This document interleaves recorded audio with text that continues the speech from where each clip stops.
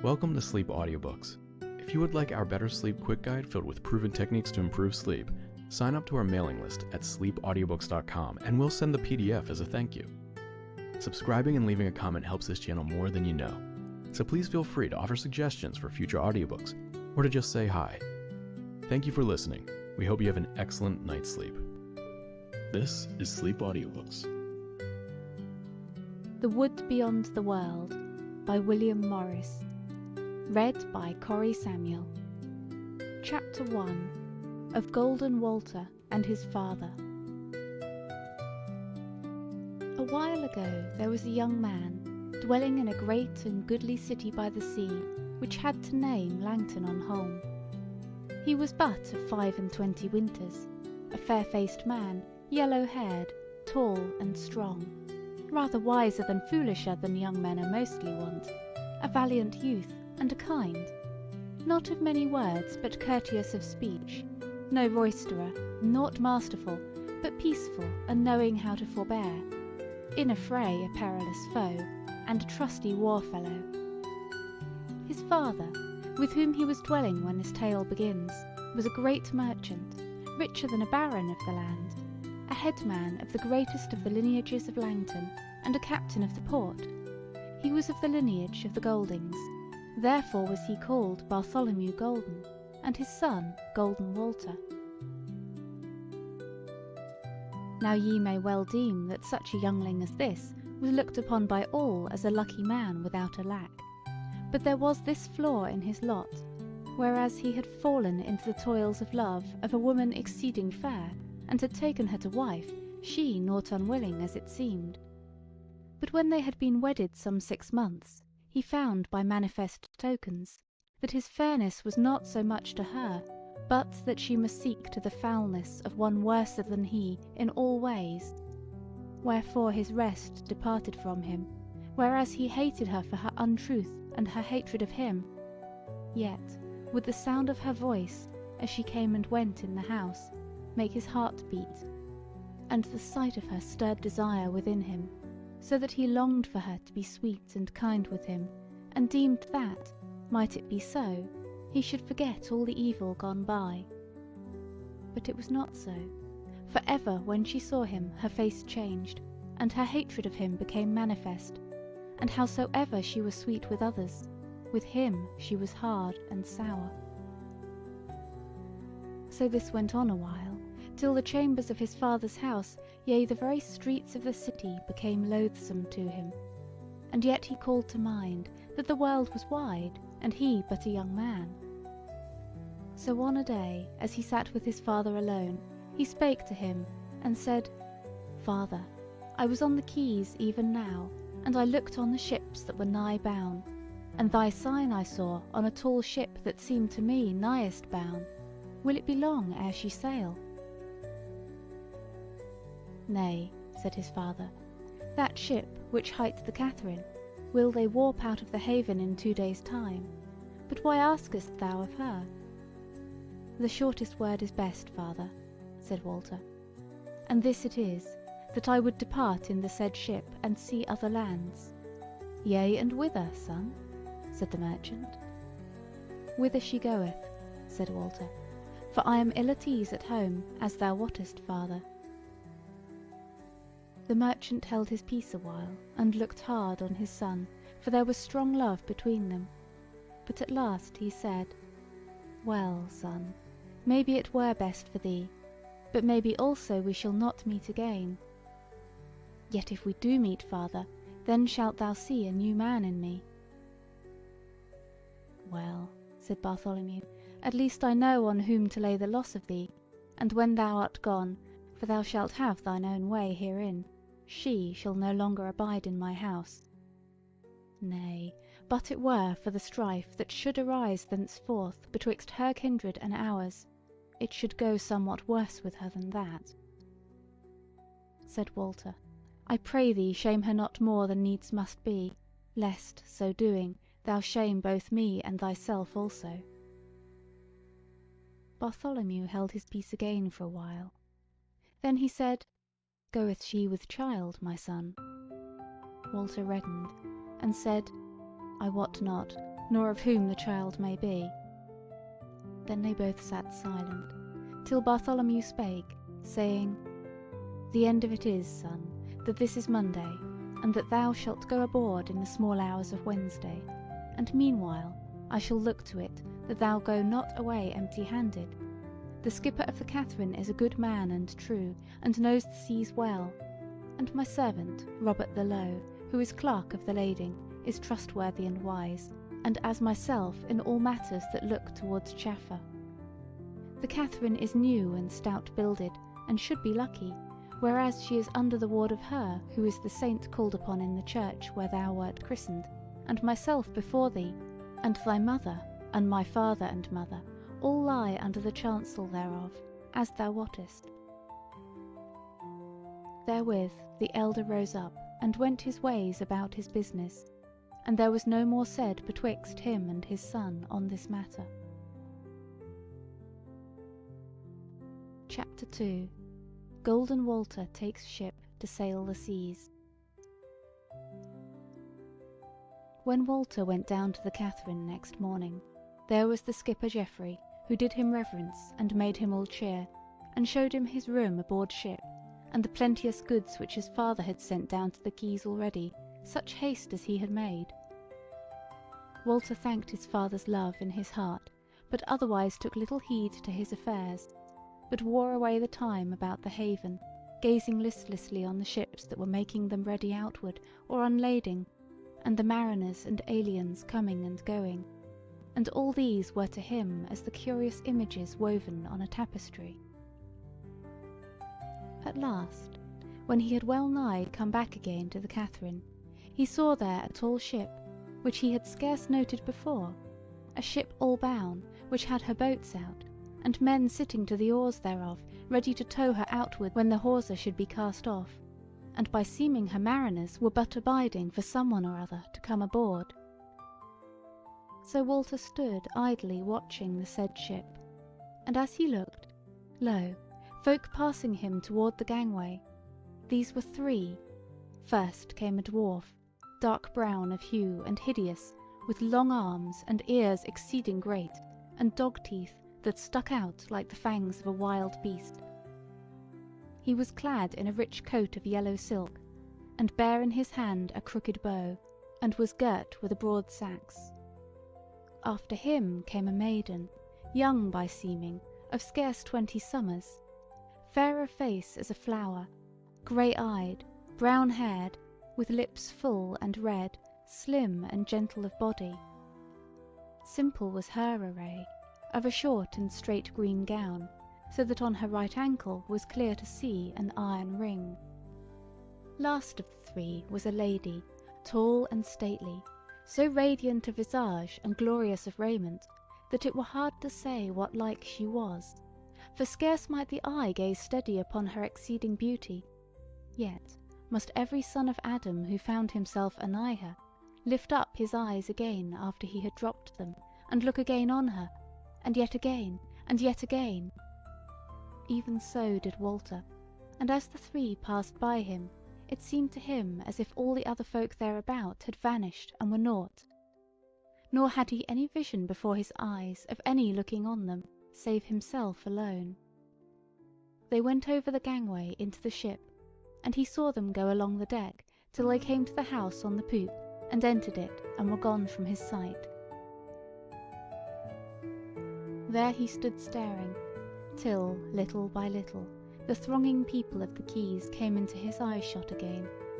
Then he saw how the hawser was cast off, and the boats fell to tugging the big ship toward the harbour mouth with hail and howl of men. Then the sail fell down from the yard, and was sheeted home, and filled with the fair wind, as the ship's bows ran up on the first green wave outside the haven.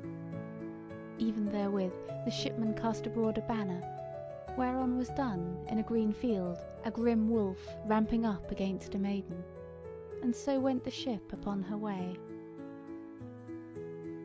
Walter stood a while, staring at her empty place, where the waves ran into the haven mouth, and then turned aside and toward the Catherine, and at first he was minded to go ask shipmaster Geoffrey of what he knew concerning the said ship and her alien wayfarers. But then it came into his mind that all this was but an imagination or dream of the day, and that he were best to leave it untold to any. So therewith he went his way from the waterside, and through the streets unto his father's house. But when he was but a little way thence, and the door was before him seemed for a moment of time that he beheld those three coming out down the steps of stone and into the street, to wit, the dwarf, the maiden, and the stately lady. But when he stood still to abide their coming, and looked toward them, lo, there was nothing before him save the goodly house of Bartholomew Golden, and three children and a cur-dog playing about the steps thereof. And about him were 4 or 5 passers-by going about their business.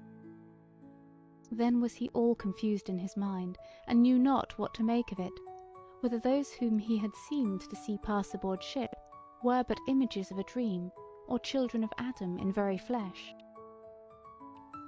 Howsoever, he entered the house, and found his father in the chamber, and fell to speech with him about their matters.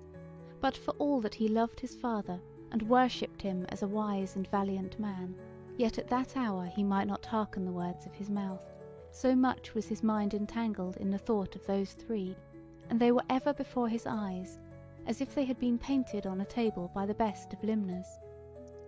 And of the 2 women he thought exceeding much, and cast no white upon himself for running after the desire of strange women.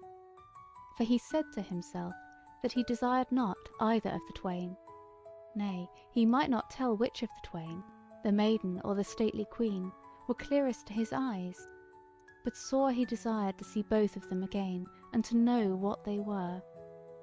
So wore the hours till the Wednesday morning, and it was time that he should bid farewell to his father and get aboard ship. But his father led him down to the quays and on to the Catherine, and there Walter embraced him, not without tears and forebodings, for his heart was full. Then presently the old man went aland, the gangway was unshipped, the hawsers cast off, the oars of the towing boats splashed in the dark water, the sail fell down from the yard and was sheeted home, and out plunged the Catherine into the misty sea, and rolled up the grey slopes, casting abroad her ancient withal, whereon was beaten the token of Bartholomew Golden, to wit, a B and a G to the right and the left, and there above a cross and a triangle rising from the midst. Walter stood on the stern, and beheld, yet more with the mind of him than with his eyes, for it all seemed but the double of what the other ship had done. And the thought of it, as if the twain were as beads strung on one string, and led away by it into the same place, and thence to go in the like order, and so on again and again, and never to draw nigher to each other. Chapter 3. Walter heareth tidings of the death of his father. Fast sailed the Catherine over the seas, and naught befell to tell of either to herself or her crew. She came to one cheaping town, and then to another, and so on to a third and a fourth, and at each was buying and selling after the manner of chapmen, and Walter not only looked on the doings of his father's folk, but lent a hand, what he might, to help them in all matters, whether it were in seaman's craft or in chaffer. And the further he went, and the longer the time wore, the more he was eased of his old trouble, wherein his wife and her treason had to do. But as for the other trouble, to wit his desire and longing to come up with those three, it yet flickered before him, and though he had not seen them again as one sees people in the streets, and as if he might touch them if he would, yet were their images often before his mind's eye, and yet, as time wore, not so often, nor so troublously, and forsooth both to those about him and to himself he seemed as a man well healed of his melancholy mood. Now they left that fourth stead, and sailed over the seas, and came to a fifth, a very great and fair city, which they had made more than 7 months from Langton-on-Holm. And by this time was Walter taking heed and joyance in such things as were toward in that fair city, so far from his kindred, and especially he looked on the fair women there, and desired them, and loved them, but lightly, as befalleth young men. Now this was the last country whereto the Catherine was bound. So there they abode some 10 months in daily chaffer, and in pleasuring them, in beholding all that there was of rare and goodly, and making merry with the merchants and the townsfolk and the country folk beyond the gates. And Walter was grown as busy and gay as a strong young man is like to be, and was as one who would fain be of some account amongst his own folk. But at the end of this while it befell on a day, as he was leaving his hostel for his booth in the market, and had the door in his hand, there stood before him 3 mariners in the guise of his own country, and with them was one of clerkly aspect, whom he knew at once for his father's scrivener, Arnold Penstrong by name. And when Walter saw him, his heart failed him, and he cried out, "Arnold, what tidings? Is all well with the folk at Langton?" Said Arnold, "Evil tidings are come with me. Matters are ill with thy folk, for I may not hide that thy father, Bartholomew Golden, is dead, God rest his soul." At that word, it was to Walter as if all that trouble, which but now had sat so light upon him, was once again fresh and heavy, and that his past life of the last few months had never been. And it was to him as if he saw his father lying dead on his bed, and heard the folk lamenting about the house. He held his peace a while, and then he said in a voice as of an angry man, "What, Arnold? And did he die in his bed, or how? For he was neither old nor ailing when we parted." Said Arnold, "Yea, in his bed he died, but first he was somewhat sword-bitten." "Yea, and how?" quoth Walter. Said Arnold, "When thou wert gone, in a few days' wearing thy father sent thy wife out of his house, back to her kindred of the Reddings, with no honour, and yet with no such shame as might have been, without blame to us of those who knew the tale of thee and her, which God a mercy will be pretty much the whole of the city.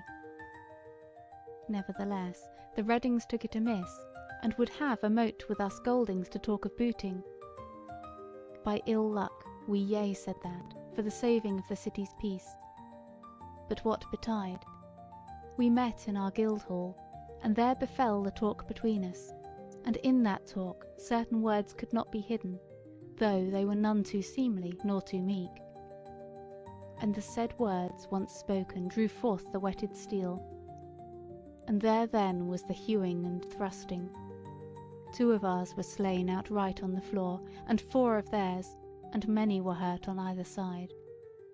Of these was thy father, for, as thou mayest well deem, he was naught backward in the fray, but despite his hurts, 2 in the side and 1 on the arm, he went home on his own feet, and we deemed that we had come to our above. But well away, it was an evil victory, whereas in 10 days he died of his hurts. God have his soul. But now, my master, thou mayest well wot that I am not come to tell thee this only, but moreover to bear the word of the kindred, to wit, that thou come back with me straightway in the swift cutter which hath borne me and the tidings, and thou mayest look to it, that though she be swift and light, she is a keel full weatherly." Then said Walter, "This is a bidding of war. Come back will I, and the Reddings shall wot of my coming. Are ye all bound?" "Yea," said Arnold, "we may up anchor this very day, or tomorrow morn at the latest. But what aileth thee, master, that thou starest so wild over my shoulder? I pray thee not to take it so much to heart. Ever it is the wont of fathers to depart this world before their sons." But Walter's visage from wrathful red had become pale, and he pointed up street and cried out, "Look, dost thou see?" "See what, master?" quoth Arnold. "What, here cometh an ape in gay raiment, belike the beast of some jongler. Nay, by God's wounds, 'tis a man, though he be exceedingly misshapen, like a very devil. Yea, and now there cometh a pretty maid, going as if she were of his many, and lo, here, a most goodly and noble lady. Yea, I see, and doubtless she owneth both the two, and is of the greatest of the folk of this fair city. For on the maiden's ankle I saw an iron ring, which betokeneth thraldom amongst these aliens. But this is strange. For notest thou not how the folk in the street heed not this quaint show? Nay, not even the stately lady, though she be as lovely as a goddess of the Gentiles, and beareth on her gems that were by Langton twice over. Surely they must be overwont to strange and gallant sights. But now, master, but now? Yea, what is it? Said Walter. Why, master, they should not yet be gone out of eyeshot, yet gone they are. What is become of them? Are they sunk into the earth? Tush, man, said Walter, looking not on Arnold, but still staring down the street. They have gone into some house, while thine eyes were turned from them a moment. Nay, master, nay, said Arnold, mine eyes were not off them one instant of time. Well, said Walter, somewhat snappishly, they are gone now, and what have we to do to heed such toys, we with all this grief and strife on our hands? Now would I be alone to turn the matter of thine errand over in my mind. Meantime, do thou tell the shipmaster Geoffrey and our other folk of these tidings, and thereafter get thee all ready, and come hither to me before sunrise tomorrow, and I shall be ready for my part, and so sail we back to Langton. Therewith he turned him back into the house, and the others went their ways, but Walter sat alone in his chamber a long while, and pondered these things in his mind. And whiles he made up his mind that he would think no more of the vision of those three, but would fare back to Langton, and enter into the strife with the Reddings, and quell them, or die else. But lo, when he was quite steady in this doom, and his heart was lightened thereby, he found that he thought no more of the Reddings and their strife, but as matters that were past and done with, and that now he was thinking and devising if by any means he might find out in what land dwelt those three. And then again he strove to put that from him, saying that what he had seen was but meet for one brain-sick and a dreamer of dreams. But furthermore he thought, yea, and was Arnold, who this last time had seen the images of those three, a dreamer of waking dreams? For he was naught wanted in such wise. Then thought he, at least I am well content that he spake to me of their likeness, not I to him. For so I may tell that there was at least something before my eyes which grew not out of mine own brain. And yet again, why should I follow them, and what should I get by it? And indeed, how should I set about it? Thus he turned the matter over and over, and at last, seeing that if he grew no foolisher over it, he grew no wiser, he became weary thereof, and bestirred him, and saw to the trussing up of his goods, and made all ready for his departure, and so wore the day, and slept at nightfall, and at daybreak comes Arnold to lead him to their keel, which hight the Bartholomew. He tarried naught, and with few farewells went aboard ship, and an hour after they were in the open sea, with the ship's head turned toward Langton-on-Holm. Chapter 4. Storm befalls the Bartholomew, and she is driven off her course. Now swift sailed the Bartholomew for 4 weeks toward the north-west with a fair wind, and all was well with ship and crew. Then the wind died out on even of a day, so that the ship scarce made way at all, though she rolled in a great swell of the sea, so great that it seemed to ridge all the main athwart. Moreover, down in the west was a great bank of cloud huddled up in haze, whereas for 20 days past the sky had been clear, save for a few bright white clouds flying before the wind. Now the shipmaster, a man right cunning in his craft, looked long on sea and sky, and then turned and bade the mariners take in sail and be right heedful. And when Walter asked him what he looked for, and whereof he spake not to him thereof, he said surlily, Why should I tell thee what any fool can see without telling, to wit that there is weather to hand?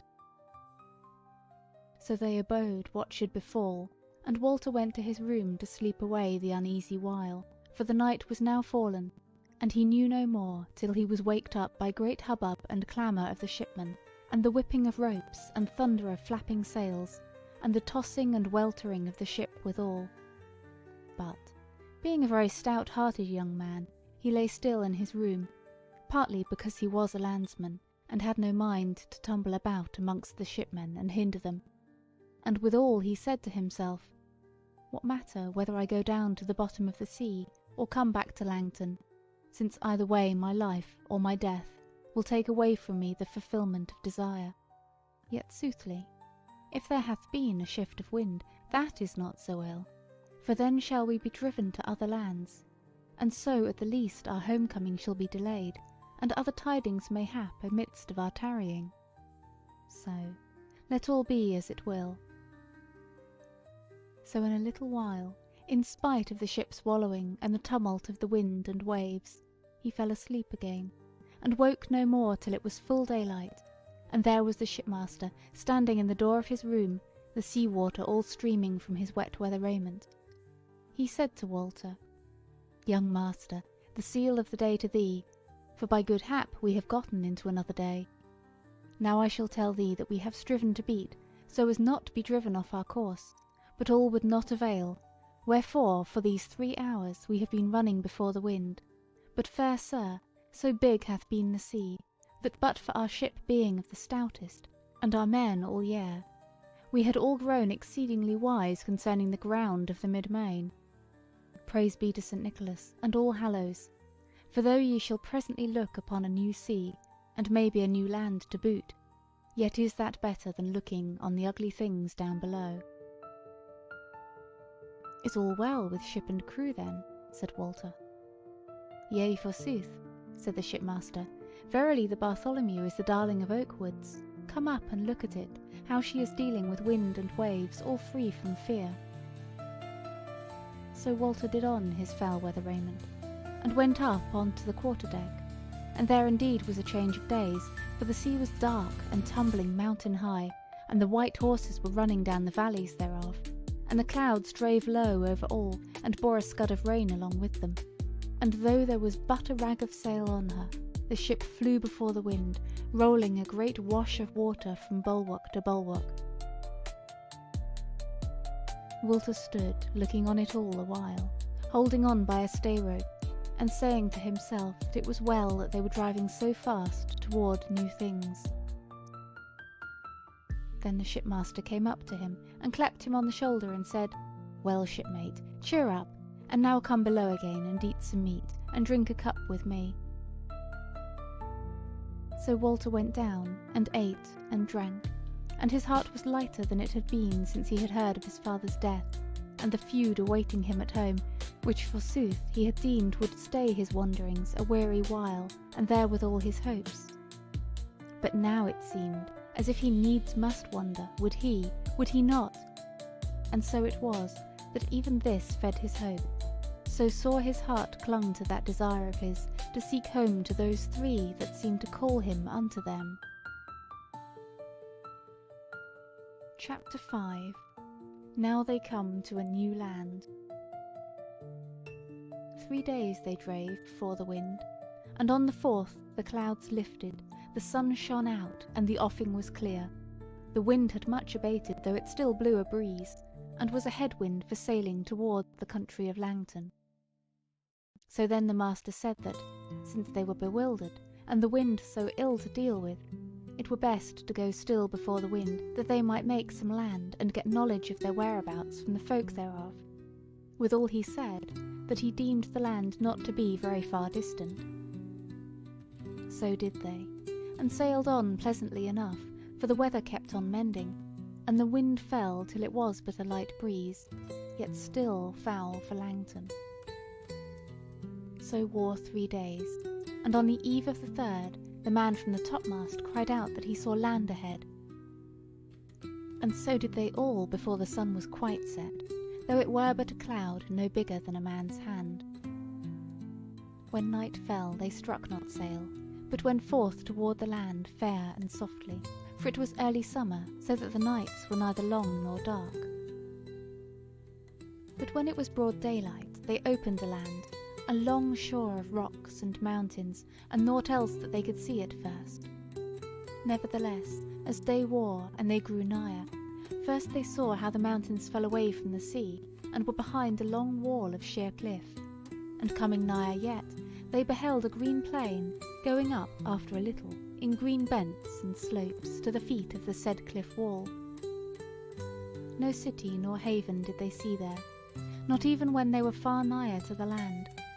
Nevertheless, whereas they hankered for the peace of the green earth, after all the tossing and unrest of the sea, and whereas also they doubted not to find at the least good and fresh water, and belike other bait in the plain under the mountains, they still sailed on not unmerrily, so that by nightfall they cast anchor in 5 fathom water hard by the shore. Next morning they found that they were lying a little way off the mouth of a river not right great. So they put out their boats and towed the ship up into the said river, and when they had gone up it for a mile or thereabouts, they found the sea water failed, for little was the ebb and flow of the tide on that coast. Then was the river deep and clear, running between smooth grassy land like to meadows. Also on their left board they saw presently 3 head of neat cattle going, as if in a meadow of a homestead in their own land, and a few sheep, and thereafter, about a bow draught from the river, they saw a little house of wood and straw thatch under a wooded mound, and with orchard trees about it. They wondered little thereat, for they knew no cause why that land should not be builded, though it were in the far outlands. However, they drew their ship up to the bank, thinking that they would at least abide a while and ask tidings, and have some refreshing of the green plain, which was so lovely and pleasant. But while they were busied herein, they saw a man come out of the house and down to the river to meet them, and they soon saw that he was tall and old, long hoary of hair and beard, and clad mostly in the skins of beasts. He drew nigh without any fear or mistrust, and coming close to them gave them the seal of the day in a kindly and pleasant voice. The shipmaster greeted him in his turn, and said withal, "Old man, art thou the king of this country?" The elder laughed. "It hath had none other a long while," said he, "and at least there is no other son of Adam here to gainsay." "Thou art alone here then," said the master. "Yea," said the old man, "save for the beasts of the field and the wood, and the creeping things and fowl. Wherefore it is sweet to me to hear your voices." Said the master, "Where be the other houses of the town?" The old man laughed. Said he, "When I said that I was alone, I meant that I was alone in the land, and not only alone in this stead. There is no house save this betwixt the sea and the dwellings of the bears, over the cliff wall yonder, yea, and a long way over it." "Yea," quoth the shipmaster grinning, "and be the bears of thy country so manlike that they dwell in builded houses?" The old man shook his head. "Sir," said he, "as to their bodily fashion it is altogether manlike, save that they be one and all higher and bigger than most, for they be bears only in name. They be a nation of half-wild men, for I have been told by them that there be many more than that tribe whose folk I have seen, and that they spread wide about behind these mountains from east to west. Now, sir, as to their souls and understandings, I warrant them not, for miscreants they be, trowing neither in God nor his hallows." Said the master, "Trow they in Mahound then?" "Nay," said the elder, "I wot not for sure that they have so much as a false god, though I have it from them that they worship a certain woman with mickle worship." Then spake Walter, "Yea, good sir, and how knowest thou that? Dost thou deal with them at all?"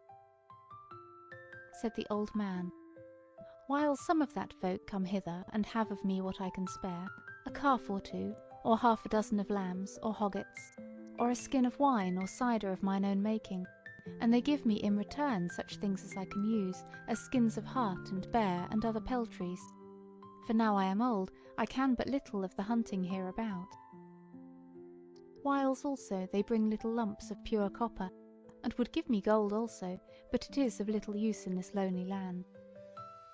Sooth to say, to me they are not masterful or rough-handed, but glad am I that they have been here but of late, and are not like to come again this while. For terrible they are of aspect, and whereas ye be aliens, belike they would not hold their hands from off you, and moreover ye have weapons and other matters which they would covet sorely. Quoth the master, Since thou dealest with these wild men, will ye not deal with us in chaffer? For whereas we are come from long travel, we hanker after fresh victual, and here aboard are many things which were for thine avail. Said the old man, All that I have is yours, so that ye do but leave me enough till my next ingathering. Of wine and cider, such as it is, I have plenty for your service. Ye may drink it till it is all gone, if ye will.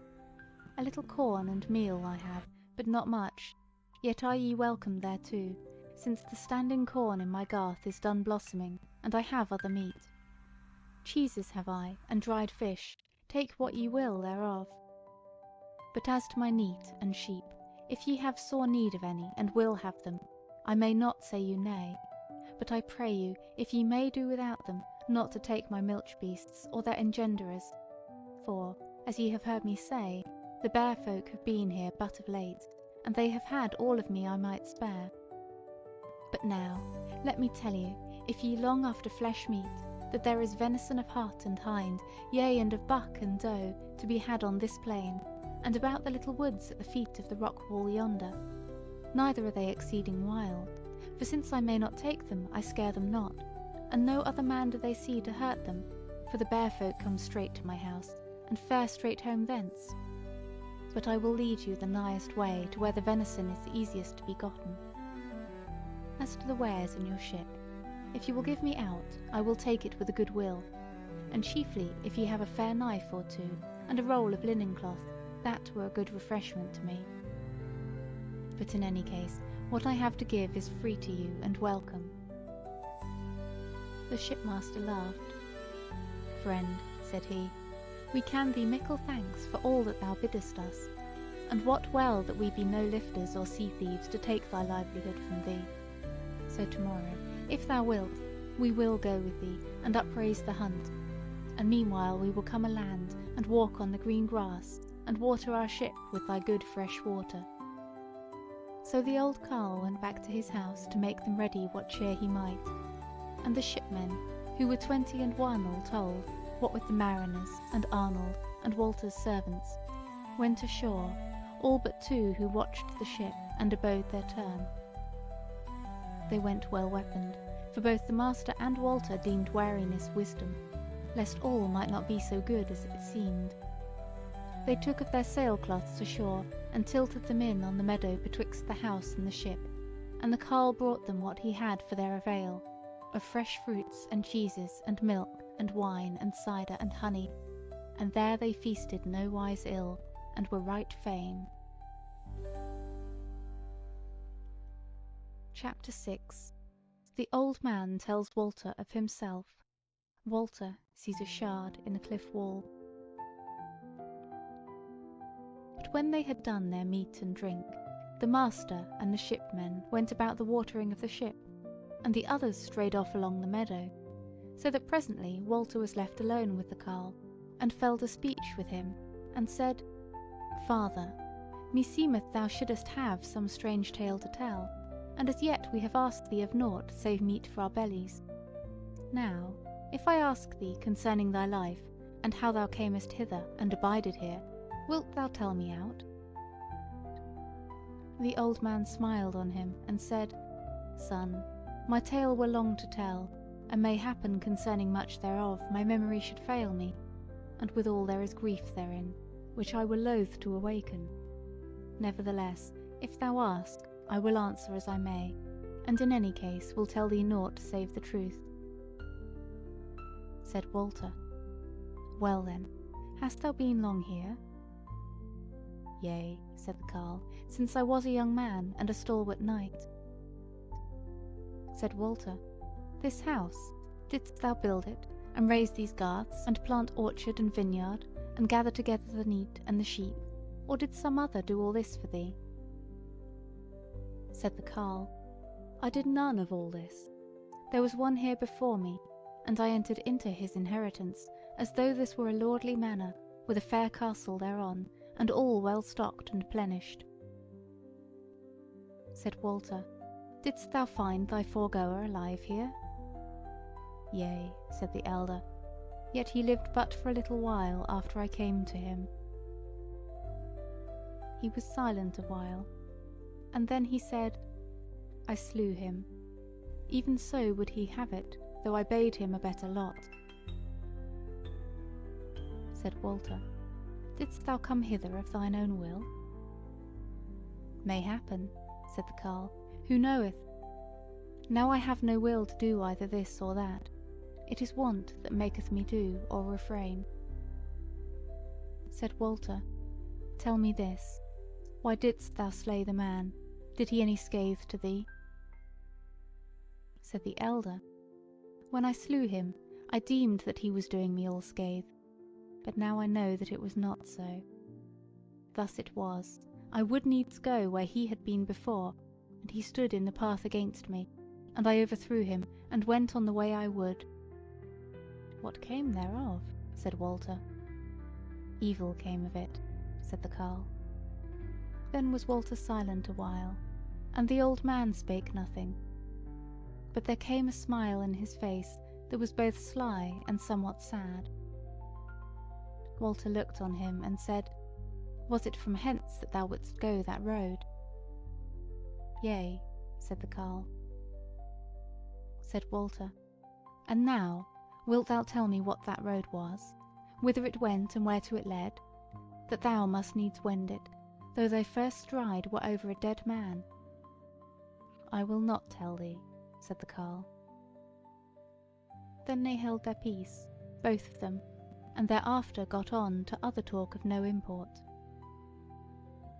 So wore the day till night came, and they slept safely, and on the morrow, after they had broken their fast, the more part of them set off with the carle to the hunting, and they went, all of them, a 3 hours' faring towards the foot of the cliffs, which was all grown over with coppice, hazel and thorn, with here and there a big oak or ash tree. There it was, said the old man, where the venison was most and best. Of their hunting need naught be said, saving that when the carle had put them on the track of the deer, and shown them what to do, he came back again with Walter, who had no great lust for the hunting, and sorely longed to have some more talk with the said carle. He for his part seemed naught loath thereto, and so led Walter to a mound or hillock amidst the clear of the plain, whence all was to be seen save where the wood covered it. But just before where they now lay down there was no wood, save low bushes betwixt them and the rock wall. And Walter noted that, whereas otherwhere, save in one place whereto their eyes were turned, the cliffs seemed well nigh or quite sheer, or indeed in some places beetling over, in that said place they fell away from each other on either side, and before this sinking was a slope or scree that went gently up toward the sinking of the wall. Walter looked long and earnestly at this place, and spake naught, till the carle said, What? Thou hast found something before thee to look on? What is it then? Quoth Walter, Some would say that where yonder slopes run together, up towards that sinking in the cliff wall, there will be a pass into the country beyond. The carle smiled and said, Yea, son, nor so saying would they err, for that is the pass into the Bear country, whereby those huge men come down to chaffer with me. Yea, said Walter, and therewith he turned him a little, and scanned the rock wall, and saw how a few miles from that pass it turned somewhat sharply toward the sea, narrowing the plain much there, till it made a bite, the face whereof looked well nigh north instead of west, as did the more part of the wall. And in the midst of that northern-looking bite was a dark place, which seemed to Walter like a downright shard in a cliff, for the face of the wall was of a bleak grey, and it was but little furrowed. So then Walter spake, Lo, old friend, there yonder is again a place that meseemeth is a pass. Whereunto doth that one lead? And he pointed to it. But the old man did not follow the pointing of his finger, but looking down on the ground, answered confusedly, and said, Maybe, I wot not. I deem that it also leadeth into the bare country by a roundabout road. It leadeth into the far land. Walter answered naught, for a strange thought had come uppermost in his mind, that the carle knew far more than he would say of that pass, and that he himself might be led thereby to find the wondrous three. He caught his breath hardly, and his heart knocked against his ribs, but he refrained from speaking for a long while. But at last he spake in a sharp, hard voice, which he scarce knew for his own. Father, tell me, I adjure thee by God and all hallows, was it through yonder shard that the road lay, when thou must needs make thy first stride over a dead man? The old man spake not a while. Then he raised his head and looked Walter full in the eyes, and said in a steady voice, No, it was not. Thereafter they sat looking at each other a while, but at last Walter turned his eyes away, but knew not what they beheld nor where he was, but he was as one in a swoon, for he knew full well that the carle had lied to him, and that he might as well have said aye as no, and told him that it verily was by that same shard that he had stridden over a dead man. Nevertheless, he made as little semblance thereof as he might, and presently came to himself, and fell to talking of other matters that had naught to do with the adventures of the land. But after a while he spake suddenly, and said, My master, I was thinking of a thing. Yea, of what? Said the carle. Of this, said Walter, that here in this land be strange adventures toward, and that if we, and I in especial, were to turn our backs on them, and go home with nothing done, it were pity of our lives, for all will be dull and deedless there. I were deeming it were good if we tried the adventure. What adventure? Said the old man, rising up on his elbow and staring sternly on him. Said Walter, The wending yonder pass to the eastward, whereby the huge men come to thee from out of the bare country, that we might see what should come thereof. The carle leaned back again, and smiled and shook his head, and spake, That adventure was speedily proven, death would come of it, my son. Yea, and how? Said Walter. The carle said, The big men would take thee, and offer thee up as a blood offering to that woman who is their Mormet. And if ye go all, then shall they do the like with all of you. Said Walter, Is that sure? Dead sure, said the carle. How knowest thou this? Said Walter. I have been there myself, said the carle. Yea, said Walter, but thou camest away whole. Art thou sure thereof? Said the carle. Thou art alive yet, old man, said Walter, for I have seen thee eat thy meat, which ghosts use not to do. And he laughed. But the old man answered soberly, If I escaped, it was by this, that another woman saved me, and not often shall that befall. Nor wholly was I saved, my body escaped forsooth. But where is my soul? Where is my heart and my life? Young man, I rede thee, try no such adventure, but go home to thy kindred if thou canst. Moreover, wouldst thou fare alone? The others shall hinder thee. Said Walter, I am the master, they shall do as I bid them. Besides, they will be well pleased to share my goods amongst them, if I give them a writing to clear them of all charges which might be brought against them.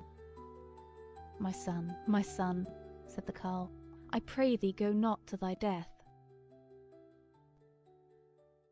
Walter heard him silently, but as if he were persuaded to refrain, and then the old man fell to, and told him much concerning this bear folk and their customs, speaking very freely of them.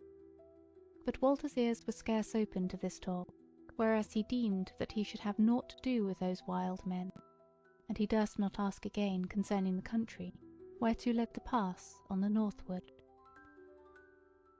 Chapter 7. Walter comes to the shard in the rock wall. As they were in converse thus, they heard the hunters blowing on their horns all together, Whereon the old man arose and said, I deem by the blowing that the hunt will be over and done, and that they be blowing on their fellows who have gone scattermeal about the wood. It is now some 5 hours after noon, and thy men will be getting back with their venison, and will be fainest of the victuals they have caught. Therefore will I hasten on before, and get ready fire and water and other matters for the cooking. Wilt thou come with me, young master, or abide thy men here?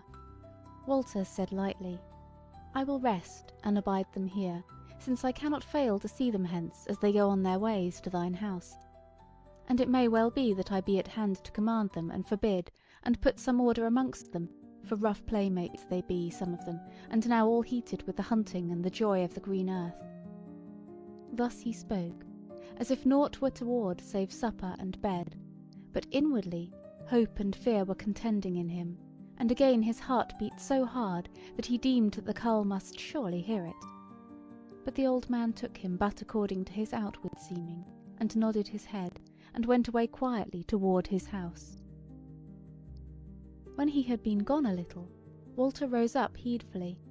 He had with him a scrip wherein was some cheese and hard fish, and a little flasket of wine. A short bow he had with him, and a quiver of arrows, and he was girt with a strong and good sword, and a wood knife withal.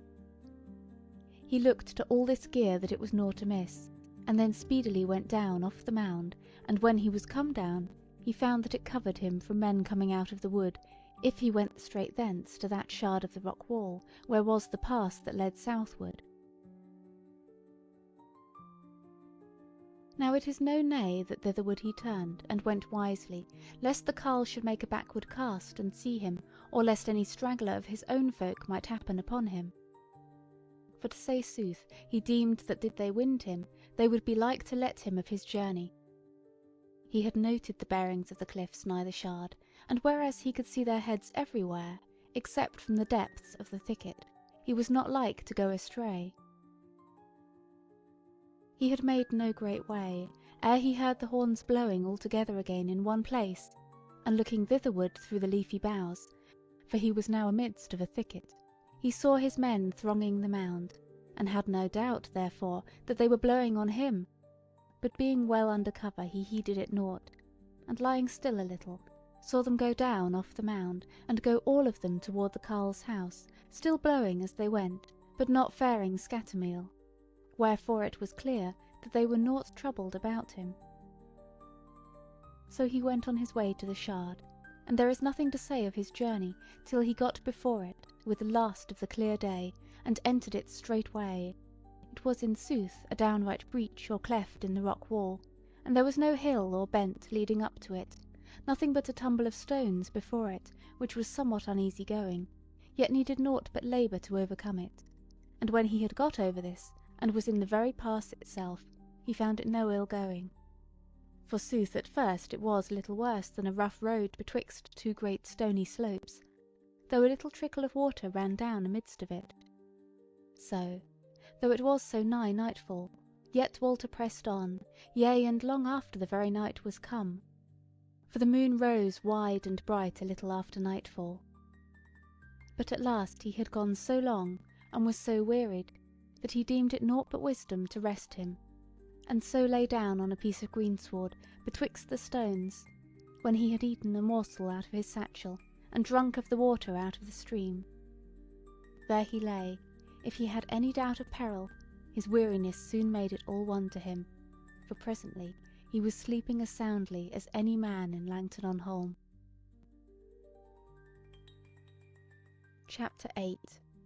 Walter wends the waste. Day was yet young when he awoke. He leapt to his feet and went down to the stream, and drank of its waters, and washed the night off him in a pool thereof, and then set forth on his way again. When he had gone some 3 hours, the road, which had been going up all the way, but somewhat gently, grew steeper, and the bent on either side lowered, and lowered, till it sank at last altogether, and then was he on a rough mountain neck, with little grass, and no water, save that now and again was a soft place with a flow amidst of it, and such places he must needs fetch a compass about, lest he be mired. He gave himself but little rest, eating what he needs must as he went. The day was bright and calm, so that the sun was never hidden, and he steered by it due south. All that day he went, and found no more change in that huge neck, save that whiles it was more and whiles less steep. A little before nightfall he happened on a shallow pool, some 20 yards over, and he deemed it good to rest there, since there was water for his avail, though he might have made somewhat more out of the tail end of the day. When dawn came again, he awoke, and arose, nor spent much time over his breakfast, but pressed on all he might, and now he said to himself, that whatsoever other peril were athwart his way, he was out of the danger of the chase of his own folk. All this while he had seen no four-footed beast, save now and again a hill-fox, and once some outlandish kind of hare, and of fowl but very few, a crow or two, a long-winged hawk, and twice an eagle high up aloft. Again, the third night, he slept in the stony wilderness, which still led him up and up. Only toward the end of the day him seemed that it had been less steep for a long while, otherwise naught was changed. On all sides it was naught but the endless neck, wherefrom naught could be seen but some other part of itself. This fourth night withal he found no water whereby he might rest, so that he awoke parched, and longing to drink just when the dawn was at its coldest. But on the fifth morrow the ground rose but little, and at last, when he had been going wearily a long while, and now, hard on noontide, his thirst grieved him sorely, he came on a spring welling out from under a high rock, the water wherefrom trickled feebly away. So eager was he to drink, that at first he heeded naught else, but when his thirst was fully quenched, his eyes caught sight of the stream which flowed from the well, and he gave a shout, for lo, it was running south. Wherefore it was with a merry heart that he went on, and as he went, came on more streams, all running south or thereabouts. He hastened on all he might, but in despite of all the speed he made, and that he felt the land now going down southward, night overtook him in that same wilderness. Yet when he stayed at last for sheer weariness, he lay down in what he deemed by the moonlight to be a shallow valley, with a ridge at the southern end thereof.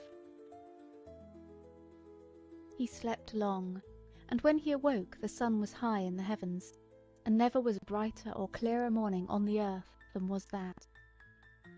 He arose, and ate of what little was yet left him, and drank of the water of a stream which he had followed the evening before, and beside which he had laid him down, and then set forth again, with no great hope to come on new tidings that day. But yet, when he was fairly afoot, him seemed that there was something new in the air which he breathed, that was soft and bore sweet scents home to him, whereas heretofore, and that especially for the last 3 or 4 days, it had been harsh and void, like the face of the desert itself.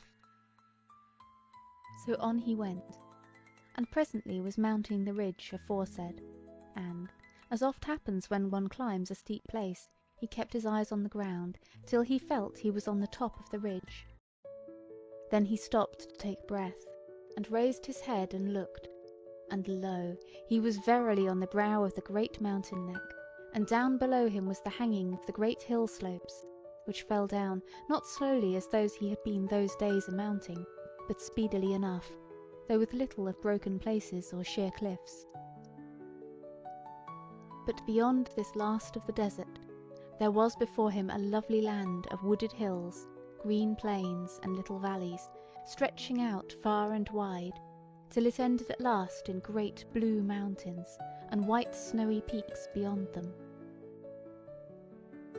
Then for very surprise of joy his spirit wavered, and he felt faint and dizzy, so that he was fain to sit down a while, and cover his face with his hands. Presently he came to his sober mind again, and stood up and looked forth keenly, and saw no sign of any dwelling of man. But he said to himself that that might well be because the good and well-grassed land was still so far off, and that he might yet look to find men in their dwellings when he had left the mountain wilderness quite behind him. So therewith he fell to going his ways down the mountain, and lost little time therein, whereas he now had his livelihood to look to. Chapter 9. Walter happeneth on the first of those three creatures. What with one thing, what with another, as his having to turn out of his way for sheer rocks, or for slopes so steep that he might not try the peril of them, and again for bogs impassable, he was fully 3 days more before he had quite come out of the stony waste, and by that time, though he had never lacked water, his scanty victual was quite done, for all his careful husbandry thereof. But this troubled him little, whereas he looked to find wild fruits here and there, and to shoot some small deer, as hare or coney, and make a shift to cook the same, since he had with him flint and fire steel. Moreover, the further he went, the surer he was that he should soon come across a dwelling, so smooth and fair as everything looked before him. And he had scant fear, save that he might happen on men who should enthrall him. But when he was come down past the first green slopes, he was so worn that he said to himself that rest was better than meat, so little as he had slept for the last 3 days. So he laid him down under an ash tree by a stream side, nor asked what was o'clock, but had his fill of sleep, and even when he awoke in the fresh morning was little fain of rising, but lay betwixt sleeping and waking for some 3 hours more. Then he arose, and went further down the next green bent, yet somewhat slowly because of his hunger weakness. And the scent of that fair land came up to him like the odour of one great nosegay. So he came to where the land was level, and there were many trees, as oak and ash and sweet chestnut and wych elm and hornbeam and quicken tree, not growing in a close wood or tangled thicket, but set as though in order on the flowery greensward, even as it might be in a great king's park. So came he to a big bird cherry, whereof many boughs hung low down laden with fruit. His belly rejoiced at the sight, and he caught hold of a bough, and fell to plucking and eating. But whiles he was amidst of this, he heard suddenly, close anigh him, a strange noise of roaring and braying, not very great, but exceeding fierce and terrible, and not like to the voice of any beast that he knew. As has been aforesaid, Walter was no faint heart, but what with the weakness of his travail and hunger, what with the strangeness of his adventure and his loneliness, his spirit failed him. He turned round towards the noise, his knees shook, and he trembled. This way and that he looked, and then gave a great cry, and tumbled down in a swoon, for close before him, at his very feet, was the dwarf, whose image he had seen before, clad in his yellow coat, and grinning up at him from his hideous hairy countenance. How long he lay there, as one dead, he knew not. But when he woke again, there was the dwarf, sitting on his hams close by him. And when he lifted up his head, the dwarf sent out that fearful harsh voice again. But this time Walter could make out words therein, and knew that the creature spoke, and said, "How now? What art thou? Whence comest? What wantest?" Walter sat up and said, "I am a man. I hight Golden Walter. I come from Langton. I want victual." Said the dwarf, writhing his face grievously, and laughing forsooth, "I know it all. I asked thee to see what wise thou wouldst lie. I was sent forth to look for thee, and I have brought thee loathsome bread with me, such as ye aliens must needs eat. Take it." Therewith he drew a loaf from a satchel which he bore, and thrust it towards Walter, who took it somewhat doubtfully for all his hunger. The dwarf yelled at him, "Art thou dainty, alien? Wouldst thou have flesh? Well, give me thy bow and an arrow or two, since thou art lazy sick, and I will get thee a coney, or a hare, or a quail, maybe. Ah, I forgot, thou art dainty, and wilt not eat flesh as I do, blood and all together, but must needs half burn it in the fire, or mar it with hot water, as they say my lady does, or as the wretch, the thing does. I know that, for I have seen it eating." "Nay," said Walter, "this sufficeth." And he fell to eating the bread, which was sweet between his teeth. Then, when he had eaten a while, for hunger compelled him, he said to the dwarf, "But what meanest thou by the wretch and the thing, and what lady is thy lady?" The creature let out another wordless roar, as of furious anger, and then the words came: "It hath a face white and red, like to thine, and hands white as thine, yea, but whiter, and the like it is underneath its raiment, only whiter still, for I have seen it. Yes, I have seen it. Ah, yes, and yes, and yes." And therewith his words ran into gibber and yelling, and he rolled about and smote at the grass. But in a while he grew quiet again and sat still, and then fell to laughing horribly again, and then said, "But thou, fool, wilt think it fair if thou fallest into its hands, and wilt repent it thereafter as I did. Oh, the mocking and gibes of it, and the tears and shrieks of it, and the knife! What? Sayest thou of my lady? What lady? O alien, what other lady is there? And what shall I tell thee of her? It is like that she made me, as she made the bear men. But she made not the wretch, the thing, and she hateth it sorely, as I do, and some day to come." Thereat he brake off, and fell to wordless yelling a long while, and thereafter spake all panting, "Now I have told thee overmuch, and oh, if my lady come to hear thereof! Now I will go." And therewith he took out 2 more loaves from his wallet, and tossed them to Walter, and so turned and went his ways, whiles walking upright, as Walter had seen his image on the quay of Langton, whiles bounding and rolling like a ball thrown by a lad, whiles scuttling along on all fours like an evil beast, and ever and anon giving forth that harsh and evil cry.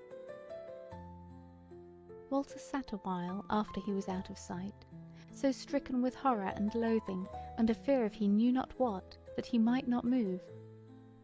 Then he plucked up a heart, and looked to his weapons, and put the other loaves into his scrip. Then he arose, and went his ways wondering, yea, and dreading what kind of creature he should next fall in with. For soothly it seemed to him that it would be worse than death if they were all such as this one, and that if it were so, he must needs slay and be slain. Chapter 10. Walter happeneth on another creature in the strange land. But as he went on through the fair and sweet land so bright and sunlitten, and he now rested and fed, the horror and fear ran off from him, and he wandered on merrily, neither did aught befall him save the coming of night, when he laid him down under a great spreading oak, with his drawn sword ready to hand, and fell asleep at once, and woke not till the sun was high. Then he arose and went on his way again, and the land was no worser than yesterday. But even better it might be, the greensward more flowery, the oaks and chestnuts greater. Deer of divers kinds he saw, and might easily have got his meat thereof, but he meddled not with them, since he had his bread, and was timorous of lighting a fire. Withal he doubted little of having some entertainment, and that might be naught evil, since even that fearful dwarf had been courteous to him after his kind, and had done him good and not harm. But of the happening on the wretch and the thing, whereof the dwarf spake, he was yet somewhat afeard. After he had gone a while, and when as the summer morn was at its brightest, he saw a little way ahead a grey rock rising up from amidst of a ring of oak trees. So he turned thither straightway, for in this plain land he had seen no rocks heretofore, and as he went he saw that there was a fountain gushing out from under the rock, which ran thence in a fair little stream.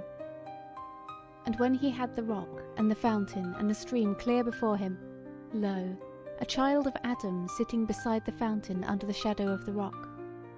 He drew a little nigher, and then he saw that it was a woman, clad in green like the sward whereon she lay. She was playing with the welling out of the water, and she had trussed up her sleeves to the shoulder, that she might thrust her bare arms therein. Her shoes of black leather lay on the grass beside her, and her feet and legs yet shone with the brook. Belike, amidst the splashing and clatter of the water, she did not hear him drawing nigh, so that he was close to her before she lifted up her face and saw him, and he beheld her, that it was the maiden of the thrice-seen pageant. She reddened when she saw him, and hastily covered up her legs with her gown skirt, and drew down her sleeves over her arms, but otherwise stirred not. As for him, he stood still, striving to speak to her, but no word might he bring out, and his heart beat sorely. But the maiden spake to him in a clear sweet voice, wherein was now no trouble. Thou art an alien, art thou not? For I have not seen thee before. Yea, he said, I am an alien. Wilt thou be good to me? She said, And why not? I was afraid at first, for I thought it had been the king's son. I looked to see none other, for of goodly men he has been the only one here in the land this long while, till thy coming. He said, Didst thou look for my coming at about this time? O nay, she said, how might I? Said Walter, I wot not, but the other man seemed to be looking for me, and knew of me, and he brought me bread to eat. She looked on him anxiously, and grew somewhat pale, as she said, What other one? Now Walter did not know what the dwarf might be to her, fellow servant or what not, so he would not show his loathing of him, but answered wisely, The little man in the yellow raiment. But when she heard that word, she went suddenly very pale, and leaned her head aback, and beat the air with her hands, but said presently in a faint voice, I pray thee talk not of that one while I am by, nor even think of him if thou mayest forbear. He spake not, and she was a little while before she came to herself again. Then she opened her eyes, and looked upon Walter, and smiled kindly on him, as though to ask his pardon for having scared him. Then she rose up in her place, and stood before him, and they were nigh together, for the stream betwixt them was little. But he still looked anxiously upon her, and said, Have I hurt thee? I pray thy pardon. She looked on him more sweetly still, and said, O nay, thou wouldst not hurt me, thou. Then she blushed very red, and he in likewise. But afterwards she turned pale, and laid a hand on her breast, and Walter cried out hastily, O me, I have hurt thee again. Wherein have I done amiss? In nought, she said. But I am troubled, I wot not wherefore. Some thought hath taken hold of me, and I know it not. Mayhappen in a little while I shall know what troubles me. Now I bid thee depart from me a little, and I will abide here, and when thou comest back, it will either be that I have found it out, or not, and in either case I will tell thee. She spoke earnestly to him, but he said, How long shall I abide away? Her face was troubled as she answered him, For no long while. He smiled on her and turned away, and went a space to the other side of the oak trees, whence she was still within eye-shot. There he abode until the time seemed long to him, but he schooled himself and forbore, for he said, Lest she send me away again. So he abided until again the time seemed long to him, and she called not to him, but once again he forbore to go. Then at last he arose, and his heart beat, and he trembled, and he walked back again speedily, and came to the maiden who was still standing by the rock of the spring, her arms hanging down, her eyes downcast. She looked up at him as he drew nigh, and her face changed with eagerness as she said, I am glad thou art come back, though it be no long while since thy departure. Sooth to say, it was scarce half an hour in all. Nevertheless, I have been thinking many things, and thereof will I now tell thee. He said, Maiden, there is a river betwixt us, though it be no big one. Shall I not stride over and come to thee, that we may sit down together side by side on the green grass? Nay, she said, not yet. Tarry a while till I have told thee of matters. I must now tell thee of my thoughts in order. Her colour went and came now, and she plaited the folds of her gown with restless fingers. At last she said, "Now the first thing is this, that though thou hast seen me first only within this hour, thou hast set thine heart upon me to have me for thy speech friend and thy darling. And if this be not so, then is all my speech, yea, and all my hope come to an end at once." "Oh, yea," said Walter, "even so it is. But how thou hast found this out, I wot not, since now for the first time I say it, that thou art indeed my love, and my dear, and my darling." "Hush," she said, "hush, lest the wood have ears, and thy speech is loud.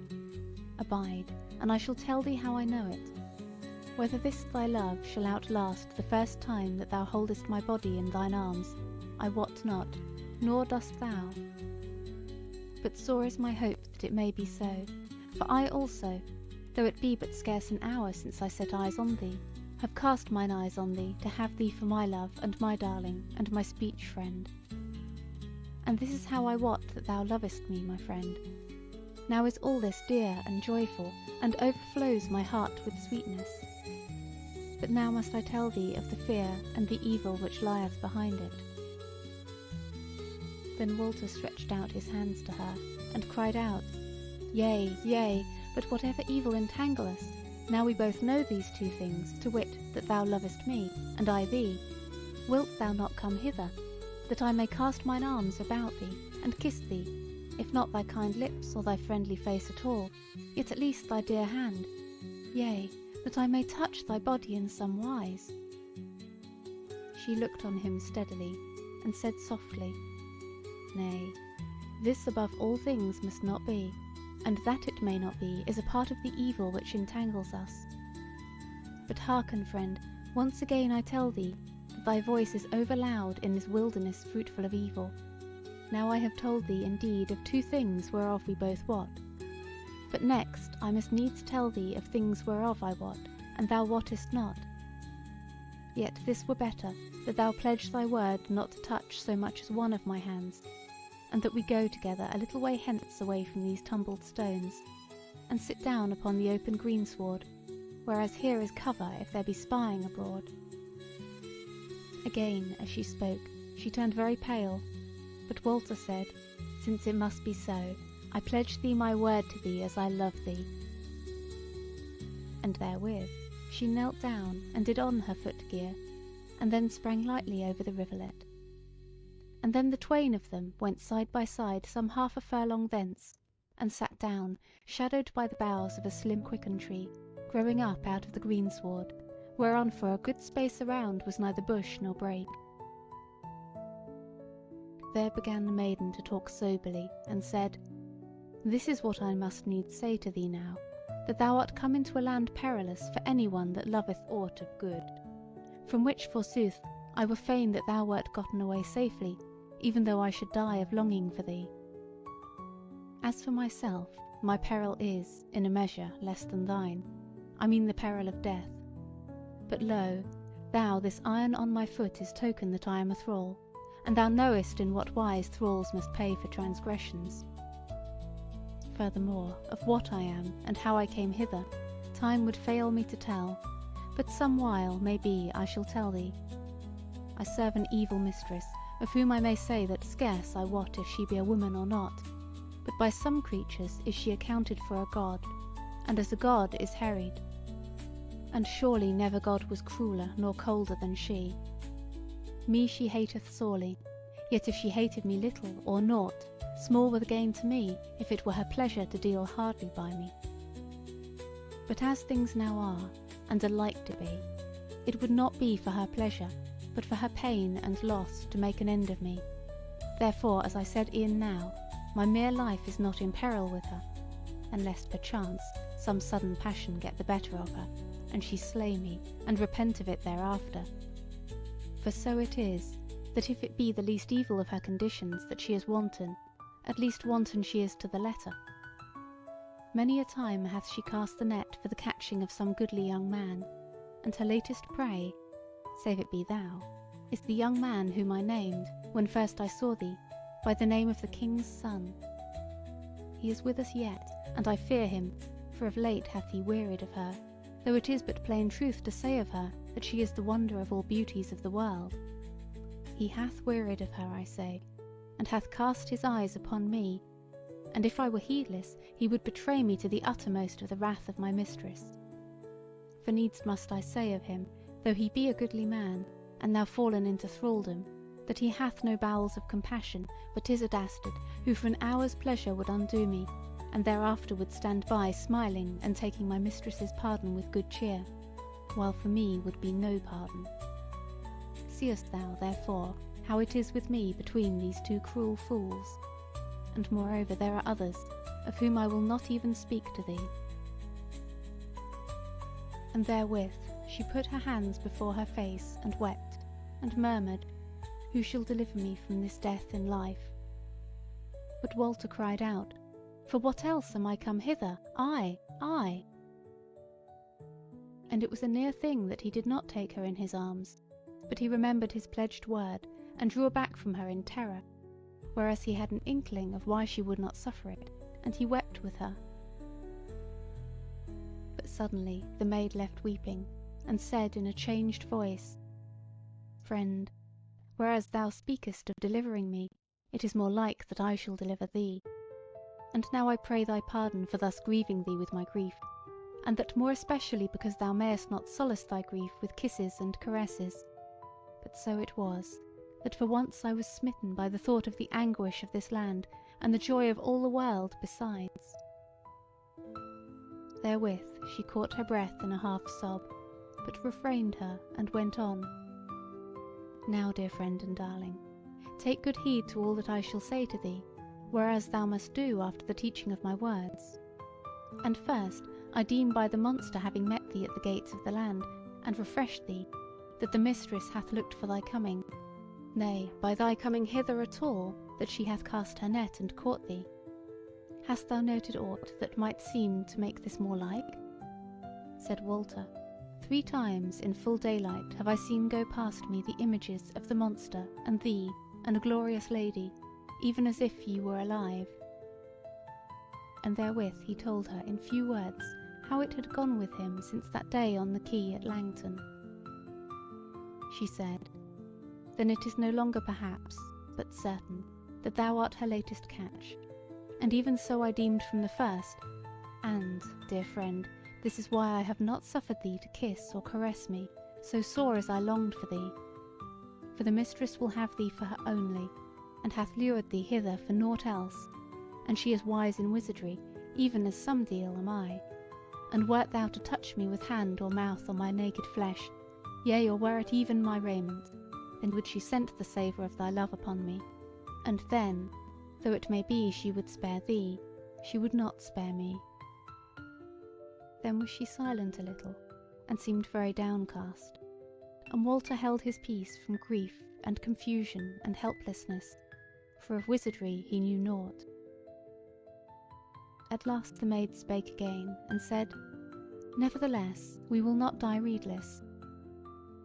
Now thou must look to this, that from henceforward it is thee, and not the king's son, whom she desireth, and that so much the more that she has not set eyes on thee. Remember this, whatsoever her seeming may be to thee. Now therefore shall the king's son be free, though he know it not, to cast his love on whomso he will. And, in a way, I shall also be free to yea say him. Though forsooth, so fulfilled is she with malice and spite, that even then she may turn round on me to punish me for doing that which she would have me do. Now let me think of it. Then was she silent a good while, and spoke at last. Yea, all things are perilous, and a perilous rede I have thought of, whereof I will not tell thee as yet, so waste not the short while by asking me. At least the worst will be no worse than what shall come if we strive not against it. And now, my friend, amongst perils it is growing more and more perilous that we twain should be longer together. But I would say one thing yet, and maybe another thereafter. Thou hast cast thy love upon one who will be true to thee, whatsoever may befall, yet is she a guileful creature, and might not help it her life long, and now for thy very sake must needs be more guileful than ever before. And as for me, the guileful, my love have I cast upon a lovely man, and one true and simple, and a stout heart. But at such a pinch is he, that if he withstand all temptation, his withstanding may belike undo both him and me. Therefore swear we both of us, that by both of us shall all guile, and all falling away, be forgiven on the day when we shall be free to love each the other as our hearts will. Walter cried out, O love, I swear it indeed. Thou art my hallow, and I will swear it as on the relics of a hallow. On thy hands and thy feet I swear it. The words seemed to her a dear caress, and she laughed and blushed and looked full kindly on him, and then her face grew solemn, and she said, On thy life I swear it. Then she said, Now is there naught for thee to do, but to go hence straight to the golden house, which is my mistress's house, and the only house in this land, save one which I may not see, and lieth southward no long way. How she will deal with thee I wot not. But all I have said of her, and thee, and the king's son, is true. Therefore I say to thee, be wary and cold at heart, whatsoever outward semblance thou mayest make. If thou have to yield thee to her, then yield rather late than early, so as to gain time, yet not so late as to seem shamed in yielding for fear's sake. Hold fast to thy life, my friend, for in warding that thou wardest me from grief without remedy. Thou wilt see me ere long, it may be tomorrow, it may be some days hence. But forget not that what I may do, that I am doing. Take heed also that thou pay no more heed to me, or rather less, than if thou wert meeting a maiden of no account in the streets of thine own town.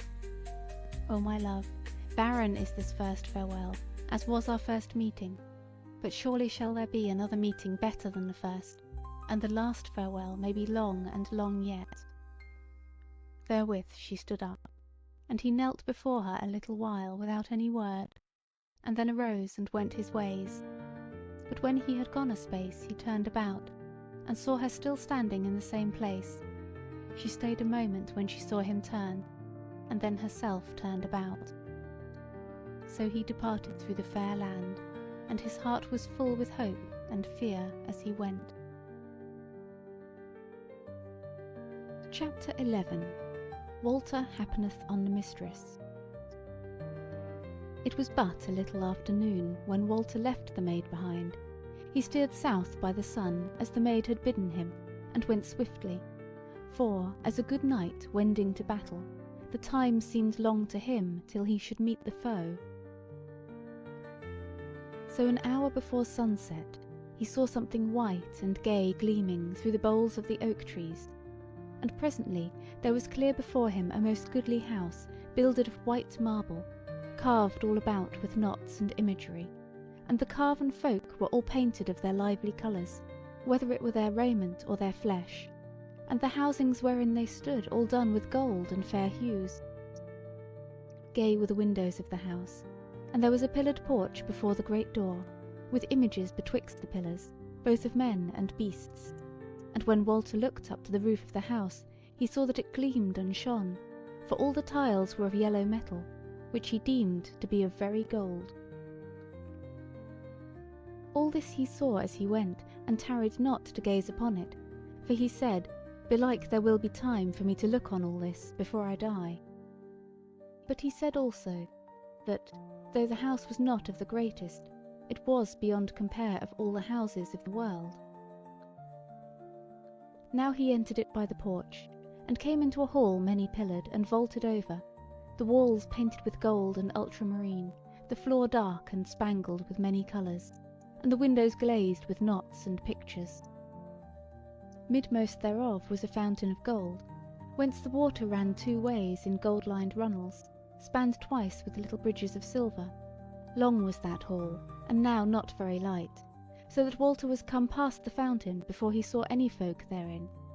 Then he looked up toward the high seat, and him seemed that great light shone thence and dazzled his eyes, and he went on a little way, and then fell on his knees, for there before him on the high seat sat that wondrous lady, whose lively image had been shown to him thrice before, and she was clad in gold and jewels, as he had erst seen her. But now she was not alone, for by her side sat a young man, goodly enough so far as Walter might see him, and most richly clad, with a jewelled sword by his side, and a chaplet of gems on his head. They held each other by the hand, and seemed to be in dear converse together, but they spake softly, so that Walter might not hear what they said, till at last the man spake aloud to the lady, "Seest thou not that there is a man in the hall?" "Yea," she said, "I see him yonder, kneeling on his knees. Let him come nigher, and give some account of himself." So Walter stood up and drew nigh, and stood there all shamefaced and confused, looking on those twain, and wondering at the beauty of the lady. As for the man, who was slim and black-haired and straight-featured, for all his goodliness Walter accounted him little, and no wise deemed him to look chieftain-like. Now the lady spake not to Walter any more than erst, but at last the man said, "Why doest thou not kneel, as thou didst erewhile?" Walter was on the point of giving him back a fierce answer, but the lady spake and said, "Nay, friend, it matters not whether he kneel or stand, but he may say, if he will, what he would have of me, and wherefore he is come hither." Then spake Walter, for as wroth and ashamed as he was, "Lady, I have strayed into this land, and have come to thine house as I supposed, and if I be not welcome, I may well depart straightway, and seek a way out of thy land, if thou wouldst drive me thence, as well as out of thine house." Thereat the lady turned and looked on him, and when her eyes met his, he felt a pang of fear and desire mingled shoot through his heart. This time she spoke to him, but coldly, without either wrath or any thought of him. "Newcomer," she said, "I have not bidden thee hither, but here mayst thou abide a while if thou wilt. Nevertheless, take heed that here is no king's court. There is, forsooth, a folk that serveth me, or it may be more than one, of whom thou wert best to know naught. Of others I have but 2 servants, whom thou wilt see, and the one is a strange creature, who should scare thee or scathe thee with a good will, but of a good will shall serve naught save me.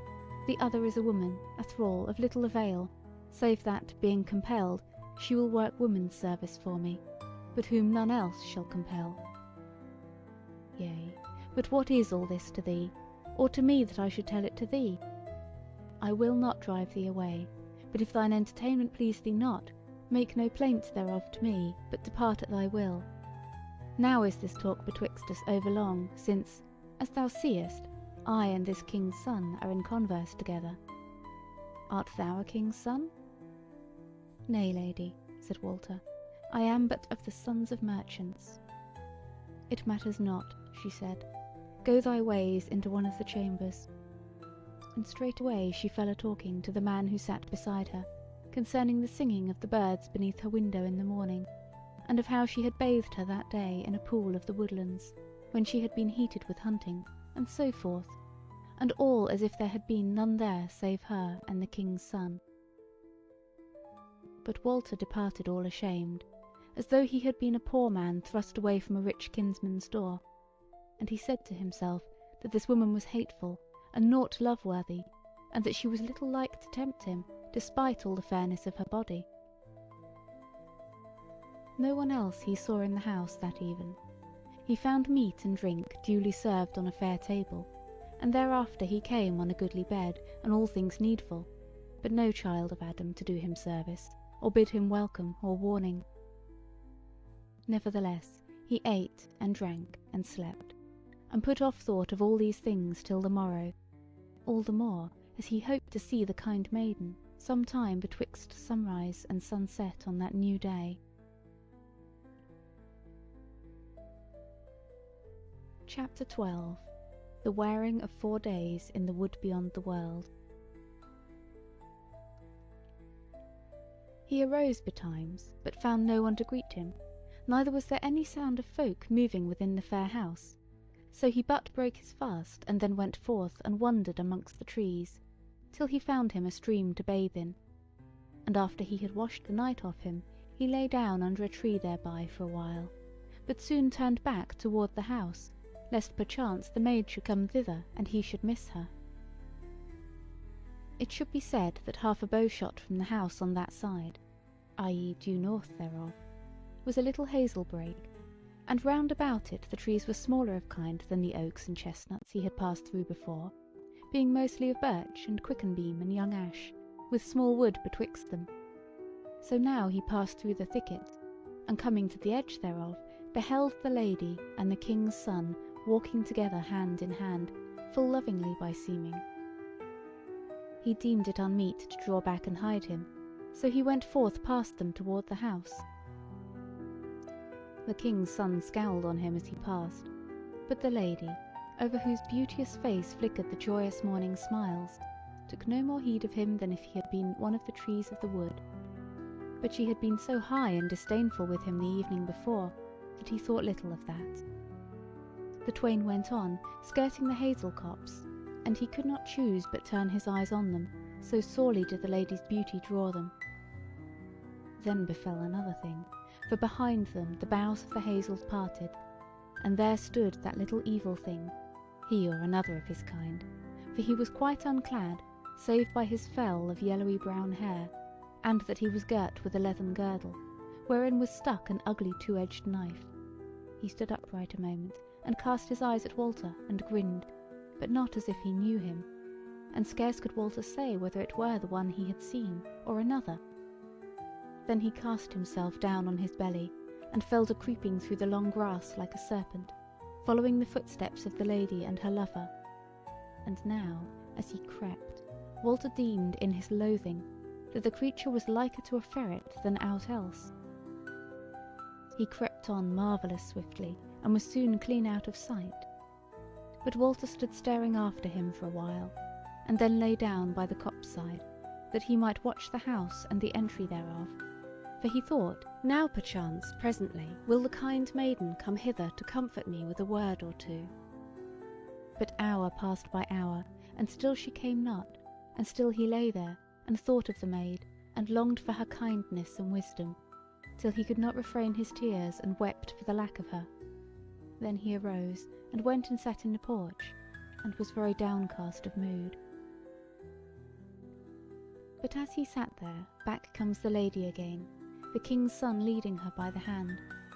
They entered the porch, and she passed by him so close, that the odour of her raiment filled all the air about him, and the sleekness of her side nigh touched him, so that he could not fail to note that her garments were somewhat disarrayed, and that she kept her right hand, for her left the king's son held, to her bosom to hold the cloth together there, whereas the rich raiment had been torn off from her right shoulder.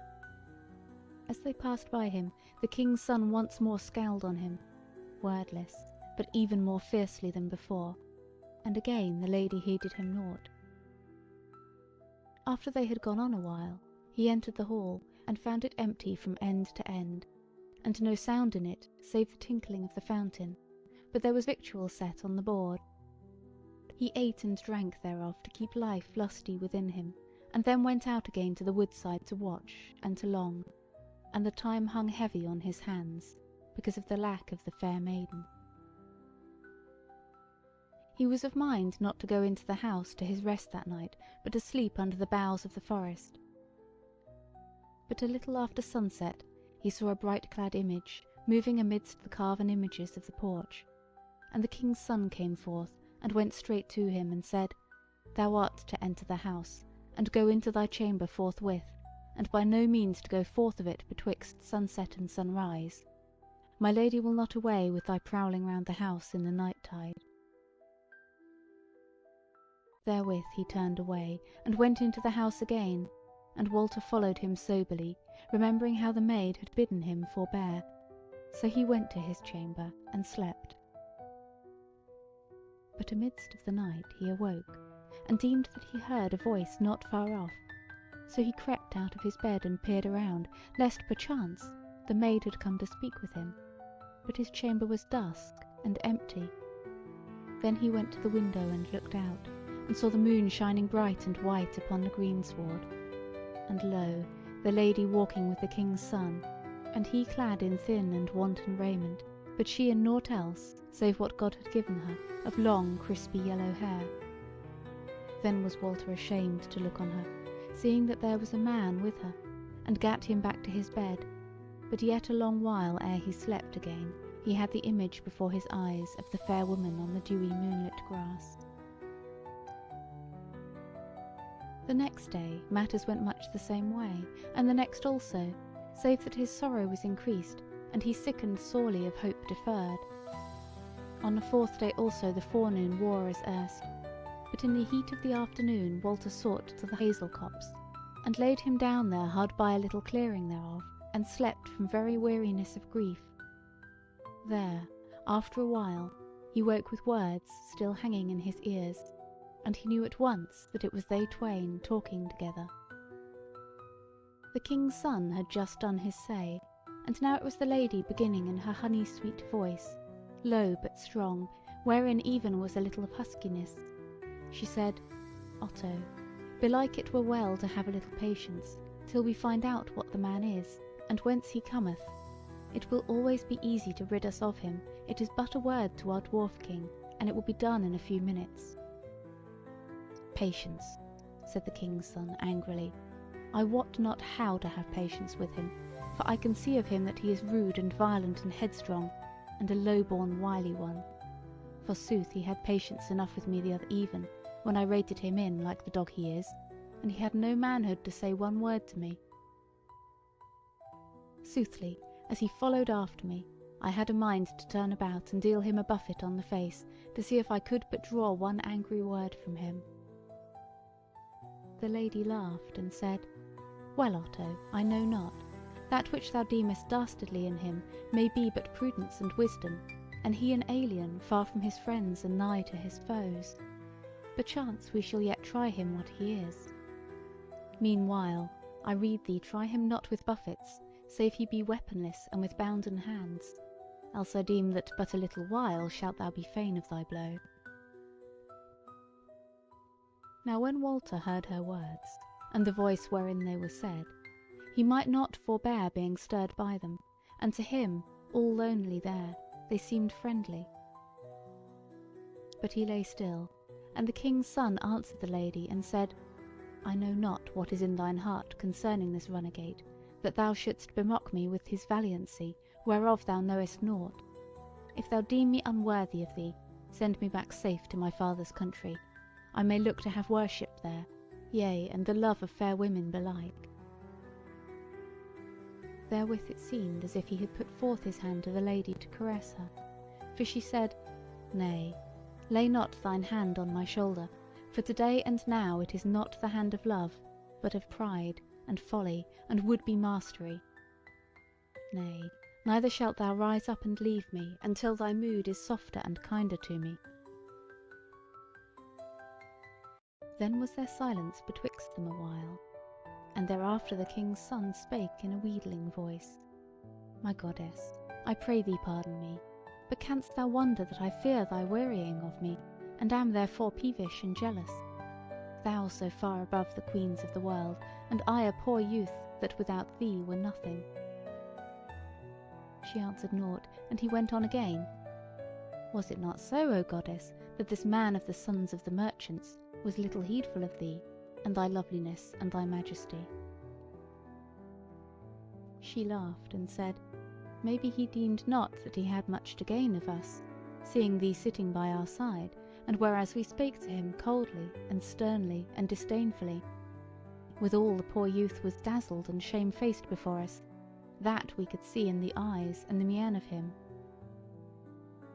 Now this she spoke so kindly and sweetly, that again was Walter all stirred thereat, and it came into his mind that it might be she knew he was anigh and hearing her, and that she spake as much for him as for the king's son.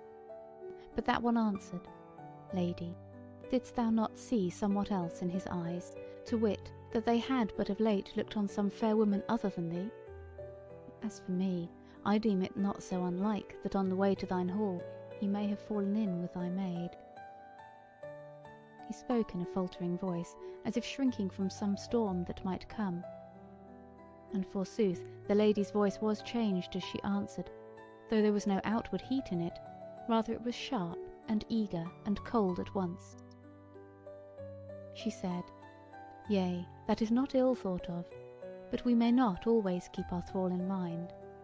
If it be so as thou deemest, we shall come to know it most like when we next fall in with her. Or, if she hath been shy this time, then shall she pay the heavier for it, for we will question her by the fountain in the hall, as to what betid by the fountain of the rock.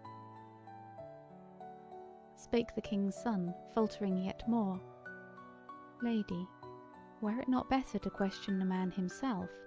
The maid is stout-hearted, and will not be speedily quelled into a true tale, whereas the man I deem of no account. No, no, said the lady sharply, it shall not be. Then was she silent a while, and then she said, How if the man should prove to be our master? Nay, our lady, said the king's son, thou art jesting with me, thou and thy might and thy wisdom, and all that thy wisdom may command, to be overmastered by a gangrel churl. But how if I will not have it command, king's son? Said the lady. I tell thee I know thine heart, but thou knowest not mine. But be at peace, for since thou hast prayed for this woman, nay, not with thy words I wot, but with thy trembling hands, and thine anxious eyes and knitted brow, I say, since thou hast prayed for her so earnestly, she shall escape this time. But whether it will be to her gain in the long run, I misdoubt me. See thou to that, Otto, thou who hast held me in thine arms so oft, and now thou mayest depart if thou wilt. It seemed to Walter as if the king's son were dumbfounded at her words. He answered naught, and presently he rose from the ground and went his ways slowly toward the house. The lady lay there a little while, and then went her ways also, but turned away from the house toward the wood at the other end thereof, whereby Walter had first come thither. As for Walter, he was confused in mind and shaken in spirit, and withal he seemed to see guile and cruel deeds under the talk of those two, and waxed wrathful thereat. Yet he said to himself that naught might he do, but was as one bound hand and foot, till he had seen the maid again. Chapter 13. Now is the hunt up. Next morning was he up betimes, but he was cast down and heavy of heart, not looking for aught else to betide than had betid those last 4 days. But otherwise it fell out, for when he came down into the hall, there was the lady sitting on the high seat all alone, clad but in a coat of white linen, and she turned her head when she heard his footsteps, and looked on him, and greeted him, and said, Come hither, guest. So he went and stood before her, and she said, Though as yet thou hast had no welcome here, and no honour, it hath not entered into thine heart to flee from us. And to say sooth, that is well for thee, for flee away from our hand thou mightest not, nor mightest thou depart without our furtherance. But for this we can thee thank, that thou hast abided here our bidding, and eaten thine heart through the heavy wearing of 4 days, and made no plaint. Yet I cannot deem thee a dastard. Thou so well knit and shapely of body, so clear-eyed and bold of visage. Wherefore now I ask thee, art thou willing to do me service, thereby to earn thy guesting? Walter answered her, somewhat faltering at first, for he was astonished at the change which had come over her, for now she spoke to him in friendly wise, though indeed as a great lady would speak to a young man ready to serve her in all honour. Said he, Lady, I can thank thee humbly and heartily in that thou biddest me do thee service, for these days past I have loathed the emptiness of the hours, and naught better could I ask for than to serve so glorious a mistress in all honour. She frowned somewhat, and said, Thou shalt not call me mistress. There is but one who so calleth me, that is my thrall, and thou art none such. Thou shalt call me lady, and I shall be well pleased that thou be my squire, and for this present thou shalt serve me in the hunting. So get thy gear, take thy bow and arrows, and gird thee to thy sword. For in this fair land may one find beasts more perilous than be buck or hart. I go now to array me. We will depart while the day is yet young, for so make we the summer day the fairest."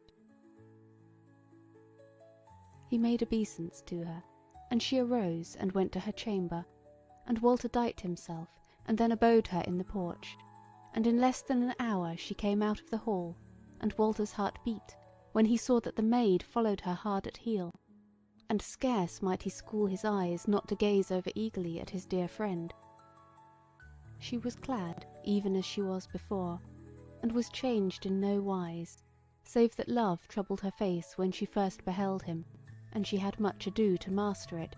Howbeit the mistress heeded not the trouble of her, or made no semblance of heeding it, till the maiden's face was all according to its wont. But this Walter found strange, that after all that disdain of the maid's thraldom which he had heard of the mistress, and after all the threats against her, now was the mistress become mild and debonair to her, as a good lady to her good maiden. When Walter bowed the knee to her, she turned unto the maid, and said, "Look thou, my maid, at this fair new squire that I have gotten. Will not he be valiant in the greenwood? And see whether he be well shapen or not. Doth he not touch thine heart, when thou thinkest of all the woe, and fear, and trouble of the world beyond the wood, which he hath escaped, to dwell in this little land peaceably, and well beloved both by the mistress and the maid? And thou, my squire, look a little at this fair slim maiden, and say if she pleaseth thee not. Didst thou deem that we had any thing so fair in this lonely place?" Frank and kind was the smile on her radiant visage, nor did she seem to note any whit the trouble on Walter's face, nor how he strove to keep his eyes from the maid. As for her, she had so wholly mastered her countenance, that belike she used her face guilefully, for she stood as one humble but happy, with a smile on her face, blushing, and with her head hung down, as if shamefaced before a goodly young man, a stranger. But the lady looked upon her kindly, and said, "Come hither, child, and fear not this frank and free young man, who belike feareth thee a little, and full certainly feareth me, and yet only after the manner of men." And therewith she took the maid by the hand, and drew her to her, and pressed her to her bosom, and kissed her cheeks and her lips, and undid the lacing of her gown, and bared a shoulder of her, and swept away her skirt from her feet, and then turned to Walter and said, "Lo thou, squire, is not this a lovely thing to have grown up amongst our rough oak boles? What, art thou looking at the iron ring there? It is naught, save a token that she is mine, and that I may not be without her." Then she took the maid by the shoulders, and turned her about as in sport, and said, "Go thou now, and bring hither the good grey ones, for needs must we bring home some venison to-day, whereas this stout warrior may not feed on naught save manchets and honey." So the maid went her way, taking care, as Walter deemed, to give no side glance to him. But he stood there shamefaced, so confused with all this open-hearted kindness of the great lady, and with a fresh sight of the darling beauty of the maid, that he went nigh to thinking that all he had heard since he had come to the porch of the house that first time was but a dream of evil.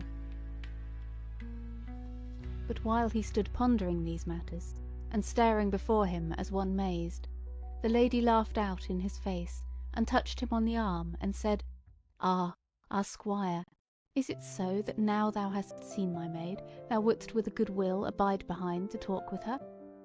But call to mind thy word pledged to me e'en now, and moreover I tell thee this for thy behoof, now she is out of earshot, that I will above all things take thee away to-day, for there be other eyes, and they naught uncomely, that look at whiles on my fair ankled thrall, and who knows but the swords might be out if I take not the better heed, and give thee not every whit of thy will."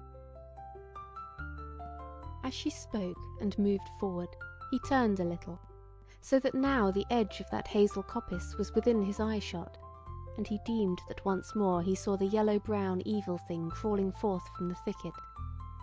Then, turning suddenly on the lady, he met her eyes, and seemed in one moment of time to find a far other look in them than that of frankness and kindness, though in a flash they changed back again, and she said merrily and sweetly, "So, so, Sir Squire, now art thou awake again, and mayest for a little while look on me."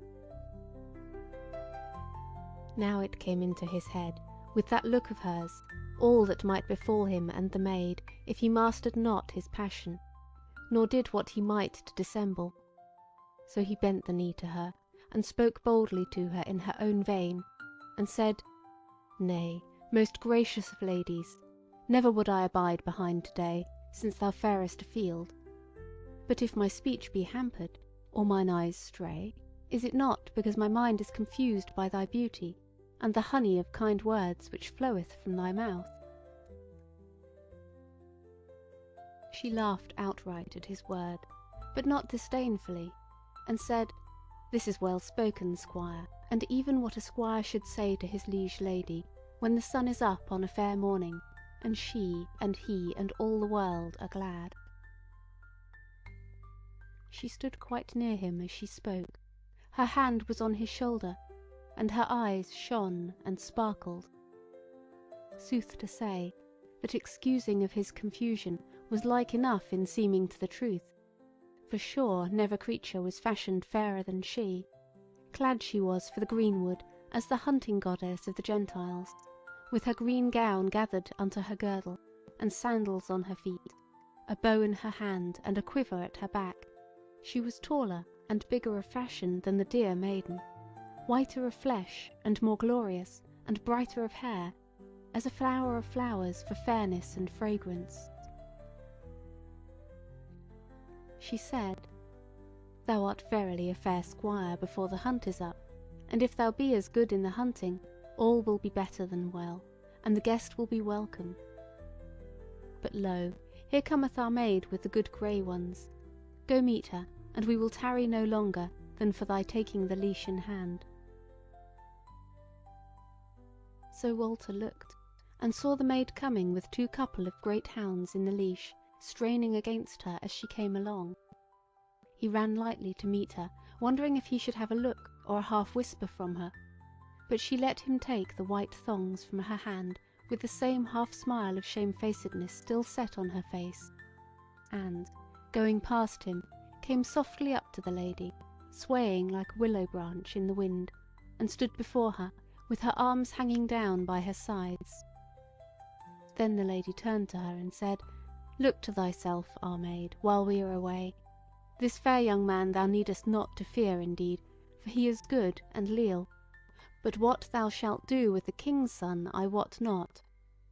He is a hot lover forsooth, but a hard man, and whiles evil is his mood, and perilous both to thee and me.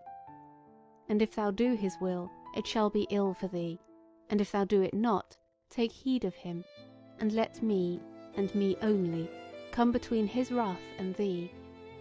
I may do somewhat for thee. Even yesterday he was instant with me to have thee chastised after the manner of thralls, but I bade him keep silence of such words, and jeered him, and mocked him, till he went away from me peevish and in anger. So look to it that thou fall not into any trap of his contrivance." Then the maid cast herself at the mistress's feet, and kissed and embraced them, and as she rose up the lady laid her hand lightly on her head, and then, turning to Walter, cried out, "Now, squire, let us leave all these troubles and wiles and desires behind us, and flit through the merry greenwood like the Gentiles of old days." And therewith she drew up the laps of her gown till the whiteness of her knees was seen, and set off swiftly toward the wood that lay south of the house, and Walter followed, marvelling at her goodliness. Nor durst he cast a look backward to the maiden, for he knew that she desired him, and it was her only that he looked to for his deliverance from this house of guile and lies. Chapter 14. The Hunting of the Heart. As they went, they found a change in the land, which grew emptier of big and wide-spreading trees, and more beset with thickets. From one of these they roused a hart, and Walter let slip his hounds thereafter, and he and the lady followed running. Exceeding swift was she, and well breathed withal, so that Walter wondered at her, and eager she was in the chase as the very hounds, heeding nothing the scratching of briars, or the whipping of stiff twigs as she sped on.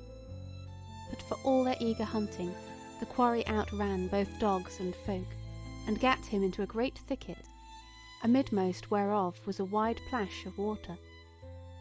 Into the thicket they followed him, but he took to the water under their eyes, and made land on the other side, and because of the tangle of underwood, he swam across much faster than they might have any hope to come round on him. And so were the hunters left undone for that time. So the lady cast herself down on the green grass anigh the water, while Walter blew the hounds in and coupled them up. Then he turned round to her, and lo, she was weeping for despite that they had lost the quarry. And again did Walter wonder that so little a matter should raise a passion of tears in her. He durst not ask what ailed her, or proffer her solace, but was not ill apaid by beholding her loveliness as she lay.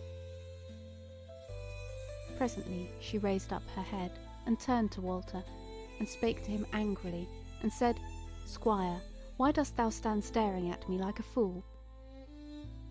"Yea, lady," he said, "but the sight of thee maketh me foolish to do aught else but to look on thee." She said in a peevish voice, "Tush, squire, the day is too far spent for soft and courtly speeches. What was good there is naught so good here. Withal I know more of thine heart than thou deemest." Walter hung down his head and reddened, and she looked on him, and her face changed, and she smiled and said, kindly this time, "Look ye, squire, I am hot and weary and ill content, but presently it will be better with me, for my knees have been telling my shoulders that the cold water of this little lake will be sweet and pleasant this summer noonday, and that I shall forget my foil when I have taken my pleasure therein. Wherefore, go thou with thine hounds without the thicket, and there abide my coming. And I bid thee look not aback as thou goest, for therein were peril to thee. I shall not keep thee tarrying long alone." He bowed his head to her, and turned and went his ways. And now, when he was a little space away from her, he deemed her indeed a marvel of women, and well nigh forgat all his doubts and fears concerning her, whether she were a fair image fashioned out of lies and guile, or it might be but an evil thing in the shape of a goodly woman. Forsooth, when he saw her caressing the dear and friendly maid, his heart all turned against her, despite what his eyes and his ears told his mind, and she seemed like, as it were, a serpent, enfolding the simplicity of the body which he loved. But now it was all changed, and he lay on the grass and longed for her coming, which was delayed for somewhat more than an hour. Then she came back to him, smiling and fresh and cheerful, her green gown let down to her heels. He sprang up to meet her, and she came close to him, and spake from a laughing face, "Squire, hast thou no meat in thy wallet? For, meseemeth, I fed thee when thou wert hungry the other day. Do thou now the same by me." He smiled, and louted to her, and took his wallet, and brought out thence bread and flesh and wine, and spread them all out before her on the green grass, and then stood by humbly before her. But she said, "Nay, my squire, sit down by me and eat with me, for today are we both hunters together." So he sat down by her trembling, but neither for awe of her greatness, nor for fear and horror of her guile and sorcery. A while they sat there together after they had done their meat, and the lady fell a talking with Walter concerning the parts of the earth, and the manners of men, and of his journeyings to and fro. At last she said, "Thou hast told me much, and answered all my questions wisely, and as my good squire should, and that pleaseth me. But now tell me of the city wherein thou wert born and bred, a city whereof thou hast hitherto told me naught. Lady, he said, it is a fair and a great city, and to many it seemeth lovely, but I have left it, and now it is nothing to me. Hast thou not kindred there? Said she. Yea, said he, and foemen withal, and a false woman waylayeth my life there. And what was she? Said the lady. Said Walter, she was but my wife. Was she fair? Said the lady. Walter looked on her a while, and then said, I was going to say that she was well nigh as fair as thou, but that may scarce be, yet was she very fair. But now, kind and gracious lady, I will say this word to thee. I marvel that thou askest so many things concerning the city of Langton-on-Holm, where I was born, and where are my kindred yet, for meseemeth that thou knowest it thyself. I know it? I? Said the lady. What then? Thou knowest it not? Said Walter. Spake the lady, and some of her old disdain was in her words. Dost thou deem that I wander about the world and its cheaping steads like one of the chapmen? Nay, I dwell in the wood beyond the world, and nowhere else. What hath put this word into thy mouth? He said, Pardon me, lady, if I have misdone, but thus it was. Mine own eyes beheld thee going down the quays of our city, and thence a shipboard, and the ship sailed out of the haven. And first of all went a strange dwarf, whom I have seen here, and then thy maid, and then went thy gracious and lovely body. The lady's face changed as he spoke, and she turned red, and then pale, and set her teeth. But she refrained her, and said, Squire, I see of thee that thou art no liar, nor light of wit. Therefore I suppose that thou hast verily seen some appearance of me. But never have I been in Langton, nor thought thereof, nor known that such a stead there was, until thou namedst it e'en now. Wherefore I deem that an enemy hath cast the shadow of me on the air of that land.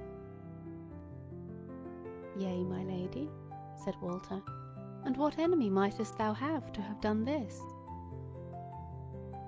She was slow of answer, but spake at last from a quivering mouth of anger. Knowest thou not the saw, that a man's foes are they of his own house? If I find out for a truth who hath done this, the said enemy shall have an evil hour with me. Again she was silent, and she clenched her hands and strained her limbs in the heat of her anger, so that Walter was afraid of her, and all his misgivings came back to his heart again, and he repented that he had told her so much. But in a little while all that trouble and wrath seemed to flow off her, and again was she of good cheer, and kind and sweet to him, and she said, But in sooth, however it may be, I thank thee, my squire and friend, for telling me hereof, and surely no white do I lay on thee, and moreover, is it not this vision which hath brought thee hither? So it is, lady, said he. Then have we to thank it, said the lady, and thou art welcome to our land. And therewith she held out her hand to him, and he took it on his knees and kissed it. And then it was as if a red-hot iron had run through his heart, and he felt faint, and bowed down his head. But he held her hand yet, and kissed it many times, and the wrist, and the arm, and knew not where he was. But she drew a little away from him, and arose, and said, Now is the day wearing, and if we are to bear back any venison, we must buckle to the work. So arise, squire, and take the hounds, and come with me, for not far off is a little thicket, which mostly harbours foison of deer, great and small. Let us come our ways. Chapter 15. The Slaying of the Quarry.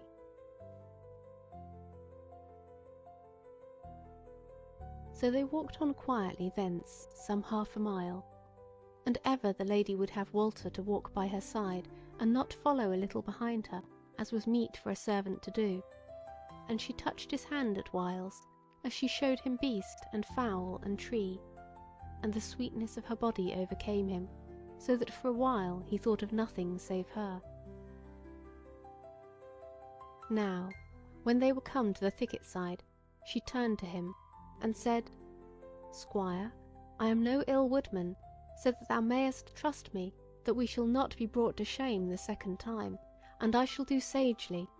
So knock an arrow to thy bow, and abide me here, and stir not hence.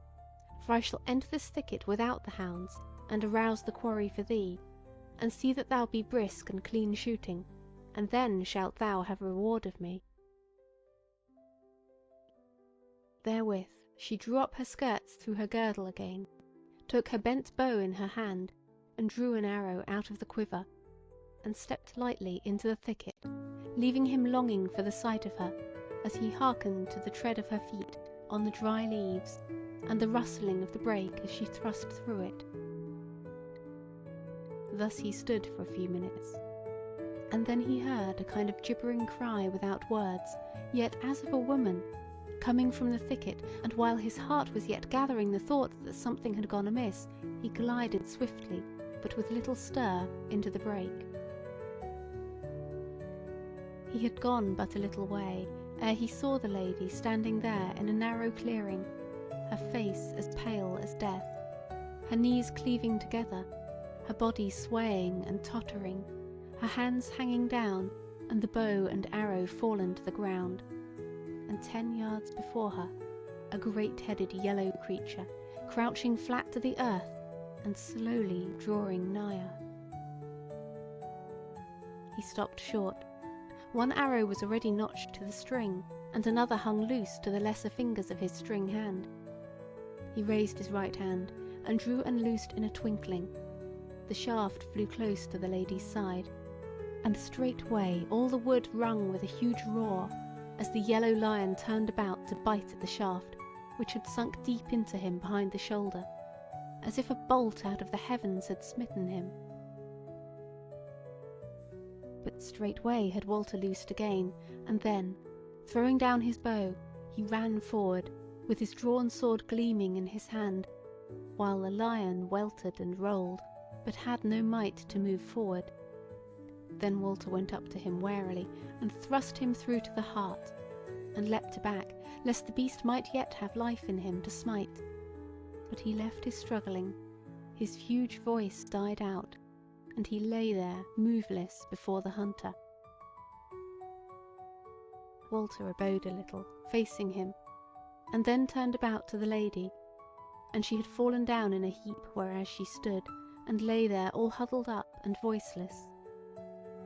So he knelt down by her, and lifted up her head, and bade her arise, for the foe was slain. And after a little she stretched out her limbs, and turned about on the grass, and seemed to sleep, and the colour came into her face again, and it grew soft and a little smiling. Thus she lay a while, and Walter sat by her, watching her, till at last she opened her eyes, and sat up, and knew him, and smiling on him said, What hath befallen, squire, that I have slept and dreamed? He answered nothing, till her memory came back to her, and then she arose, trembling and pale, and said, Let us leave this wood, for the enemy is therein. And she hastened away before him till they came out at the thicket side, whereas the hounds had been left, and they were standing there uneasy and whining. So Walter coupled them, while the lady stayed not, but went away swiftly homeward, and Walter followed. At last she stayed her swift feet, and turned round on Walter, and said, Squire, come hither. So did he, and she said, I am weary again, let us sit under this quicken tree and rest us. So they sat down, and she sat looking between her knees a while. And at last she said, Why didst thou not bring the lion's hide? He said, Lady, I will go back and flay the beast, and bring on the hide. And he arose therewith, but she caught him by the skirts, and drew him down, and said, Nay, thou shalt not go. Abide with me. Sit down again. He did so, and she said, Thou shalt not go from me, for I am afraid. I am not used to looking on the face of death. She grew pale as she spoke, and set her hand to her breast, and sat so a while without speaking. At last she turned to him smiling, and said, How was it with the aspect of me when I stood before the peril of the enemy? And she laid a hand upon his. O gracious one, quoth he, thou wert, as ever, full lovely, but I feared for thee. She moved not her hand from his, and she said, Good and true squire, I said ere I entered the thicket, e'en now, that I would reward thee if thou slewest the quarry. He is dead, thou hast left the skin behind upon the carcass. Ask now thy reward, but take time to think what it shall be. He felt her hand warm upon his, and drew in the sweet odour of her mingled with the woodland scents under the hot sun of the afternoon, and his heart was clouded with manlike desire of her. And it was a near thing, but he had spoken, and craved of her the reward of the freedom of her maid, and that he might depart with her into other lands. But, as his mind wavered betwixt this and that, the lady, who had been eyeing him keenly, drew her hand away from him, and therewith doubt and fear flowed into his mind, and he refrained him of speech.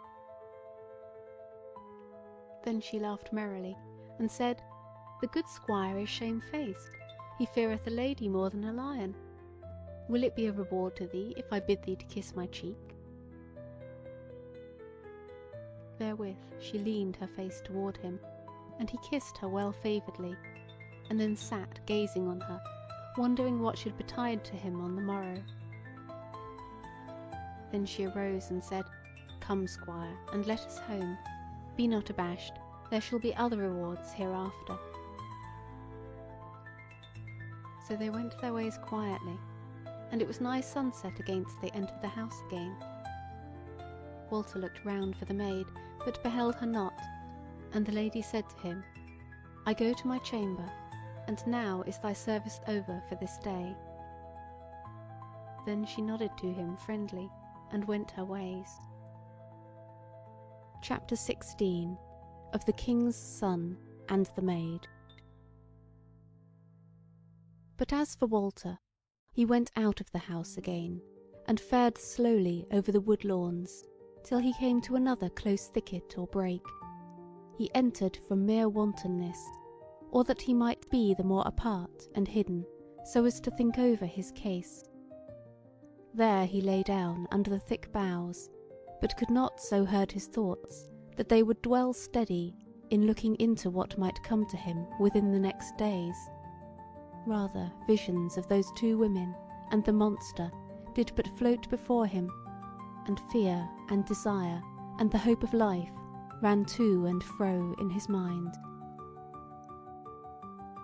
As he lay thus, he heard footsteps drawing near, and he looked between the boughs, and though the sun had just set, he could see close by him a man and a woman going slowly, and they hand in hand.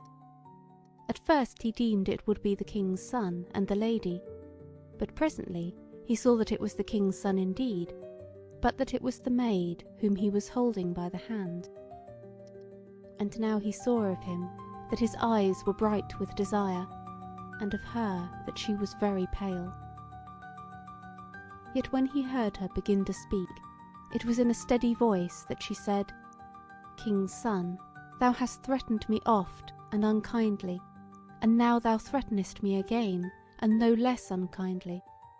But whatever were thy need herein before, now is there no more need, for my mistress, of whom thou wert weary, is now grown weary of thee, and belike will not now reward me for drawing thy love to me, as once she would have done, to wit, before the coming of this stranger.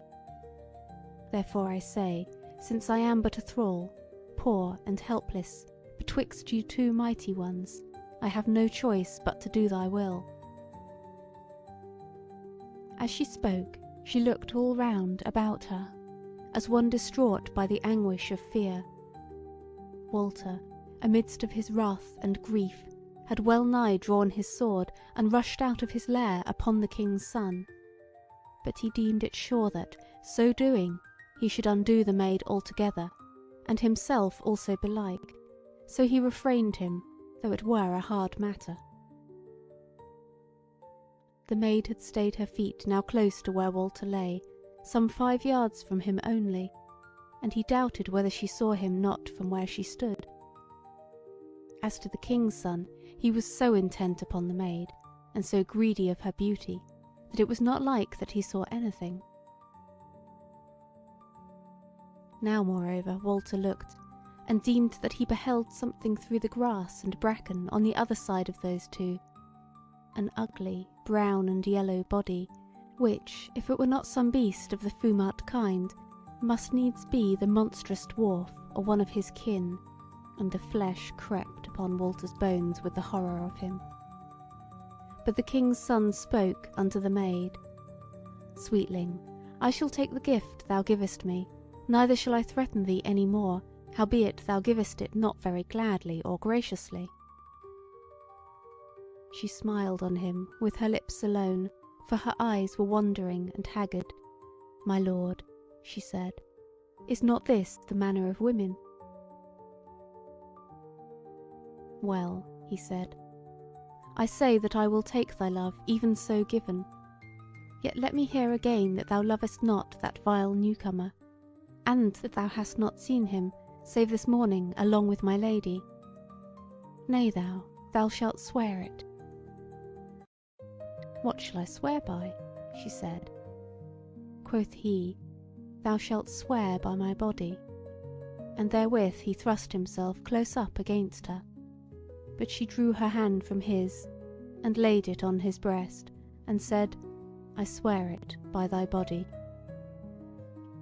He smiled on her licorously, and took her by the shoulders, and kissed her face many times, and then stood aloof from her, and said, "Now have I had hansel, but tell me, when shall I come to thee?" She spoke out clearly. "Within 3 days at furthest, I will do thee to wit of the day and the hour tomorrow, or the day after." He kissed her once more, and said, "Forget it not, or the threat holds good." And therewith he turned about, and went his ways toward the house, and Walter saw the yellow-brown thing creeping after him in the gathering dusk. As for the maid, she stood for a while without moving, and looking after the king's son and the creature that followed him. Then she turned about to where Walter lay, and lightly put aside the boughs, and Walter leapt up, and they stood face to face. She said softly but eagerly, "Friend, touch me not yet." He spake not, but looked on her sternly. She said, "Thou art angry with me?" Still he spake not, but she said, "Friend, this at least I will pray thee, not to play with life and death, with happiness and misery. Dost thou not remember the oath which we swore each to each but a little while ago? And dost thou deem that I have changed in these few days? Is thy mind concerning thee and me the same as it was? If it be not so, now tell me. For now have I the mind to do as if neither thou nor I are changed to each other. Whoever may have kissed mine unwilling lips, or whomsoever thy lips may have kissed. But if thou hast changed, and wilt no longer give me thy love, nor crave mine, then shall this steel," and she drew a sharp knife from her girdle, "be for the fool and the dastard who hath made thee wroth with me, my friend, and my friend that I deemed I had won. And then let come what will come. But if thou be naught changed, and the oath yet holds, then, when a little while hath passed, may we thrust all evil and guile and grief behind us, and long joy shall lie before us, and long life, and all honour in death. If only thou wilt do as I bid thee, "Oh, my dear, and my friend, and my first friend." He looked on her, and his breast heaved up as all the sweetness of her kind love took hold on him, and his face changed, and the tears filled his eyes and ran over and rained down before her, and he stretched out his hand toward her. Then she said exceedingly sweetly, "Now indeed I see that it is well with me, yea, and with thee also. A sore pain it is to me, that not even now may I take thine hand, and cast mine arms about thee, and kiss the lips that love me. But so it has to be. My dear, even so I were fain to stand here long before thee, even if we spake no more word to each other. But abiding here is perilous, for there is ever an evil spy upon my doings, who has now, as I deem, followed the king's son to the house, but who will return when he has tracked him home thither, so we must sunder. But belike there is yet time for a word or two. First, the rede which I had thought on for our deliverance is now afoot, though I durst not tell thee thereof, nor have time thereto.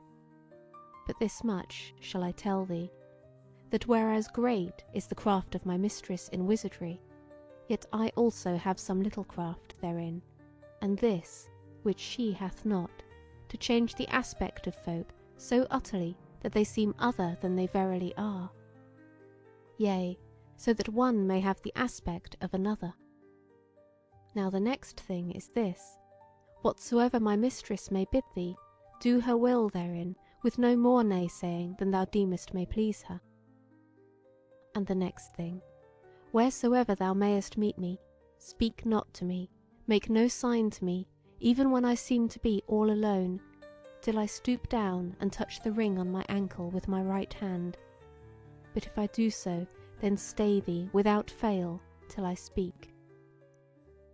The last thing I will say to thee, dear friend, ere we both go our ways, this it is: when we are free, and thou knowest all that I have done, I pray thee deem me not evil and wicked, and be not wroth with me for my deed, whereas thou wottest well that I am not in like plight with other women.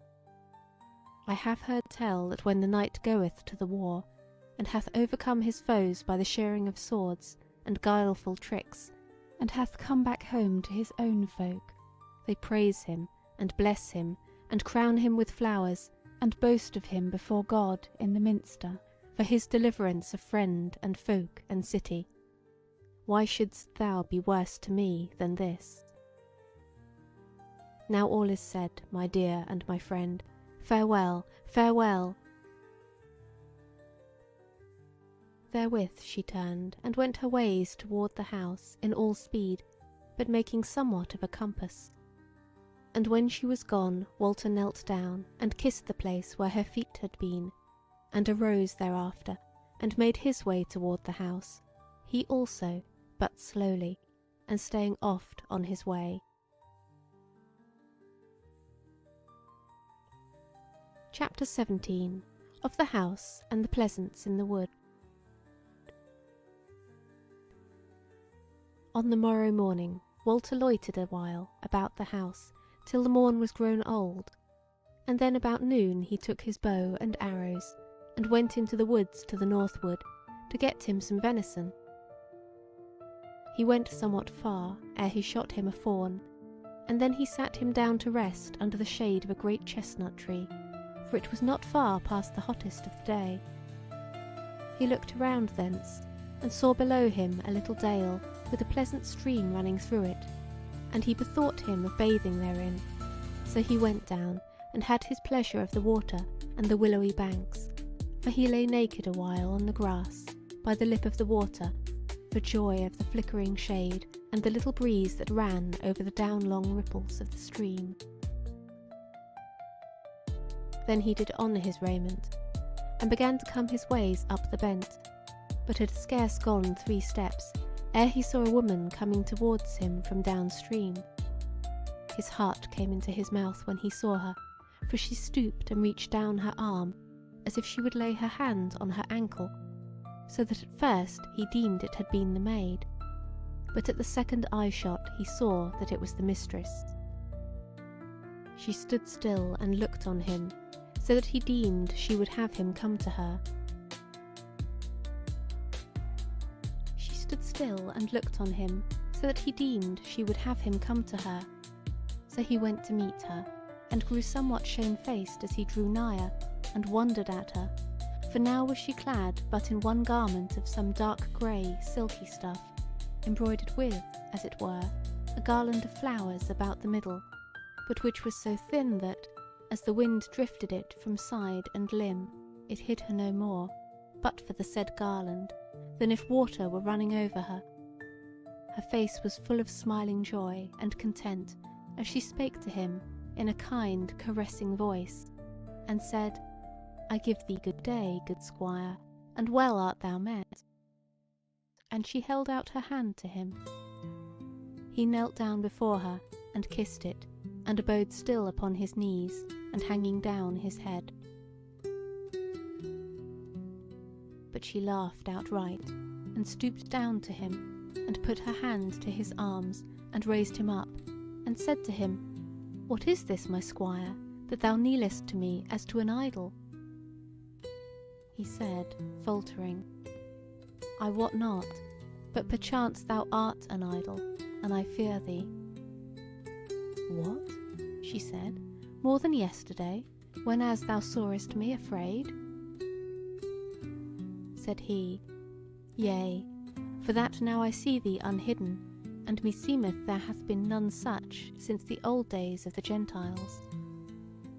She said, Hast thou not yet bethought thee of a gift to crave of me, a reward for the slaying of mine enemy, and the saving of me from death? O my lady, he said, even so much would I have done for any other lady, or forsooth for any poor man, for so my manhood would have bidden me. Speak not of gifts to me then. Moreover, and he reddened therewith, and his voice faltered, didst thou not give me my sweet reward yesterday? What more durst I ask? She held her peace a while, and looked on him keenly, and he reddened under her gaze. Then wrath came into her face, and she reddened and knit her brows, and spake to him in a voice of anger, and said, Nay, what is this? It is growing in my mind that thou deemest the gift of me unworthy. Thou, an alien, an outcast, one endowed with the little wisdom of the world without the wood. And here I stand before thee, all glorious in my nakedness, and so fulfilled of wisdom, that I can make this wilderness, to any whom I love, more full of joy than the kingdoms and cities of the world.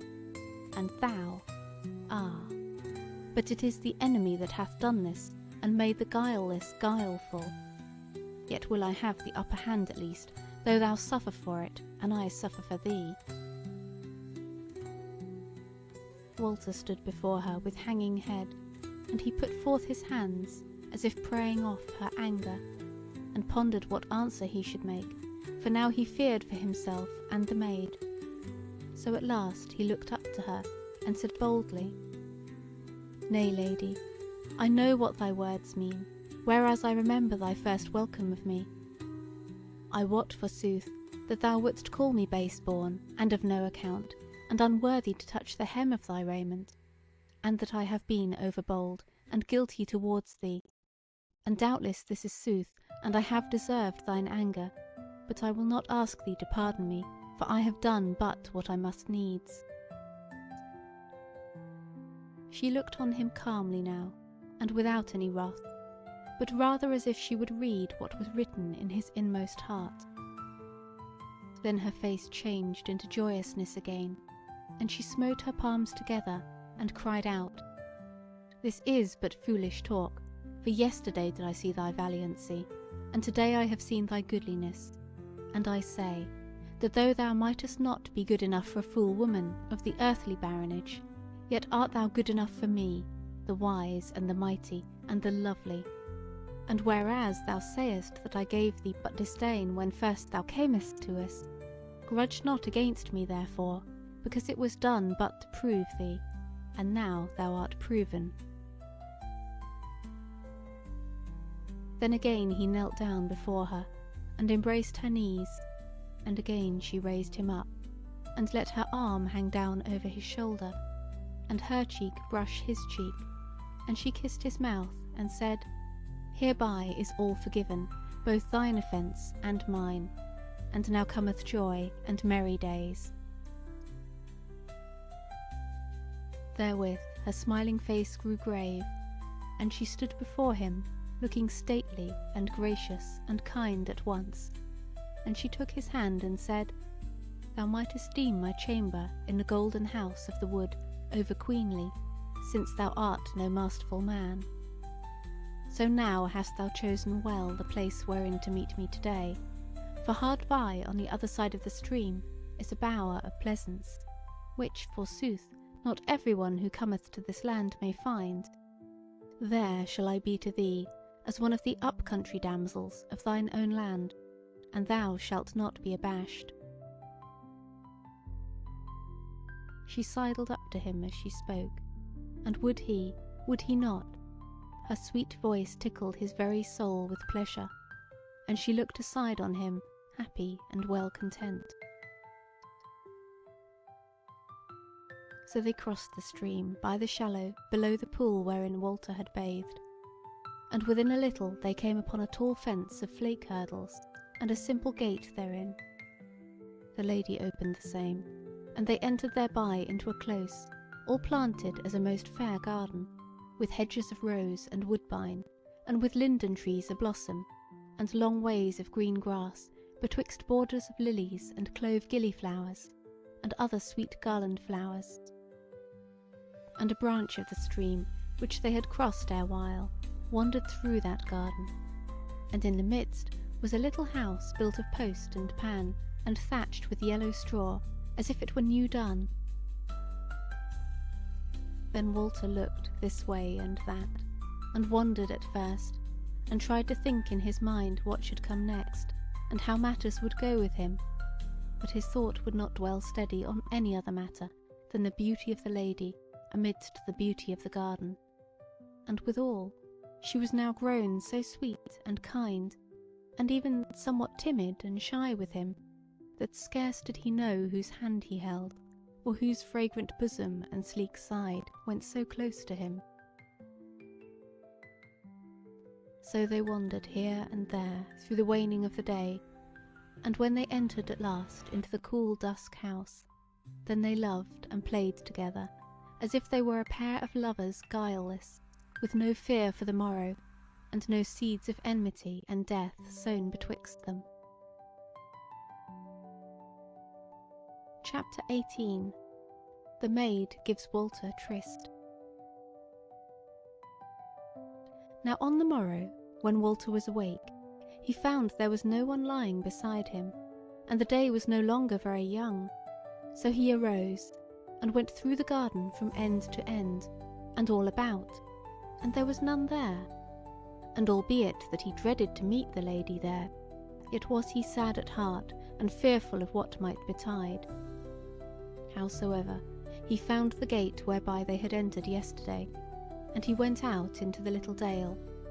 But when he had gone a step or two, he turned about, and could see neither garden nor fence, nor any sign of what he had seen thereof but lately. He knit his brow, and stood still to think of it, and his heart grew the heavier thereby. But presently he went his ways and crossed the stream, but had scarce come up onto the grass on the further side, ere he saw a woman coming to meet him. And at first, full as he was of the tide of yesterday and the wondrous garden, deemed that it would be the lady. But the woman stayed her feet, and stooping, laid a hand on her right ankle, and he saw that it was the maid. He drew anigh to her, and saw that she was naught so sad of countenance as the last time she had met him, but flushed of cheek and bright-eyed. As he came up to her, she made a step or two to meet him, holding out her two hands, then refrained her, and said, smiling, "Ah, friend, belike this shall be the last time that I shall say to thee, touch me not, nay, not so much as my hand, or if it were but the hem of my raiment. The joy grew up in his heart, and he gazed on her fondly, and said, Why? What hath befallen of late? O friend, she began, this hath befallen. But as he looked on her, the smile died from her face, and she became deadly pale to the very lips. She looked askance to her left side, whereas ran the stream, and Walter followed her eyes, and deemed for one instant that he saw the misshapen yellow visage of the dwarf peering round from a grey rock, but the next there was nothing. Then the maid, though she was as pale as death, went on in a clear, steady, hard voice, wherein was no joy or kindness, keeping her face to Walter and her back to the stream. This hath befallen, friend, that there is no longer any need to refrain thy love, nor mine. Therefore I say to thee, come to my chamber, and it is the red chamber over against thine, though thou knewest it not, an hour before this next midnight, and then thy sorrow and mine shall be at an end. And now I must needs depart, follow me not, but remember. And therewith she turned about, and fled like the wind down the stream. But Walter stood wondering, and knew not what to make of it, whether it were for good or ill, for he knew now that she had paled and been seized with terror because of the upheaving of the ugly head, and yet she had seemed to speak out the very thing she had to say. Howsoever it were, he spake aloud to himself, Whatever comes, I will keep tryst with her. Then he drew his sword, and turned this way and that, looking all about, if he might see any sign of the evil thing, but naught might his eyes behold, save the grass, and the stream, and the bushes of the dale. So then, still holding his naked sword in his hand, he clomb the bent out of the dale, for that was the only way he knew to the golden house. And when he came to the top, and the summer breeze blew in his face, and he looked down a fair green slope, beset with goodly oaks and chestnuts, he was refreshed with the life of the earth, and he felt the good sword in his fist, and knew that there was might and longing in him, and the world seemed open unto him. So he smiled, if it were somewhat grimly, and sheathed his sword, and went on toward the house. Chapter 19. Walter goes to fetch home the lion's hide. He entered the cool dusk through the porch, and, looking down the pillared hall, saw, beyond the fountain, a gleam of gold. And when he came past the said fountain, he looked up to the high seat, and lo, the lady sitting there, clad in her queenly raiment. She called to him, and he came, and she hailed him, and spake graciously and calmly, yet as if she knew naught of him, save as the leal servant of her, a high lady. Squire, she said, we have deemed it meet to have the hide of the servant of the enemy, the lion to wit, whom thou slewest yesterday, for a carpet to our feet. Wherefore go now, take thy wood knife, and flay the beast, and bring me home his skin. This shall be all thy service for this day, so mayest thou do it at thine own leisure, and not weary thyself. May good go with thee. He bent the knee before her, and she smiled on him graciously, but reached out no hand for him to kiss, and heeded him but little. Wherefore, in spite of himself, and though he knew somewhat of her guile, he could not help marvelling that this should be she who had lain in his arms night long but of late. Howso that might be, he took his way toward the thicket where he had slain the lion, and came thither by then it was afternoon, at the hottest of the day. So he entered therein, and came to the very place whereas the lady had lain, when she fell down before the terror of the lion. And there was the mark of her body on the grass, where she had lain that while, like as it were the form of a hare. But when Walter went on to where he had slain that great beast, lo, he was gone, and there was no sign of him, but there were Walter's own footprints, and the 2 shafts which he had shot, one feathered red, and one blue. He said at first, Belike some one hath been here, and hath had the carcass away. Then he laughed in very despite, and said, How may that be, since there are no signs of dragging away of so huge a body, and no blood or fur on the grass if they had cut him up, and moreover no trampling of feet, as if there had been many men at the deed. Then was he all abashed, and again laughed in scorn of himself, and said, Forsooth I deemed I had done manly, but now forsooth I shot nought, and nought there was before the sword of my father's son. And what may I deem now, but that this is a land of mere lies, and that there is nought real and alive therein save me? Yea, belike even these trees and the green grass will presently depart from me, and leave me falling down through the clouds. Therewith he turned away, and gat him to the road that led to the Golden House, wondering what next should befall him, and going slowly as he pondered his case. So came he to that first thicket, where they had lost their quarry by water. So he entered the same, musing, and bathed him in the pool that was therein, after he had wandered about it a while, and found nothing new. So again he set him to the homeward road, when the day was now waning, and it was near sunset that he was come nigh unto the house, though it was hidden from him as then by a low bent that rose before him, and there he abode and looked about him.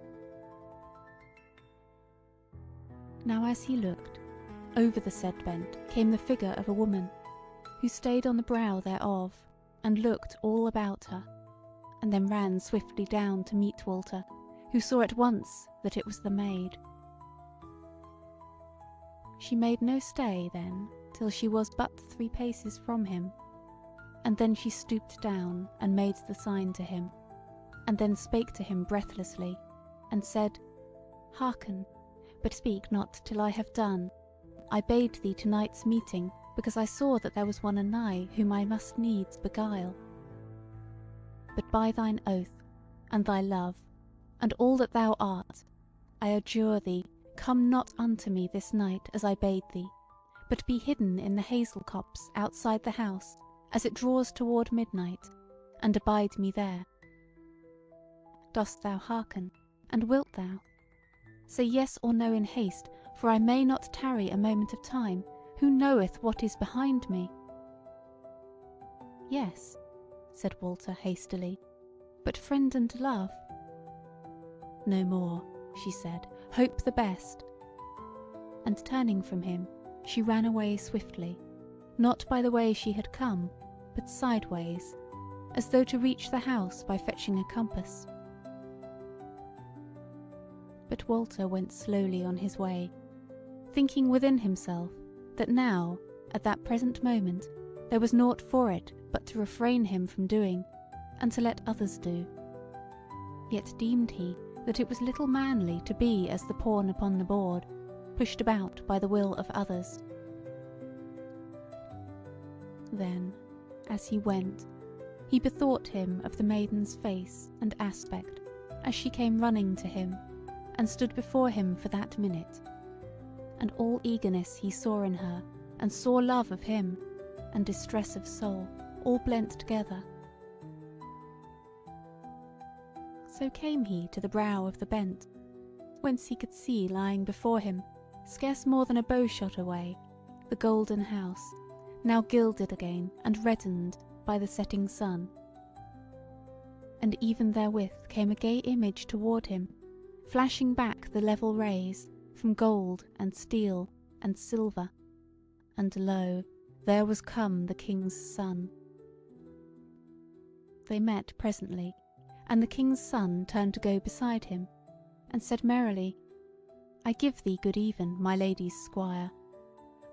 I owe thee something of courtesy, whereas it is by thy means that I shall be made happy, both to-night and to-morrow, and many to-morrows, and sooth it is, that but little courtesy have I done thee hitherto. His face was full of joy, and the eyes of him shone with gladness. He was a goodly man, but to Walter he seemed an ill one, and he hated him so much that he found it no easy matter to answer him. But he refrained himself, and said, I can thee thank, King's son, and good it is that someone is happy in this strange land. Art thou not happy then, squire of my lady? Said the other. Walter had no mind to show this man his heart, nay, nor even a corner thereof, for he deemed him an enemy. So he smiled sweetly, and somewhat foolishly, as a man luckily in love, and said, O yea, yea, why should I not be so? How might I be otherwise? Yea then, said the King's son, why didst thou say that thou wert glad someone is happy? Who is unhappy, deemest thou? And he looked on him keenly. Walter answered slowly, Said I so? I suppose then that I was thinking of thee, for when I first saw thee, yea, and afterwards, thou didst seem heavy-hearted and ill-content. The face of the King's son cleared at this word, and he said, Yea, so it was, for look you, both ways it was. I was unfree, and I had sown the true desire of my heart, whereas it waxed not. But now I am on the brink and verge of freedom, and presently shall my desire be blossomed. Nay now, squire, I deem thee a good fellow, though it may be somewhat of a fool, so I will no more speak riddles to thee. Thus it is, the maid hath promised me all mine asking, and is mine, and in 2 or 3 days, by her helping also, I shall see the world again. Quoth Walter, smiling askance on him, And the lady, what shall she say to this matter? The King's son reddened, but smiled falsely enough, and said, Sir Squire, thou knowest enough not to need to ask this. Why should I tell thee that she accounteth more of thy little finger than of my whole body? Now I tell thee hereof freely, first, because this my fruition of love, and my freeing from thraldom, is, in a way, of thy doing. For thou art become my supplanter, and hast taken thy place with yonder lovely tyrant. Fear not for me, she will let me go. As for thyself, see thou to it. But again I tell thee hereof, because my heart is light and full of joy, and telling thee will pleasure me, and cannot do me any harm. For if thou say, How if I carry the tale to my lady? I answer, Thou wilt not. For I know that thine heart hath been somewhat set on the jewel that my hand holdeth, and thou knowest well on whose head the lady's wrath would fall, and that would be neither thine nor mine. Thou sayest sooth, said Walter, neither is treason my want. So they walked on silently a while, and then Walter said, But how if the maiden had nay said thee?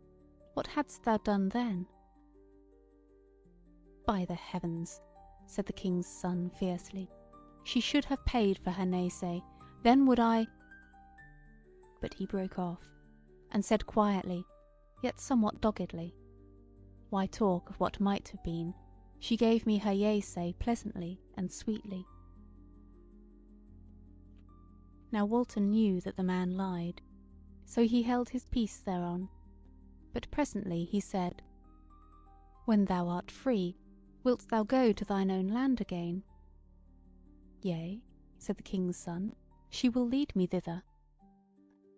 "And wilt thou make her thy lady and queen when thou comest to thy father's land?" said Walter. The King's son knit his brow, and said, "When I am in mine own land, I may do with her what I will, but I look for it that I shall do no otherwise with her, than that she shall be well content." Then a talk between them dropped, and the King's son turned off toward the wood, singing and joyous. But Walter went soberly toward the house. Forsooth he was not greatly cast down, for besides that he knew that the King's son was false, he deemed that under this double tryst lay something which was a-doing in his own behalf.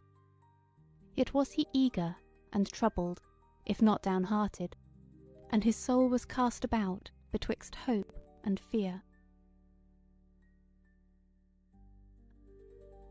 Chapter 20. Walter is bidden to another tryst. So came he into the pillared hall, and there he found the lady walking to and fro by the high seat. And when he drew nigh, she turned on him, and said in a voice rather eager than angry, "What hast thou done, squire? Why art thou come before me?" He was abashed, and bowed before her, and said, "O gracious lady, thou badest me service, and I have been about it." She said, "Tell me then, tell me what hath betided." "Lady," said he, "when I entered the thicket of thy swooning, I found there no carcass of the lion, nor any sign of the dragging away of him." She looked full in his face for a little, and then went to her chair, and sat down therein, and in a little while spake to him in a softer voice, and said, "Did I not tell thee that some enemy had done that unto me? And lo, now thou seest that so it is." Then was she silent again, and knit her brows, and set her teeth, and thereafter she spake harshly and fiercely, "But I will overcome her, and make her days evil, but keep death away from her, that she may die many times over, and know all the sicknesses of the heart, when foes be nigh, and friends afar, and there is none to deliver." Her eyes flashed, and her face was dark with anger, but she turned and caught Walter's eyes, and the sternness of his face, and she softened at once, and said, "But thou, this hath little to do with thee, and now to thee I speak. Now cometh even and night. Go thou to thy chamber, and there shalt thou find raiment worthy of thee, what thou now art, and what thou shalt be. Do on the same, and make thyself most goodly, and then come thou hither, and eat and drink with me, and afterwards depart whither thou wilt, till the night has worn to its midmost, and then come thou to my chamber, to wit, through the ivory door in the gallery above. And then and there shall I tell thee a thing, and it shall be for the weal both of thee and of me, but for the grief and woe of the enemy." Therewith she reached her hand to him, and he kissed it, and departed, and came to his chamber, and found raiment there before rich beyond measure. And he wondered if any new snare lay therein, yet if there were, he saw no way whereby he might escape it. So he did it on, and became as the most glorious of kings, and yet lovelier than any king of the world. Sithence he went his way into the pillared hall, when it was now night, and without the moon was up, and the trees of the wood as still as images. But within the hall shone bright with many candles, and the fountain glittered in the light of them, as it ran tinkling sweetly into the little stream, and the silvern bridges gleamed, and the pillars shone all round about. And there, on the dais, was a table dight most royally, and the lady sitting thereat, clad in her most glorious array, and behind her the maid, standing humbly, yet clad in precious web of shimmering gold, but with feet unshod, and the iron ring upon her ankle. So Walter came his ways to the high seat, and the lady rose and greeted him, and took him by the hands, and kissed him on either cheek, and sat him down beside her. So they fell to their meat, and the maid served them, but the lady took no more heed of her than if she were one of the pillars of the hall, but Walter she caressed oft with sweet words, and the touch of her hand, making him drink out of her cup, and eat out of her dish. As to him, he was bashful by seeming, but verily fearful. He took the lady's caresses with what grace he might, and durst not so much as glance at her maid. Long indeed seemed that banquet to him, and longer yet endured the weariness of his abiding there, kind to his foe, and unkind to his friend. For after the banquet they still sat a while, and the lady talked much to Walter about many things of the ways of the world, and he answered what he might, distraught as he was with the thought of those two trysts which he had to deal with. At last spake the lady, and said, Now must I leave thee for a little, and thou wottest where and how we shall meet next, and meanwhile disport thee as thou wilt, so that thou weary not thyself, for I love to see thee joyous. Then she arose, stately and grand, but she kissed Walter on the mouth ere she turned to go out of the hall. The maid followed her. But or ever she was quite gone, she stooped and made that sign, and looked over her shoulder at Walter, as if in entreaty to him, and there was fear and anguish in her face, but he nodded his head to her in yea say of the tryst in the hazel copse, and in a trice she was gone. Walter went down the hall, and forth into the early night, but in the jaws of the porch he came up against the king's son, who, gazing at his attire, glittering with all its gems in the moonlight, laughed out, and said, Now may it be seen how thou art risen in degree above me, whereas I am but a king's son, and that a king of a far country, whereas thou art a king of kings, or shalt be this night, yea, and of this very country wherein we both are. Now Walter saw the mock which lay under his words, but he kept back his wrath, and answered, Fair sir, art thou as well contented with thy lot as when the sun went down? Hast thou no doubt or fear? Will the maid verily keep tryst with thee, or hath she given thee yea say, but to escape thee this time? Or again, may she not turn to the lady, and appeal to her against thee? Now when he had spoken these words, he repented thereof, and feared for himself and the maid, lest he had stirred some misgiving in that young man's foolish heart. But the king's son did but laugh, and answered naught but to Walter's last words, and said, Yea, yea, this word of thine showeth how little thou wottest of that which lieth betwixt my darling and thine. Doth the lamb appeal from the shepherd to the wolf? Even so shall the maid appeal from me to thy lady. What? Ask thy lady at thy leisure what her wont hath been with her thrall. She shall think it a fair tale to tell thee thereof. But thereof is my maid all whole now by reason of her wisdom in leechcraft, or somewhat more. And now I tell thee again that the beforesaid maid must needs do my will. For if I be the deep sea, and I deem not so ill of myself, that other one is the devil, as belike thou shalt find out for thyself later on. Yea, all is well with me, and more than well, and therewith he swung merrily into the litten hall.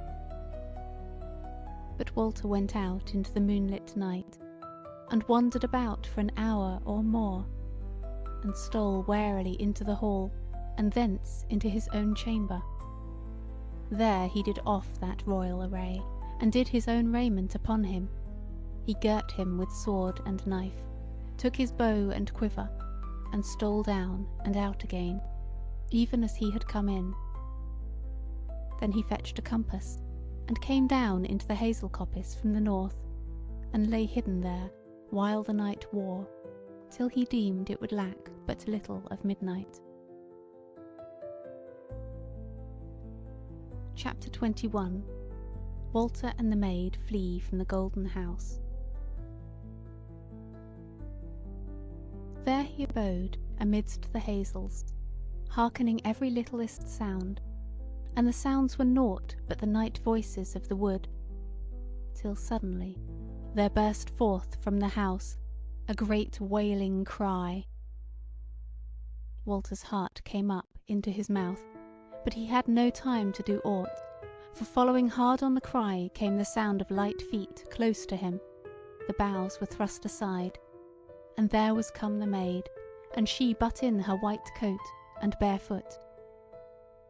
And then first he felt the sweetness of her flesh on his, for she caught him by the hand, and said breathlessly, "Now, now, there may yet be time, or even too much it may be. For the saving of breath ask me no questions, but come." He dallied not, but went as she led, and they were light-foot, both of them. They went the same way, due south to wit, whereby he had gone a-hunting with the lady, and whiles they ran, and whiles they walked, but so fast they went, that by grey of the dawn they were come as far as that coppice or thicket of the lion, and still they hastened onward, and but little had the maid spoken, save here and there a word to hearten up Walter, and here and there a shy word of endearment. At last the dawn grew into early day, and as they came over the brow of a bent, they looked down over a plain land, whereas the trees grew scattermeal, and beyond the plain rose up the land into long green hills, and over those again were blue mountains, great and far away. Then spake the maid, "Over yonder lie the outlying mountains of the Bears, and through them we needs must pass to our great peril. Nay, friend," she said, as he handled his sword hilt, "it must be patience and wisdom to bring us through, and not the fallow blade of one man, though he be a good one. But look, below there runs a stream through the first of the plain, and I see naught for it but we must now rest our bodies. Moreover, I have a tale to tell thee, which is burning my heart, for may be there will be a pardon to ask of thee moreover, wherefore I fear thee." Quoth Walter, "How may that be?" She answered him not, but took his hand and led him down the bent. But he said, "Thou sayest rest, but are we now out of all peril of the chase?" She said, "I cannot tell till I know what hath befallen her. If she be not to hand to set on her trackers, they will scarce happen upon us now, if it be not for that one." And she shuddered, and he felt her hand change as he held it. Then she said, "But peril or no peril, needs must we rest, for I tell thee again, what I have to say to thee burneth my bosom for fear of thee, so that I can go no further until I have told thee." Then he said, "I wot not of this queen, and her mightiness, and her servants. I will ask thereof later.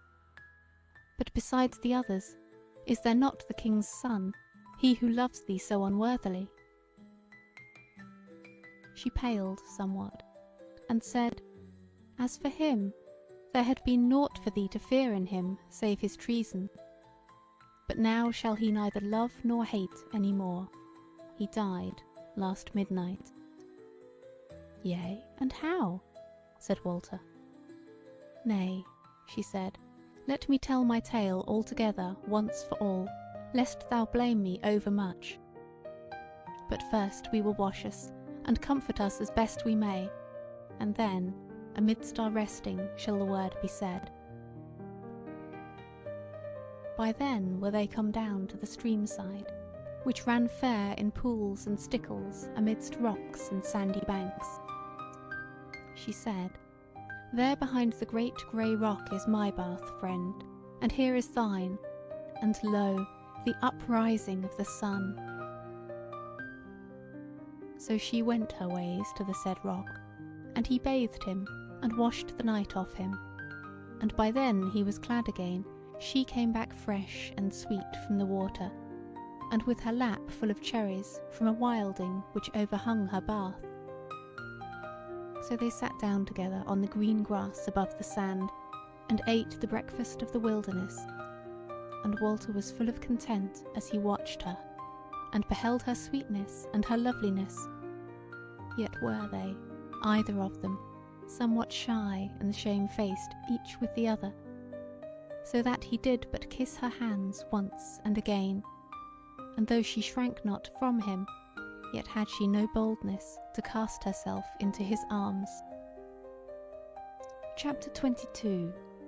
Of the Dwarf and the Pardon. Now she began to say, "My friend, now shall I tell thee what I have done for thee and me, and if thou have a mind to blame me and punish me, yet remember first that what I have done has been for thee and our hope of happy life. Well, I shall tell thee." But therewithal her speech failed her, and springing up, she faced the bent and pointed with her finger, and she all deadly pale, and shaking so that she might scarce stand, and might speak no word, though a feeble gibbering came from her mouth. Walter leapt up, and put his arm about her, and looked whitherward she pointed, and at first saw nought, and then nought but a brown and yellow rock rolling down the bent, and then at last he saw that it was the evil thing which had met him when first he came into that land, and now it stood upright, and he could see that it was clad in a coat of yellow samite. Then Walter stooped down, and gat his bow into his hand, and stood before the maid while he nocked an arrow. But the monster made ready his tackle, while Walter was stooping down, and or ever he could loose, his bowstring twanged, and an arrow flew forth, and grazed the maid's arm above the elbow, so that the blood ran, and the dwarf gave forth a harsh and horrible cry.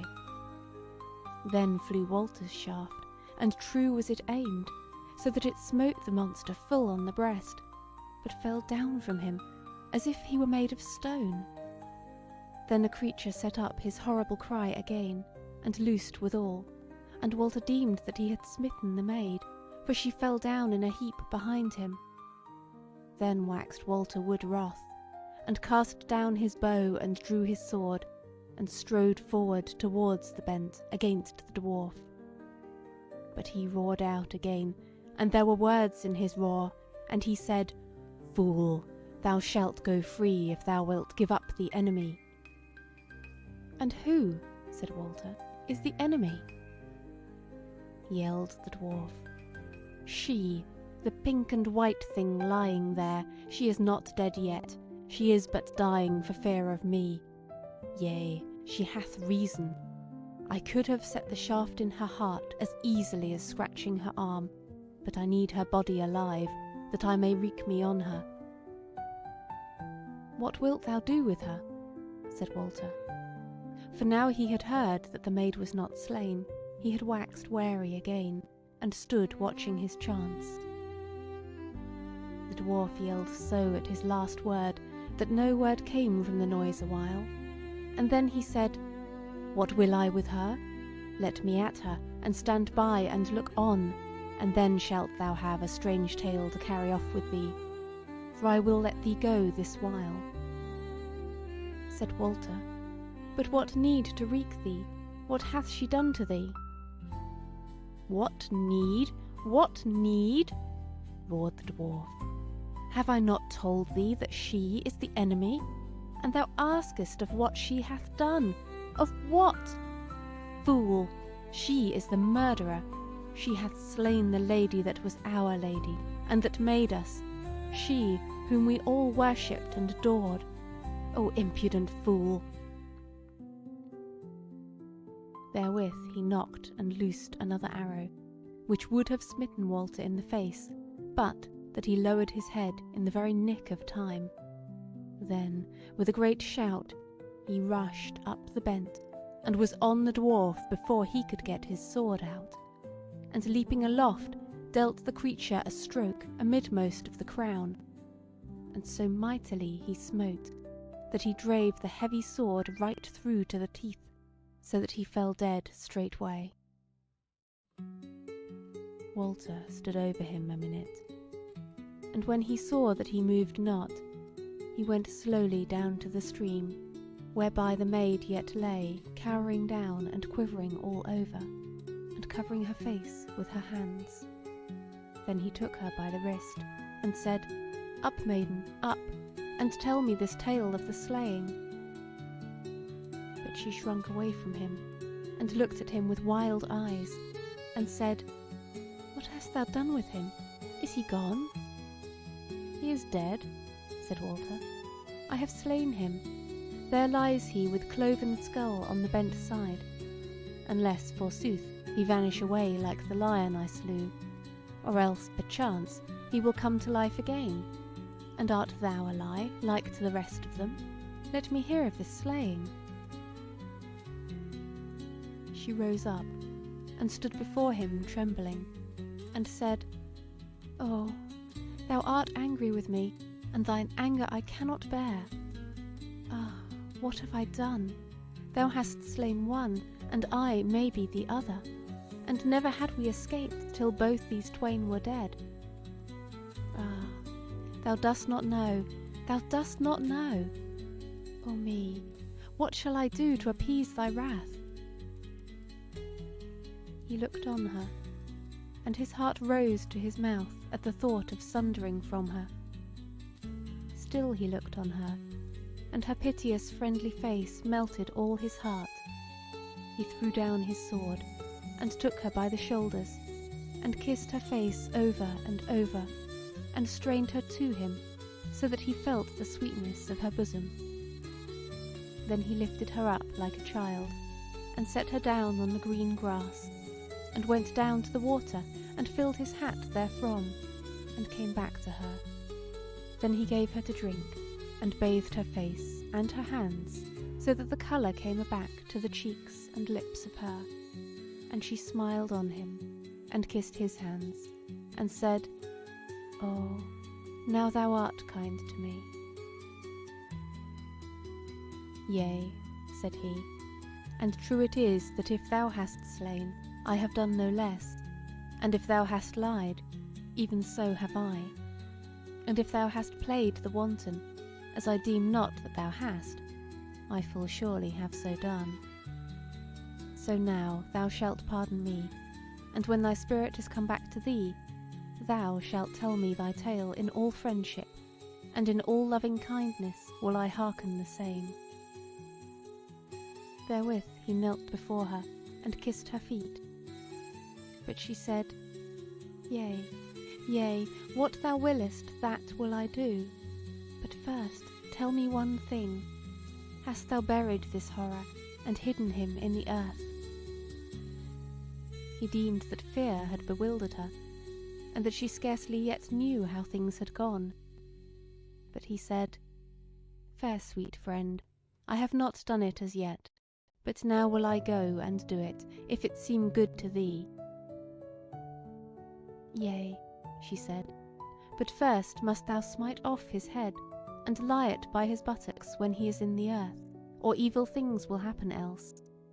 This of the burying is no idle matter, I bid thee believe. "I doubt it not," said he. "Surely such malice as was in this one will be hard to slay." And he picked up his sword, and turned to go to the field of deed. She said, "I must needs go with thee. Terror hath so filled my soul that I durst not abide here without thee." So they went both together to where the creature lay. The maid durst not look on the dead monster, but Walter noted that he was girt with a big ungainly sax, so he drew it from the sheath, and there smote off the hideous head of the fiend with his own weapon. Then they twain together laboured the earth, she with Walter's sword, he with the ugly sax, till they had made a grave deep and wide enough, and therein they thrust the creature, and covered him up, weapons and all together.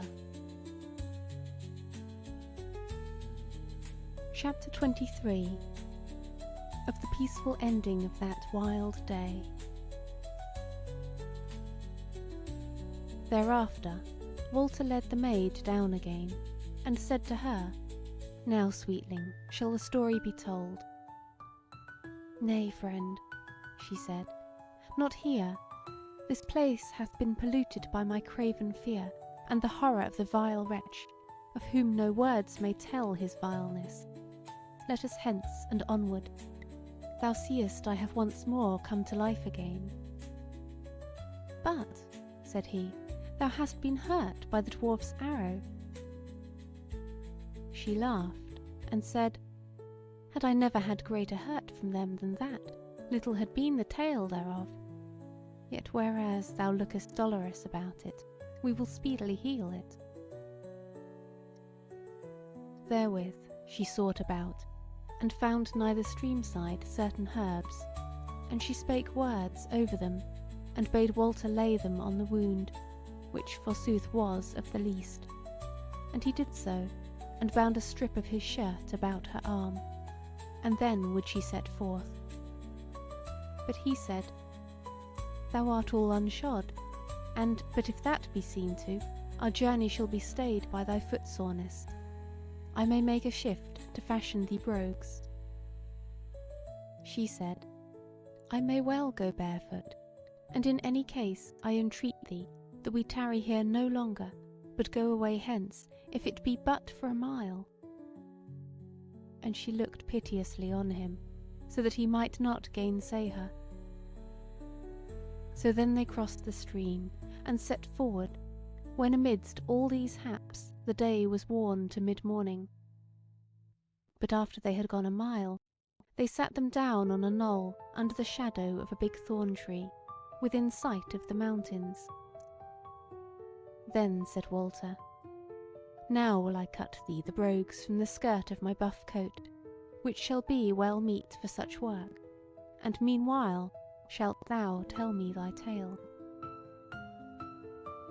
"Thou art kind," she said, "but be kinder yet, and abide my tale till we have done our day's work.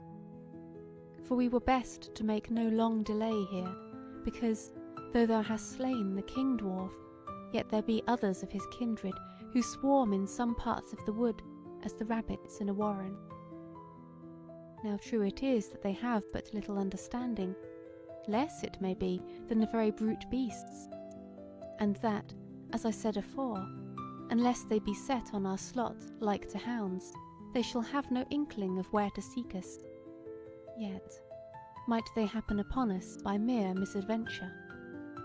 And moreover, friend," quoth she, blushing, "I would beg of thee some little respite, for though I scarce fear thy wrath any more, since thou hast been so kind to me, yet is there shame in that which I have to tell thee. Wherefore, since the fairest of the day is before us, let us use it all we may, and, when thou hast done me my new foot-gear, get us gone forward again." He kissed her kindly, and yea said her asking. He had already fallen to work on the leather, and in a while had fashioned her the brogues. So she tied them to her feet, and arose with a smile, and said, "Now am I hale and strong again, what with the rest, and what with thy loving kindness, and thou shalt see how nimble I shall be to leave this land, for as fair as it is. Since forsooth a land of lies it is, and of grief to the children of Adam. So they went their ways thence, and fared nimbly indeed, and made no stay till some 3 hours after noon, when they rested by a thicket side, where the strawberries grew plenty. They ate thereof what they would, and from a great oak hard by Walter shot him first one culver, and then another, and hung them to his girdle to be for their evening's meal. So thence they went forward again, and nought befell them to tell of, till they were come, whenas it lacked scarce an hour of sunset, to the banks of another river, not right great, but bigger than the last one. There the maid cast herself down, and said, Friend, no further will thy friend go this even, nay, to say sooth, she cannot. So now we will eat of thy venison, and then shall my tale be, since I may no longer delay it, and thereafter shall our slumber be sweet and safe as I deem. She spake merrily now, and as one who feared nothing, and Walter was much heartened by her words and her voice, and he fell to and made a fire and a woodland oven in the earth, and so thence dighted his fowl, and baked them after the manner of woodmen. And they ate, both of them, in all love and in good liking of life, and were much strengthened by their supper. And when they were done, Walter eked his fire, both against the chill of the midnight and dawning, and for a guard against wild beasts. And by that time night was come, and the moon arisen. Then the maiden drew up to the fire, and turned to Walter, and spake. Chapter 24. The maid tells of what had befallen her. Now, friend, by the clear of the moon and this firelight, will I tell what I may and can of my tale. Thus it is. If I be wholly of the race of Adam, I wot not, nor can I tell thee how many years old I may be. For there are, as it were, shards or gaps in my life, wherein are but a few things dimly remembered, and doubtless many things forgotten. I remember well when I was a little child, and right happy, and there were people about me whom I loved, and who loved me. It was not in this land, but all things were lovely there, the year's beginning, the happy mid-year, the year's waning, the year's ending, and then again its beginning. That passed away, and then for a while is more than dimness, for naught I remember, save that I was. Thereafter I remember again, and am a young maiden, and I know some things, and long to know more. I am nowise happy. I am amongst people who bid me go, and I go, and do this, and I do it. None loveth me, none tormenteth me, but I wear my heart in longing for I scarce know what. Neither then am I in this land, but in a land that I love not, and a house that is big and stately, but naught lovely. Then is a dim time again, and so thence a time not right clear, an evil time, wherein I am older, well nigh grown to womanhood. There are a many folk about me, and they foul, and greedy, and hard, and my spirit is fierce, and my body feeble, and I am set to tasks that I would not do by them that are unwiser than I, and smitten I am by them that are less valiant than I, and I know lack, and stripes, and diverse misery. But all that is now become but a dim picture to me, save that amongst all these unfriends is a friend to me, an old woman, who telleth me sweet tales of other life, wherein all is high and goodly, or at the least valiant and doughty. And she setteth hope in my heart, and learneth me, and maketh me to know much, oh much, so that at last I am grown wise, and wise to be mighty if I durst. Yet am I naught in this land all this while, but, as meseemeth, in a great and foul city. And then, as it were, I fall asleep, and in my sleep is naught, save here and there a wild dream, some deal lovely, some deal hideous, but of this dream is my mistress a part, and the monster withal, whose head thou didst cleave to-day.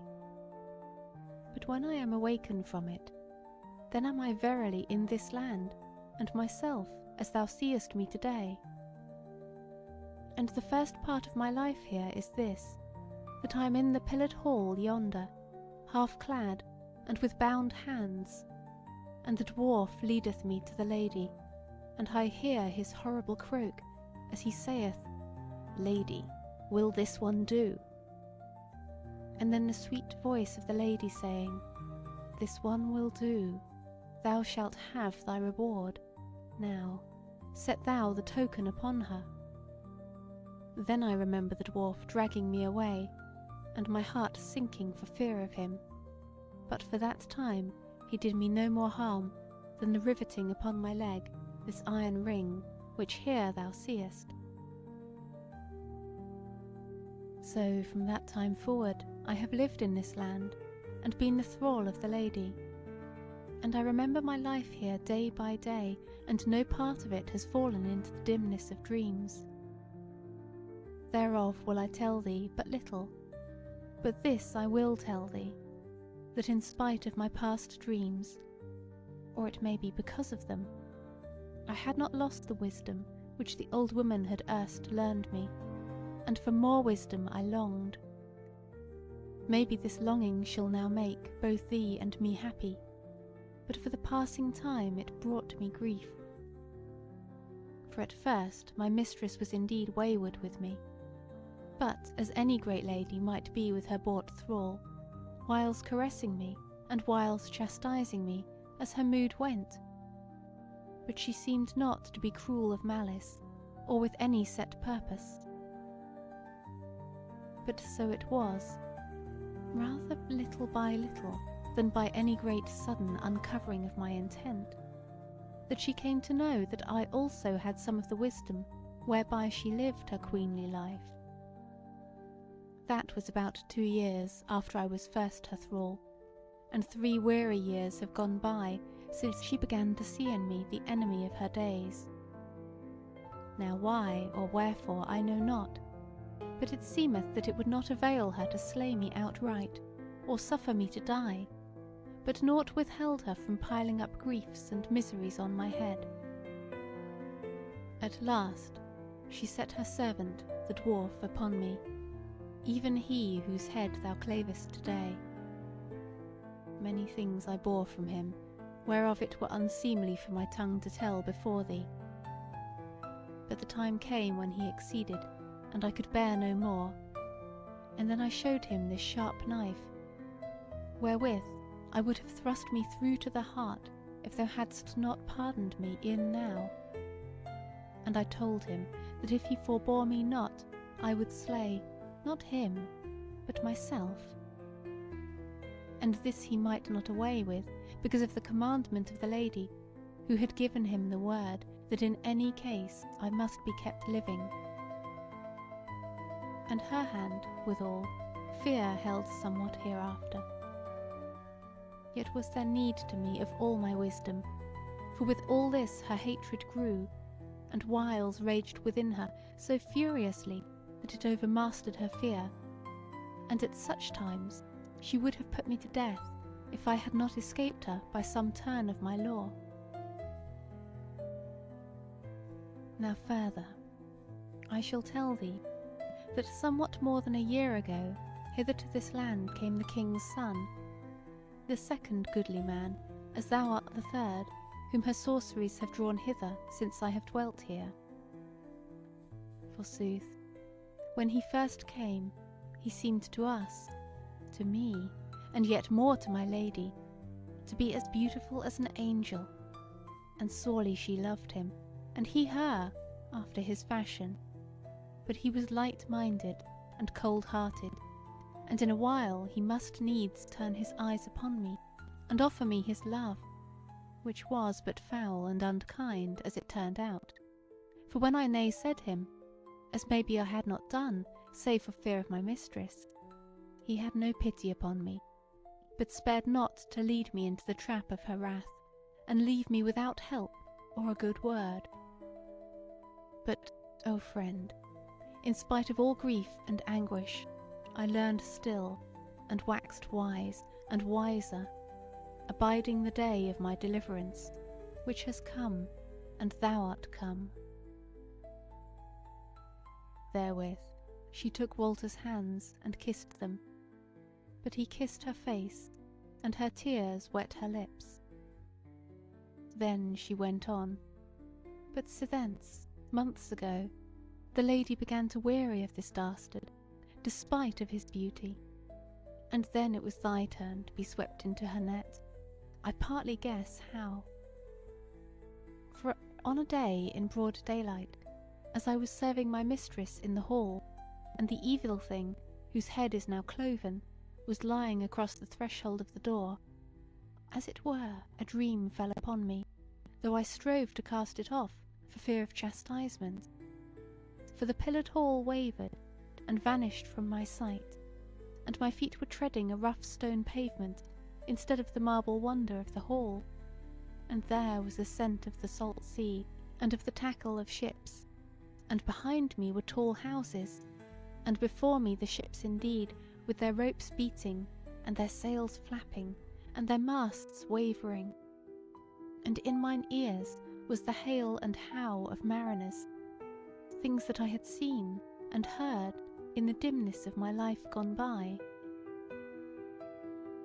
And there was I, and the dwarf before me, and the lady after me, going over the gangway aboard of a tall ship, and she gathered way, and was gotten out of the haven, and straightway I saw the mariners cast abroad their ancient.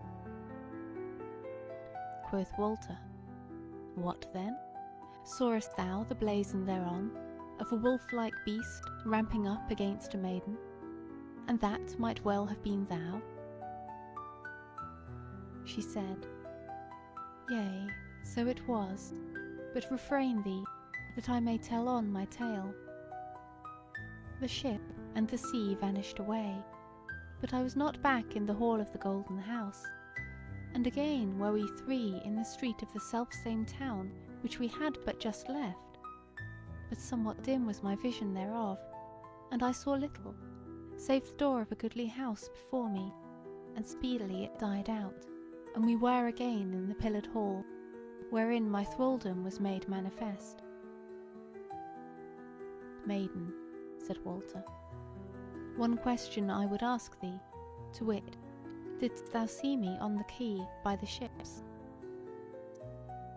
Nay, she said, there were many folk about, but they were all as images of the aliens to me.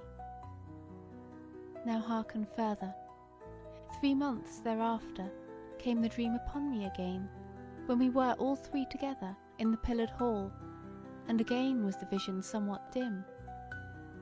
Once more we were in the street of a busy town, but all unlike to that other one, and there were men standing together on our right hands by the door of a house.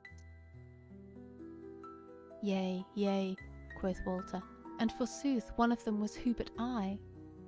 Refrain thee, beloved, she said, for my tale draweth to its ending, and I would have thee hearken heedfully, for maybe thou shalt once again deem my deed past pardon.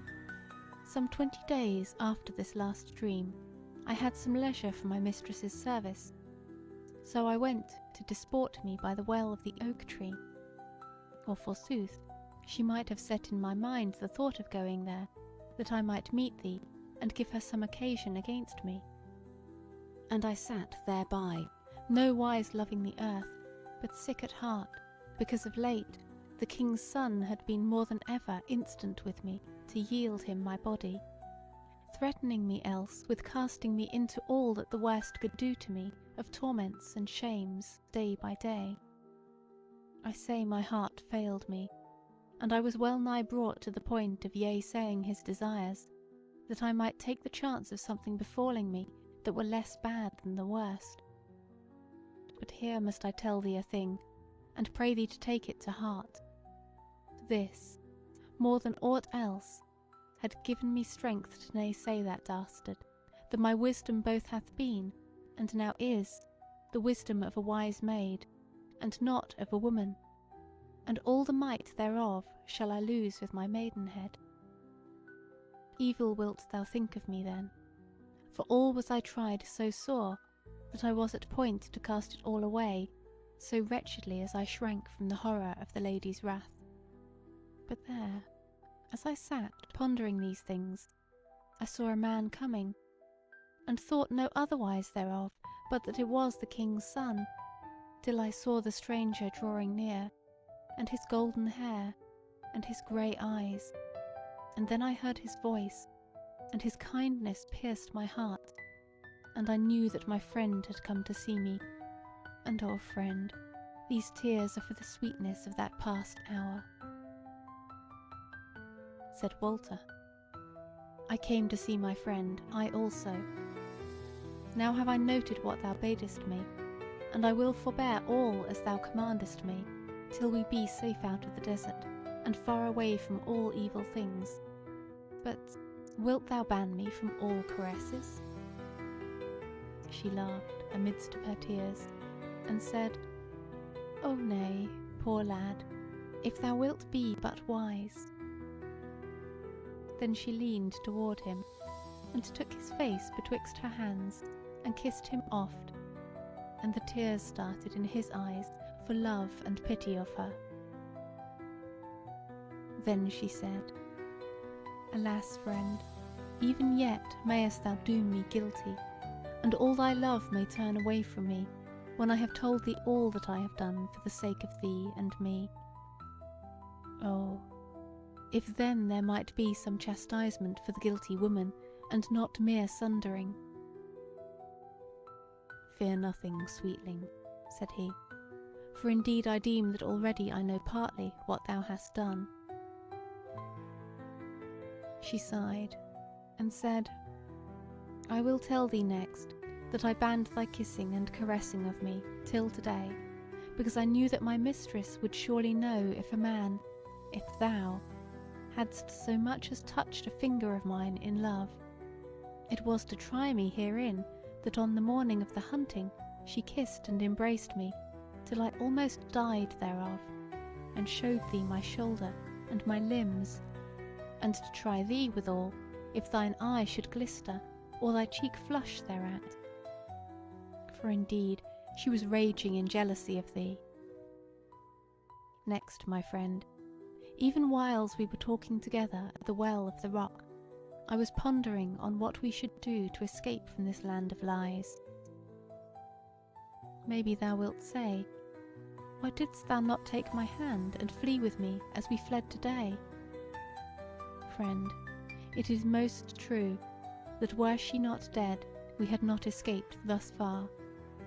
For her trackers would have followed us, set on by her, and brought us back to an evil fate. Therefore I tell thee, that from the first I did plot the death of those two, the dwarf and the mistress. For no otherwise mightest thou live, or I escape from death in life. But as to the dastard who threatened me with a thrall's pains, I heeded him naught to live or die, for well I knew that thy valiant sword, yea, or thy bare hands, would speedily tame him. Now first I knew that I must make a show of yielding to the king's son, and somewhat how I did therein thou knowest. But no night and no time did I give him to bed me, till after I had met thee, as thou wentest to the golden house, before the adventure of fetching the lion's skin. And up to that time I had scarce known what to do, save ever to bid thee, with sore grief and pain, to yield thee to the wicked woman's desire.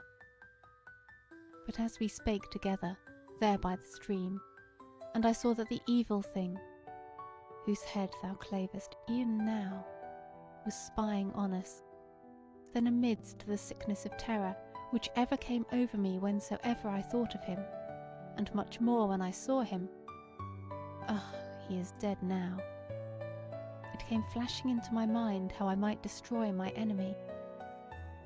Therefore I made the dwarf my messenger to her, by bidding thee to my bed in such wise that he might hear it. And wot thou well that he speedily carried her the tidings. Meanwhile I hastened to lie to the king's son, and all privily bade him come to me, and not thee.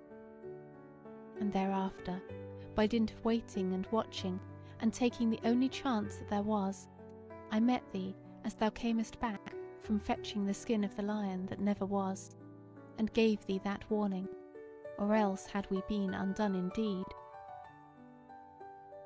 Said Walter, Was the lion of her making, or of thine then? She said, Of hers. Why should I deal with such a matter? Yea, said Walter, but she verily swooned, and she was verily wroth with the enemy. The maid smiled, and said, If her lie was not like very sooth, then had she not been the craftsmaster that I knew her. One may lie otherwise than with the tongue alone. Yet indeed her wrath against the enemy was naught feigned, for the enemy was even I, and in these latter days never did her wrath leave me. But to go on with my tale. Now doubt thou not that, when thou camest into the hall yester-eve, the mistress knew of thy counterfeit tryst with me, and meant naught but death for thee. Yet first would she have thee in her arms again. Therefore did she make much of thee at table, and that was partly for my torment also. And therefore did she make that tryst with thee, and deemed doubtless that thou wouldst not dare to forego it, even if thou shouldst go to me thereafter. Now I had trained that dastard to me, as I have told thee, but I gave him a sleepy draught, so that when I came to the bed he might not move toward me, nor open his eyes, but I lay down beside him, so that the lady might know that my body had been there, for well had she wotted if it had not. Then, as there I lay, I cast over him thy shape, so that none might have known but that thou wert lying by my side. And there, trembling, I abode what should befall. Thus I passed through the hour, whenas thou shouldest have been at her chamber, and the time of my tryst with thee was come as the mistress would be deeming, so that I looked for her speedily, and my heart well nigh failed me for fear of her cruelty. Presently then I heard a stirring in her chamber, and I slipped from out the bed, and hid me behind the hangings, and was like to die for fear of her. And lo, presently she came stealing in softly, holding a lamp in one hand, and a knife in the other. And I tell thee of a sooth that I also had a sharp knife in my hand, to defend my life if need were. She held the lamp up above her head, before she drew near to the bedside, and I heard her mutter, She is not there then, but she shall be taken. Then she went up to the bed, and stooped over it, and laid her hand on the place where I had lain, and therewith her eyes turned to that false image of thee lying there, and she fell a-trembling and shaking, and the lamp fell to the floor, and was quenched. But there was bright moonlight in the room, and still I could see what betid. But she uttered a noise like the low roar of a wild beast, and I saw her arm and hand rise up, and the flashing of the steel beneath the hand, and then down came the hand and the steel, and I went nigh to swooning, lest perchance I had wrought over well, and thine image were thy very self. The dastard died without a groan. Why should I lament him? I cannot. But the lady drew him toward her, and snatched the clothes from off his shoulders and breast, and fell a-gibbering, sounds mostly without meaning, but broken here and there with words. Then I heard her say, I shall forget, and the new days shall come. Then was there silence of her a little, and thereafter she cried out in a terrible voice, Oh no, no, no, I cannot forget, I cannot forget. And she raised a great wailing cry that filled all the night with horror. Didst thou not hear it? And caught up the knife from the bed, and thrust it into her breast, and fell down a dead heap over the bed, and onto the man whom she had slain. And then I thought of thee, and joy smote across my terror. How shall I gainsay it? And I fled away to thee, and I took thine hands in mine, thy dear hands, and we fled away together. Shall we be still together? He spoke slowly, and touched her not. And she, forbearing all sobbing and weeping, sat looking wistfully on him. He said, I think thou hast told me all, and whether thy guile slew her, or her own evil heart, she was slain last night, who lay in mine arms the night before. It was ill, and ill done of me, for I loved not her, but thee, and I wished for her death, that I might be with thee. Thou wottest this, and still thou lovest me, it may be overweeningly. What have I to say then? If there be any guilt of guile, I also was in the guile, and if there be any guilt of murder, I also was in the murder. Thus we say to each other, and to God and his hallows we say, we two have conspired to slay the woman who tormented one of us, and would have slain the other.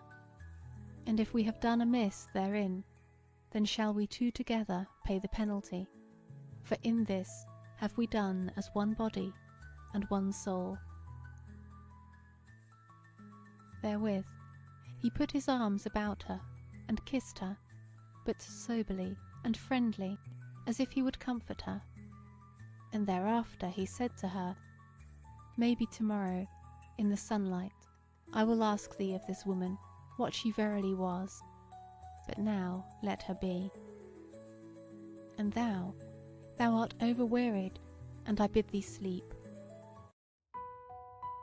So he went about, and gathered of bracken a great heap for her bed, and did his coat thereover, and led her thereto. And she lay down meekly, and smiled, and crossed her arms over her bosom, and presently fell asleep. But as for him, he watched by the fireside, till dawn began to glimmer, and then he also laid him down and slept. Chapter 25 of the triumphant summer array of the maid. When the day was bright, Walter arose, and met the maid coming from the river bank, fresh and rosy from the water. She paled a little when they met face to face, and she shrank from him shyly. But he took her hand and kissed her frankly, and the two were glad, and had no need to tell each other of their joy, though much else they deemed they had to say, could they have found words thereto. So they came to their fire, and sat down, and fell to breakfast. And ere they were done, the maid said, My master, thou seest we be come nigh unto the hill country, and to-day about sunset belike we shall come into the land of the bear folk. And both it is, that there is peril if we fall into their hands, and that we may scarce escape them. Yet I deem that we may deal with the peril by wisdom. What is the peril? Said Walter. I mean, what is the worst of it? Said the maid. To be offered up in sacrifice, to their God. But if we escape death at their hands, what then? Said Walter. One of two things, said she. The first, that they shall take us into their tribe. And will they sunder us in that case? Said Walter. Nay, said she. Walter laughed, and said, Therein is little harm then, but what is the other chance? Said she, that we leave them with their good will, and come back to one of the lands of Christendom. Said Walter, I am not all so sure that this is the better of the two choices, though forsooth thou seemest to think so. But tell me now, what like is their God, that they should offer up newcomers to him? Their God is a woman, she said, and the mother of their nation and tribes, or so they deem, before the days when they had chieftains and lords of battle. That will be long ago, said he. How then may she be living now? Said the maid, Doubtless that woman of yore agone is dead this many and many a year, but they take to them still a new woman, one after other, as they may happen on them, to be in the stead of the ancient mother. And to tell thee the very truth right out, she that lieth dead in the pillared hall was even the last of these, and now, if they knew it, they lack a God. This shall we tell them. Yea, yea, said Walter, a goodly welcome shall we have of them then, if we come amongst them with our hands red with the blood of their God. She smiled on him, and said, If I come amongst them with the tidings that I have slain her, and they trow therein, without doubt they shall make me lady and goddess in her stead. This is a strange word, said Walter, but if so they do, how shall that further us in reaching the kindreds of the world, and the folk of Holy Church? She laughed outright, so joyous was she grown, now that she knew that his life was yet to be a part of hers. Sweetheart, she said, now I see that thou desirest wholly what I desire. Yet in any case, abiding with them would be living and not dying, even as thou hadst it e'en now. But forsooth, they will not hinder our departure, if they deem me their God. They do not look for it, nor desire it, that their God should dwell with them daily. Have no fear. Then she laughed again, and said, What? Thou lookest on me, and deemest me to be but a sorry image of a goddess, and me with my scanty coat, and bare arms, and naked feet.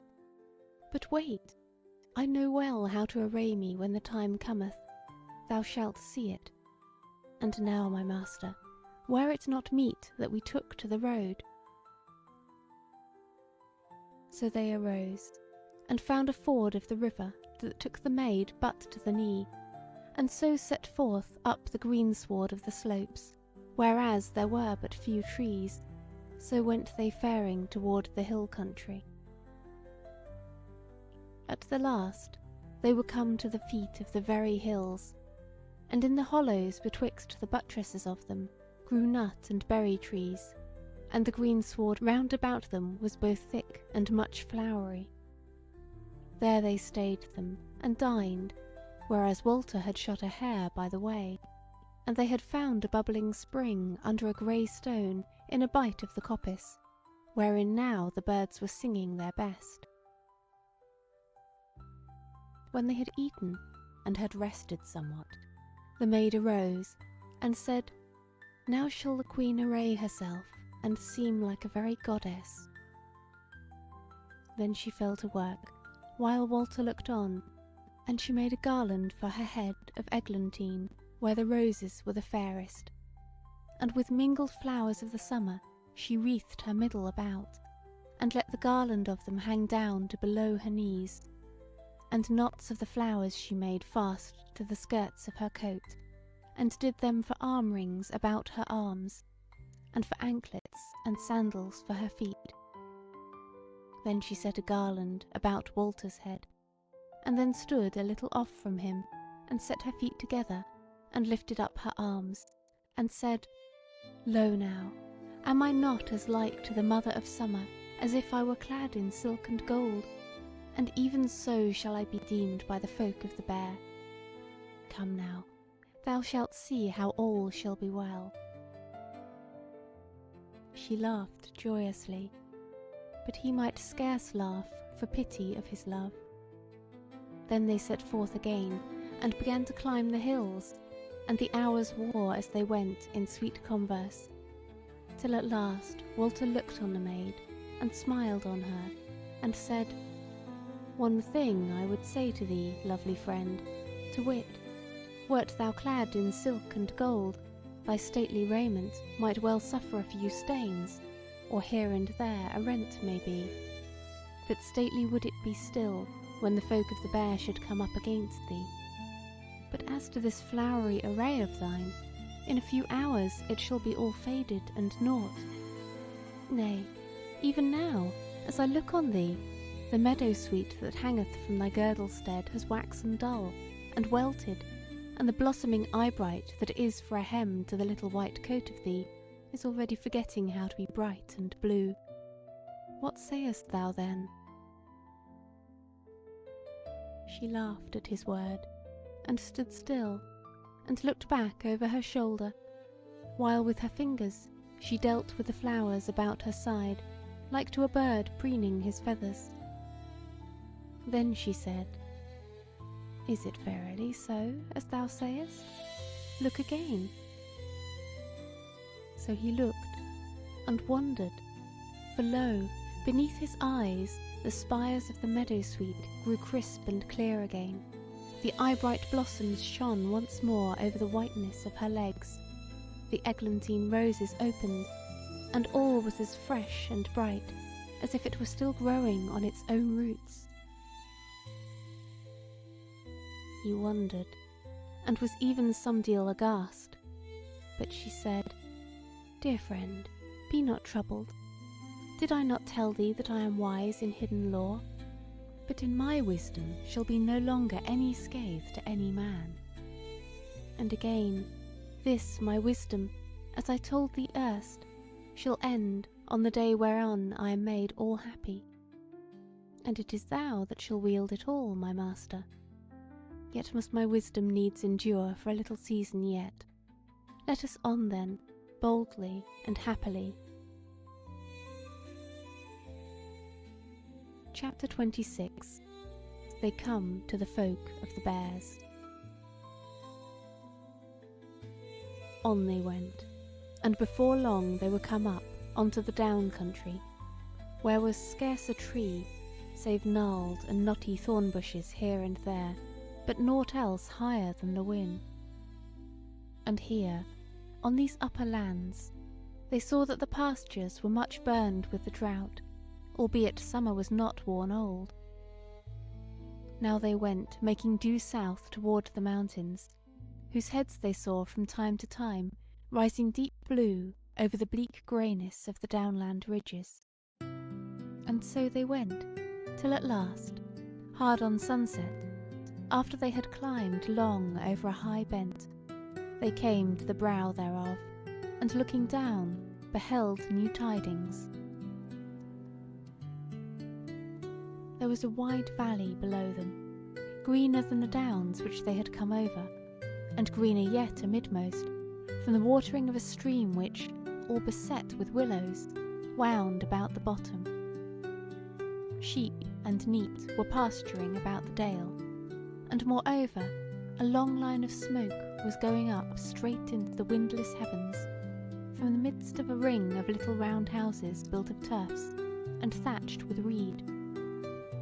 And beyond that, toward an east-lying bight of the dale, they could see what looked like to a doom ring of big stones, though there were no rocky places in that land.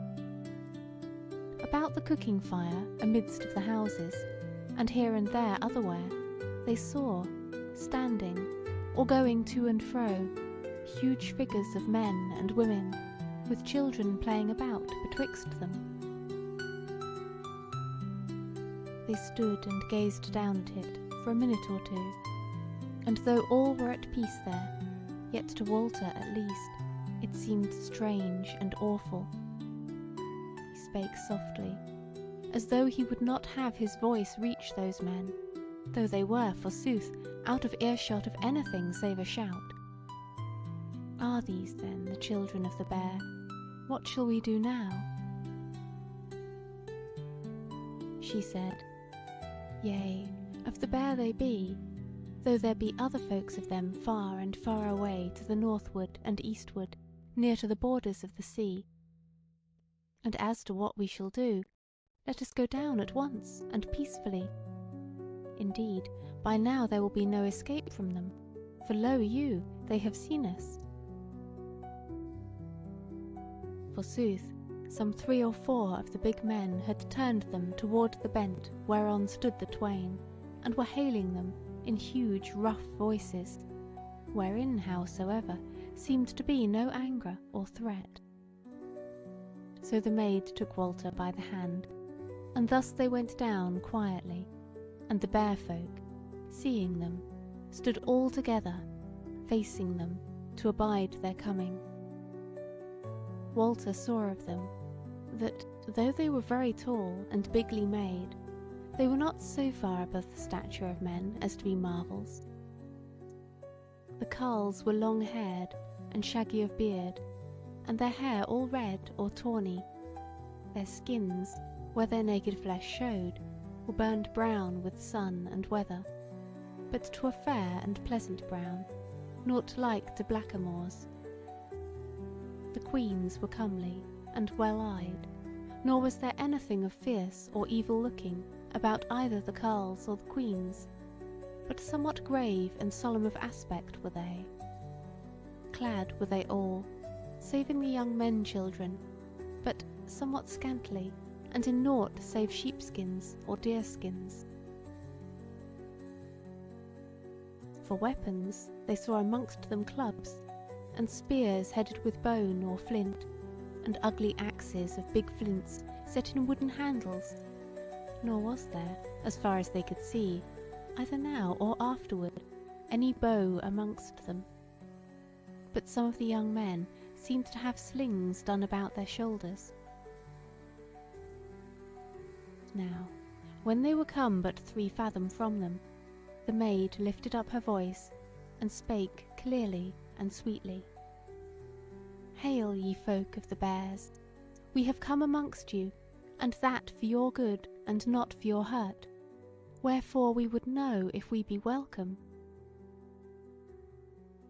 There was an old man who stood foremost in the midst, clad in a mantle of deerskins worked very goodly, and with a gold ring on his arm, and a chaplet of blue stones on his head, and he spake, Little are ye, but so goodly, that if ye were but bigger, we should deem that ye were come from the God's house.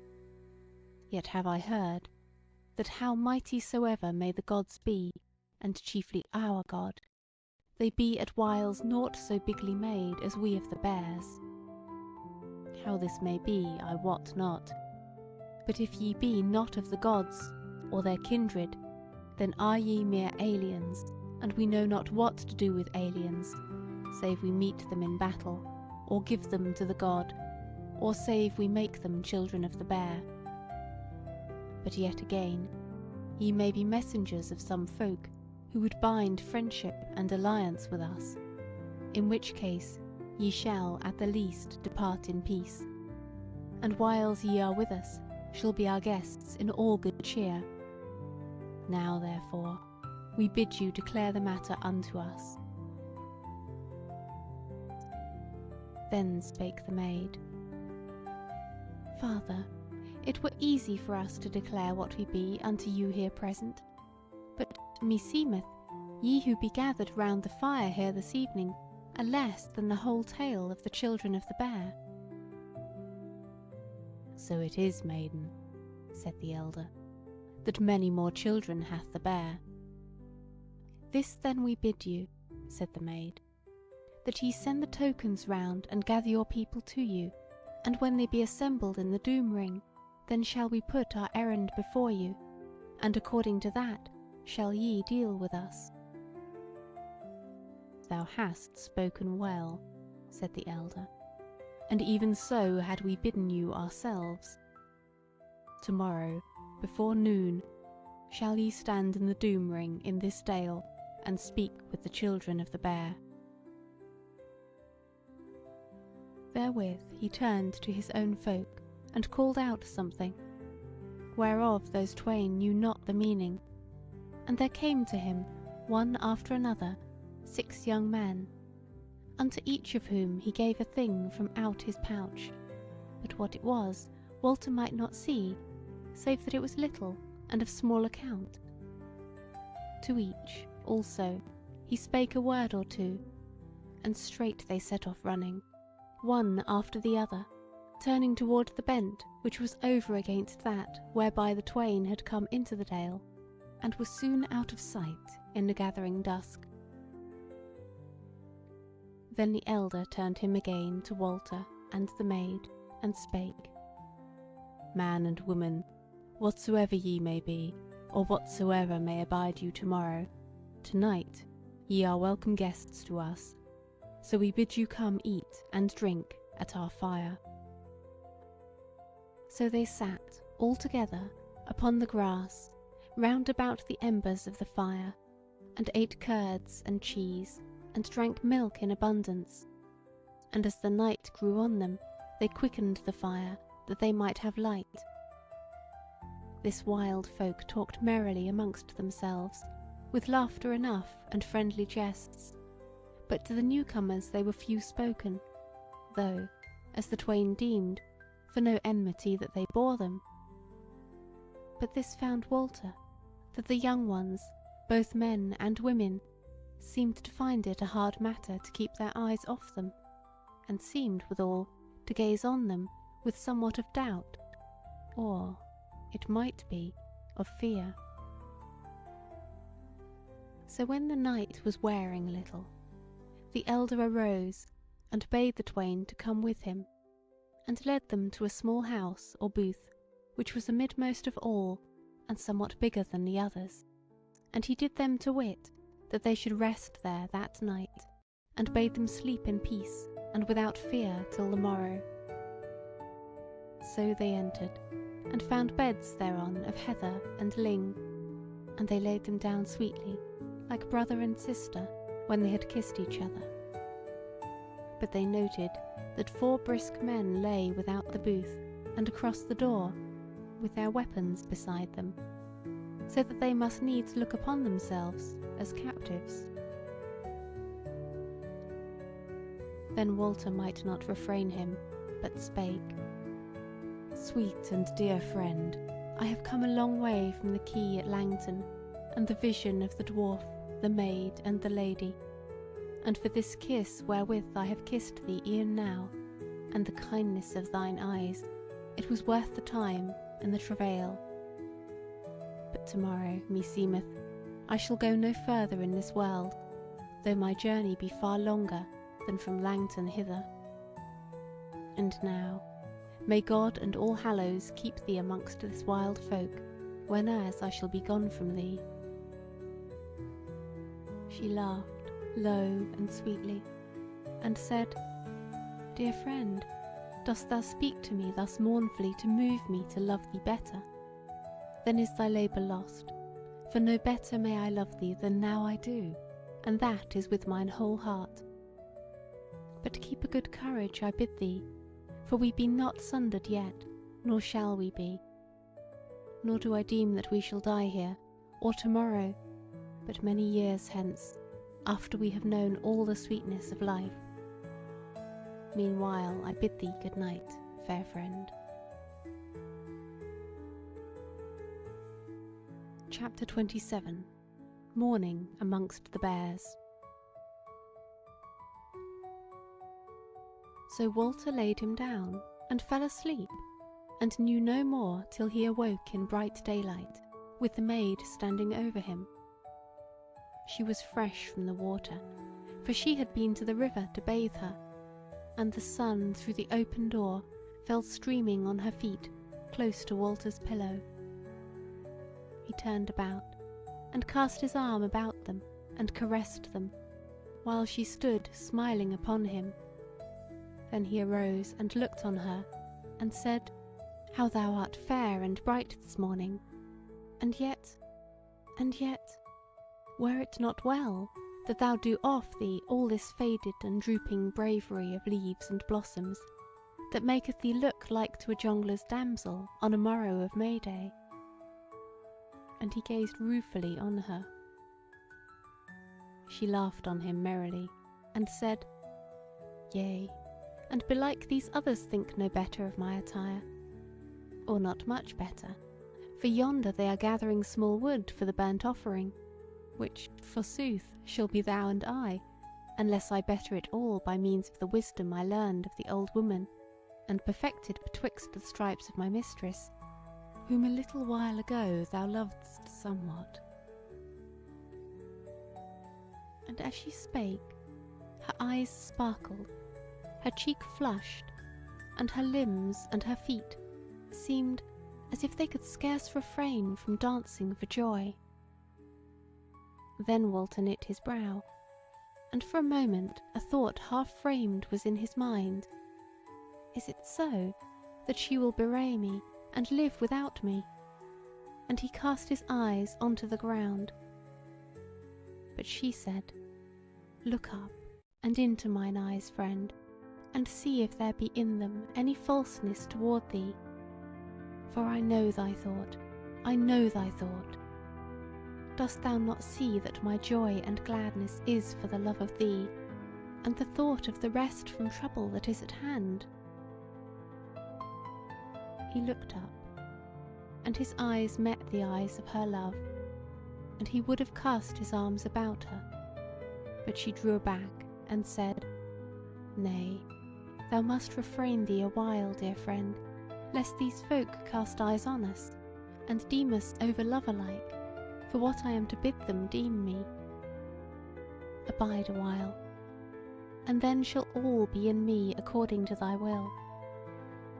But now I must tell thee that it is not very far from noon, and that the bears are streaming into the dale, and already there is a host of men at the doom ring, and as I said, the bale for the burnt offering is well nigh dight, whether it be for us or for some other creature. And now I have to bid thee this, and it will be a thing easy for thee to do, to wit, that thou look as if thou wert of the race of the gods, and not to blench, or show sign of blenching, whatever betide. To yea say both my yea say, and my nay say, and lastly this, which is the only hard thing for thee, but thou hast already done it before somewhat, to look upon me with no masterful eyes of love, nor as if thou wert at once praying me and commanding me. Rather, thou shalt so demean thee, as if thou wert my man all simply, and no wise my master." "O friend beloved," said Walter, "here at least art thou the master, and I will do all thy bidding, in certain hope of this, that either we shall live together or die together." But as they spoke, in came the elder, and with him a young maiden, bearing with them their breakfast of curds and cream and strawberries, and he bade them eat. So they ate, and were not unmerry, and the while of their eating the elder talked with them soberly, but not hardly, or with any seeming enmity, and ever his talk gat on to the drought, which was now burning up the down pastures, and how the grass in the watered dales, which was no wide spread of land, would not hold out much longer unless the gods sent them rain.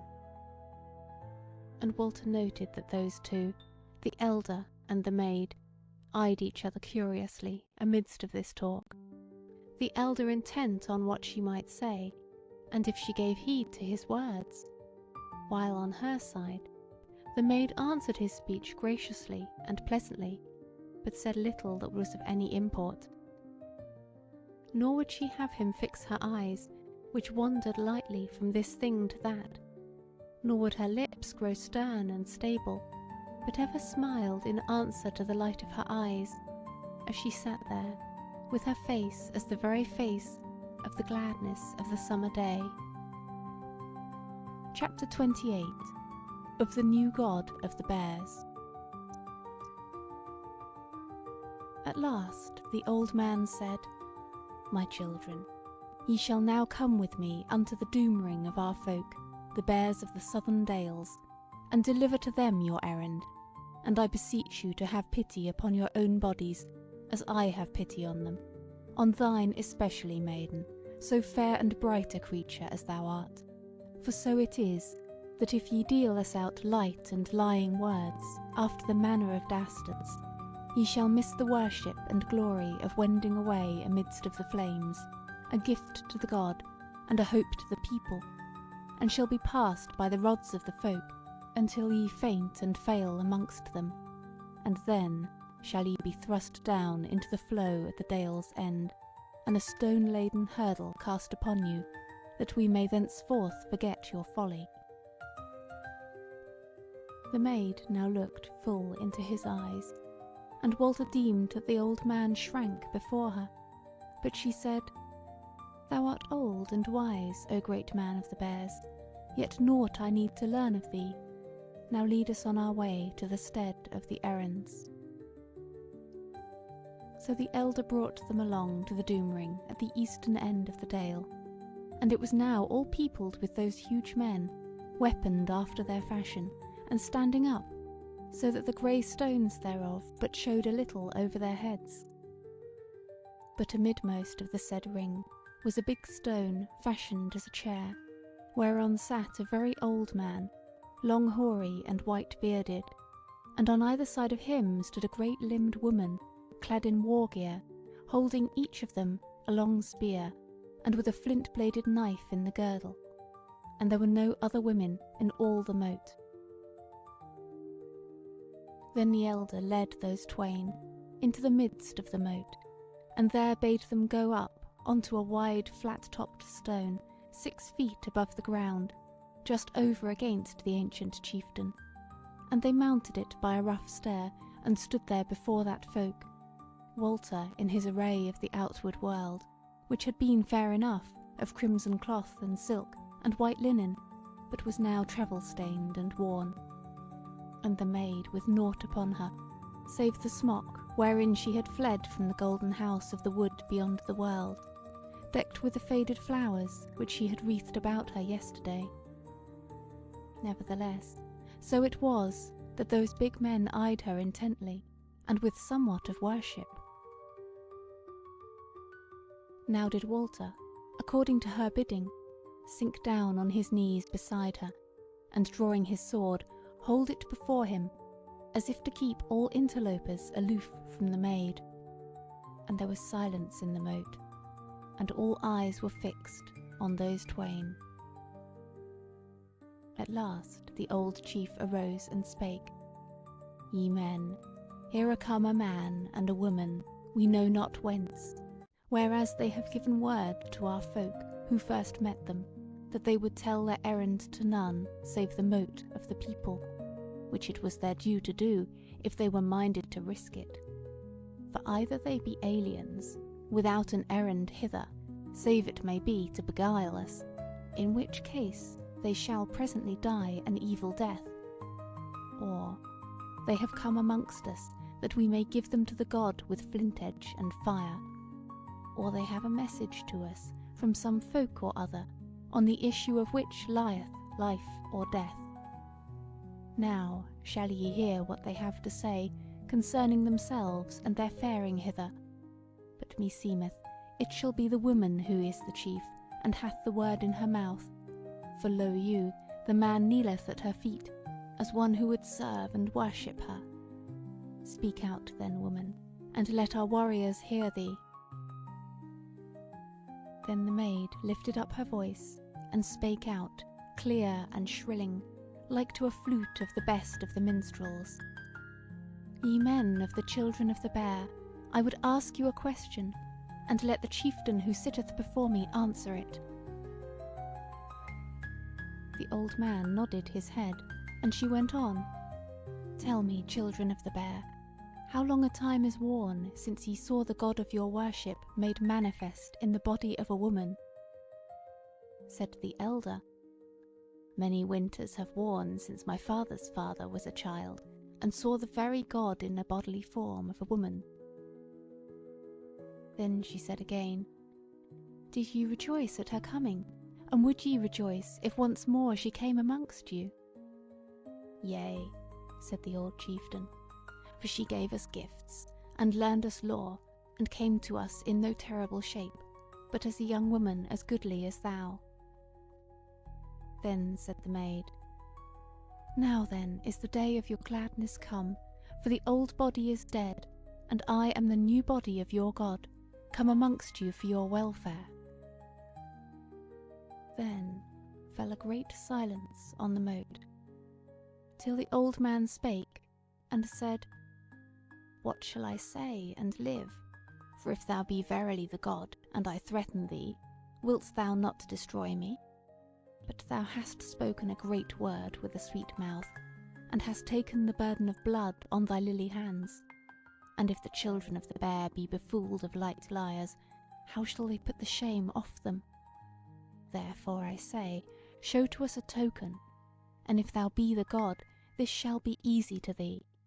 And if thou show it not, then is thy falsehood manifest, and thou shalt dree the weird.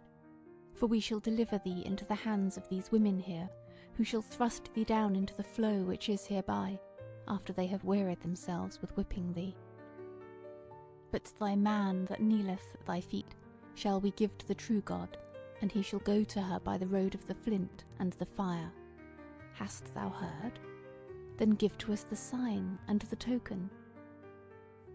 She changed countenance no whit at his word, but her eyes were the brighter, and her cheek the fresher, and her feet moved a little, as if they were growing glad before the dance. And she looked out over the moat, and spake in her clear voice, "Old man, thou needest not to fear for thy words. Forsooth it is not me whom thou threatenest with stripes and a foul death, but some light fool and liar, who is not here. Now hearken. I wot well that ye would have somewhat of me, to wit, that I should send you rain to end this drought, which otherwise seemeth like to lie long upon you. But this rain, I must go into the mountains of the south to fetch it you. Therefore shall certain of your warriors bring me on my way, with this, my man, up to the great pass of the said mountains, and we shall set thitherward this very day." She was silent a while, and all looked on her, but none spake or moved, so that they seemed as images of stone amongst the stones. Then she spake again, and said, "Some would say, men of the Bear, that this were a sign and a token great enough.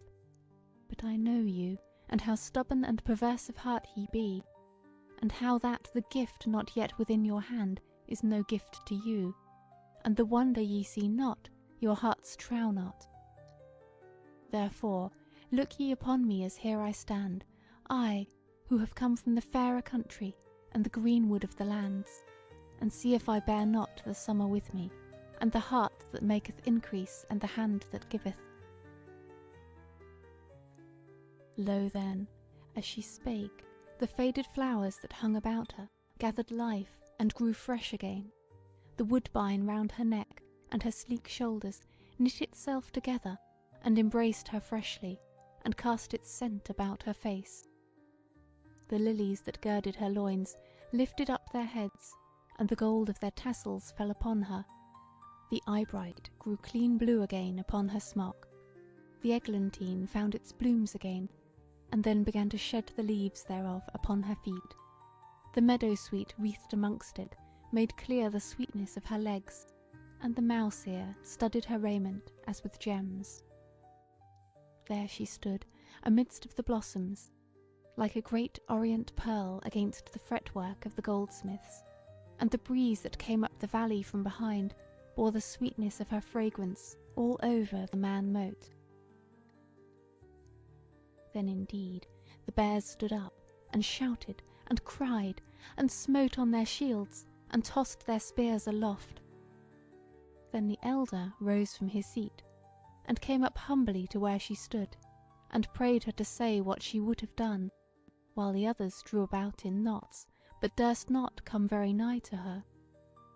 She answered the ancient chief, and said that she would depart presently toward the mountains, whereby she might send them the rain which they lacked, and that thence she would away to the southward for a while, but that they should hear of her, or, it might be, see her, before they who were now of middle age should be gone to their fathers. Then the old man besought her that they might make her a litter of fragrant green boughs, and so bear her away toward the mountain pass, amidst the triumph of the whole folk.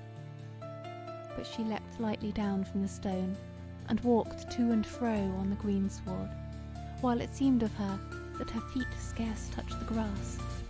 And she spake to the ancient chief, where he still kneeled in worship of her, and said, Nay, deemest thou of me that I need bearing by men's hands, or that I shall tire at all when I am doing my will, and I, the very heart of the year's increase? So it is that the going of my feet over your pastures shall make them to thrive both this year and the coming years. Surely will I go afoot. So they worshipped her the more, and blessed her. And then first of all they brought meat, the daintiest they might, for both her and for Walter. But they would not look on the maid while she ate, or suffer Walter to behold her the while. Afterwards, when they had eaten, some 20 men, weaponed after their fashion, made them ready to wend with the maiden up into the mountains, and anon they set out thitherward all together. Howbeit, the huge men held them ever somewhat aloof from the maid, and when they came to the resting place for that night, where was no house, for it was up amongst the foothills before the mountains, then it was a wonder to see how carefully they built up a sleeping place for her, and tilted it over with their skin cloaks, and how they watched night long about her. But Walter they let sleep peacefully on the grass, a little way aloof from the watchers round the maid. Chapter 29. Walter strays in the pass, and is sundered from the maid. Morning came, and they arose and went on their ways, and went all day till the sun was nigh set, and they were come up into the very pass, and in the jaws thereof was an earthen howe. There the maid bade them stay, and she went up unto the howe, and stood there and spake to them, and said, O men of the Bear, I give you thanks for your following, and I bless you, and promise you the increase of the earth. But now ye shall turn aback, and leave me to go my ways, and my man with the iron sword shall follow me. Now, maybe, I shall come amongst the Bear folk again before long, and yet again, and learn them wisdom, but for this time it is enough. And I shall tell you that ye were best to hasten home straightway to your houses in the downland dales, for the weather which I have bidden for you is even now coming forth from the forge of storms in the heart of the mountains. Now this last word I give you, that times are changed since I wore the last shape of God that ye have seen, wherefore a change I command you. If so be aliens come amongst you, I will not that ye send them to me by the flint and the fire. Rather, unless they be baleful unto you, and worthy of an evil death, ye shall suffer them to abide with you. Ye shall make them become children of the bears, if they be goodly enough and worthy, and they shall be my children as ye be. Otherwise, if they be ill-favoured and weakling, let them live and be thralls to you, but not joined with you, man to woman. Now depart ye with my blessing. Therewith she came down from the mound, and went her ways up the pass so lightly that it was to Walter, standing amongst the bears, as if she had vanished away. But the men of that folk abode standing and worshipping their God for a little while, and that while he durst not sunder him from their company.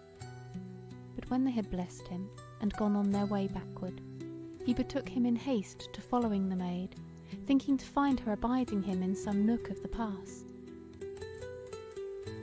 Howsoever, it was now twilight or more, and, for all his haste, dark night overtook him, so that perforce he was stayed amidst the tangle of the mountain ways.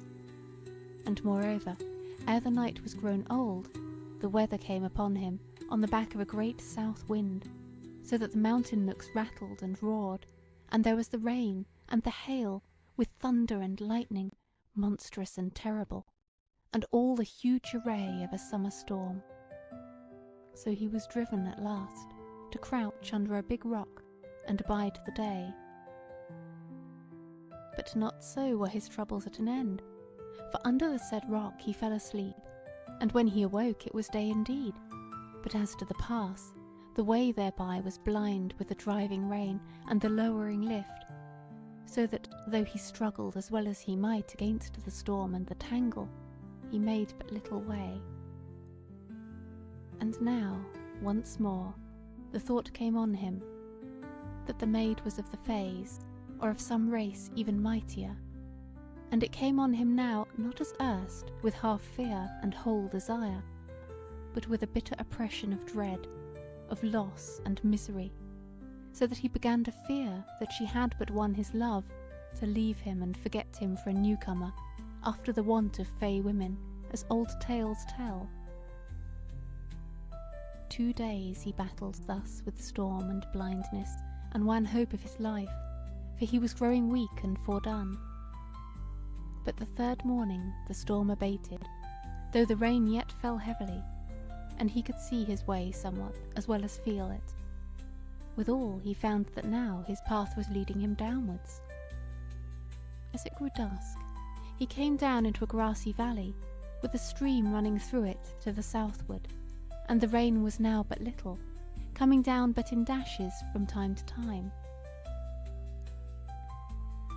So he crept down to the stream side, and lay amongst the bushes there, and said to himself that on the morrow he would get him victual, so that he might live to seek his maiden through the wide world. He was of somewhat better heart, but now that he was laid quiet, and had no more for that present to trouble him about the way, the anguish of his loss fell upon him the keener, and he might not refrain him from lamenting his dear maiden aloud, as one who deemed himself in the empty wilderness, and thus he lamented for her sweetness and her loveliness, and the kindness of her voice and her speech and her mirth. Then he fell to crying out concerning the beauty of her shaping, praising the parts of her body, as her face, and her hands, and her shoulders, and her feet, and cursing the evil fate which had sundered him from the friendliness of her and the peerless fashion of her. Chapter 30. Now they meet again. Complaining thus wise, he fell asleep from sheer weariness, and when he awoke it was broad day, calm and bright and cloudless, with the scent of the earth refreshed going up into the heavens, and the birds singing sweetly in the bushes about him. For the dale whereunto he was now come was a fair and lovely place amidst the shelving slopes of the mountains, a paradise of the wilderness, and naught but pleasant and sweet things were to be seen there, now that the morn was so clear and sunny. He arose, and looked about him, and saw where, 100 yards aloof, was a thicket of small wood, as thorn and elder and whitebeam, all wreathed about with the bines of wayfaring tree. It hid a bite of the stream, which turned round about it, and betwixt it and Walter was the grass short and thick and sweet, and all beset with flowers. And he said to himself that it was even such a place as wherein the angels were leading the blessed in the great painted paradise in the choir of the big church at Langton-on-Holm. But lo, as he looked, he cried aloud for joy, for forth from the thicket, onto the flowery grass came one like to an angel from out of the said picture, white clad and barefoot, sweet of flesh, with bright eyes and ruddy cheeks, for it was the maid herself. So he ran to her, and she abode him, holding forth kind hands to him, and smiling, while she wept for joy of the meeting.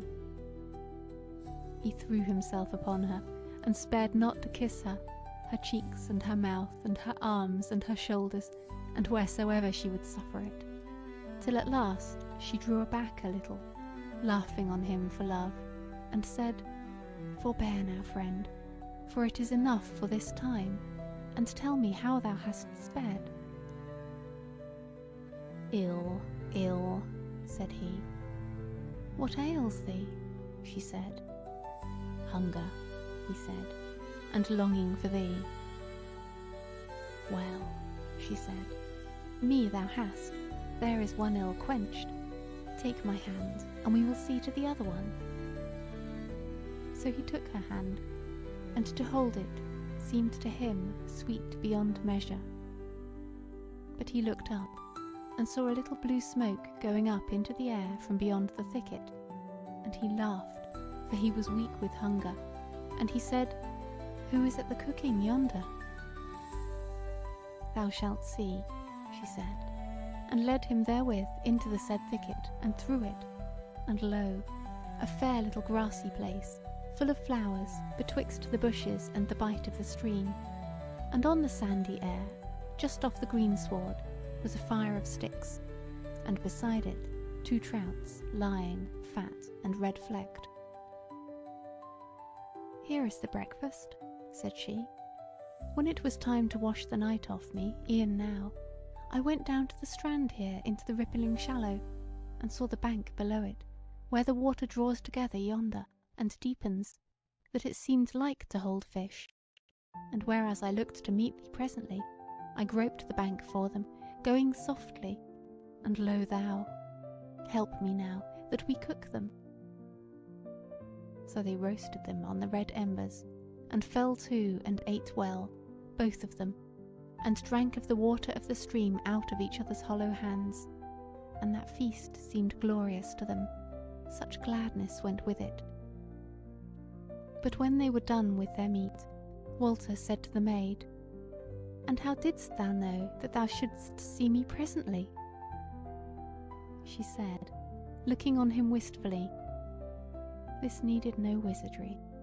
I lay not so far from thee last night, but that I heard thy voice and knew it." Said he, "Why didst thou not come to me then, since thou heardest me bemoaning thee?" She cast her eyes down, and plucked at the flowers and grass, and said, "It was dear to hear thee praising me. I knew not before that I was so sore desired, or that thou hadst taken such note of my body, and found it so dear." Then she reddened sorely, and said, "I knew not that aught of me had such beauty as thou didst bewail." And she wept for joy.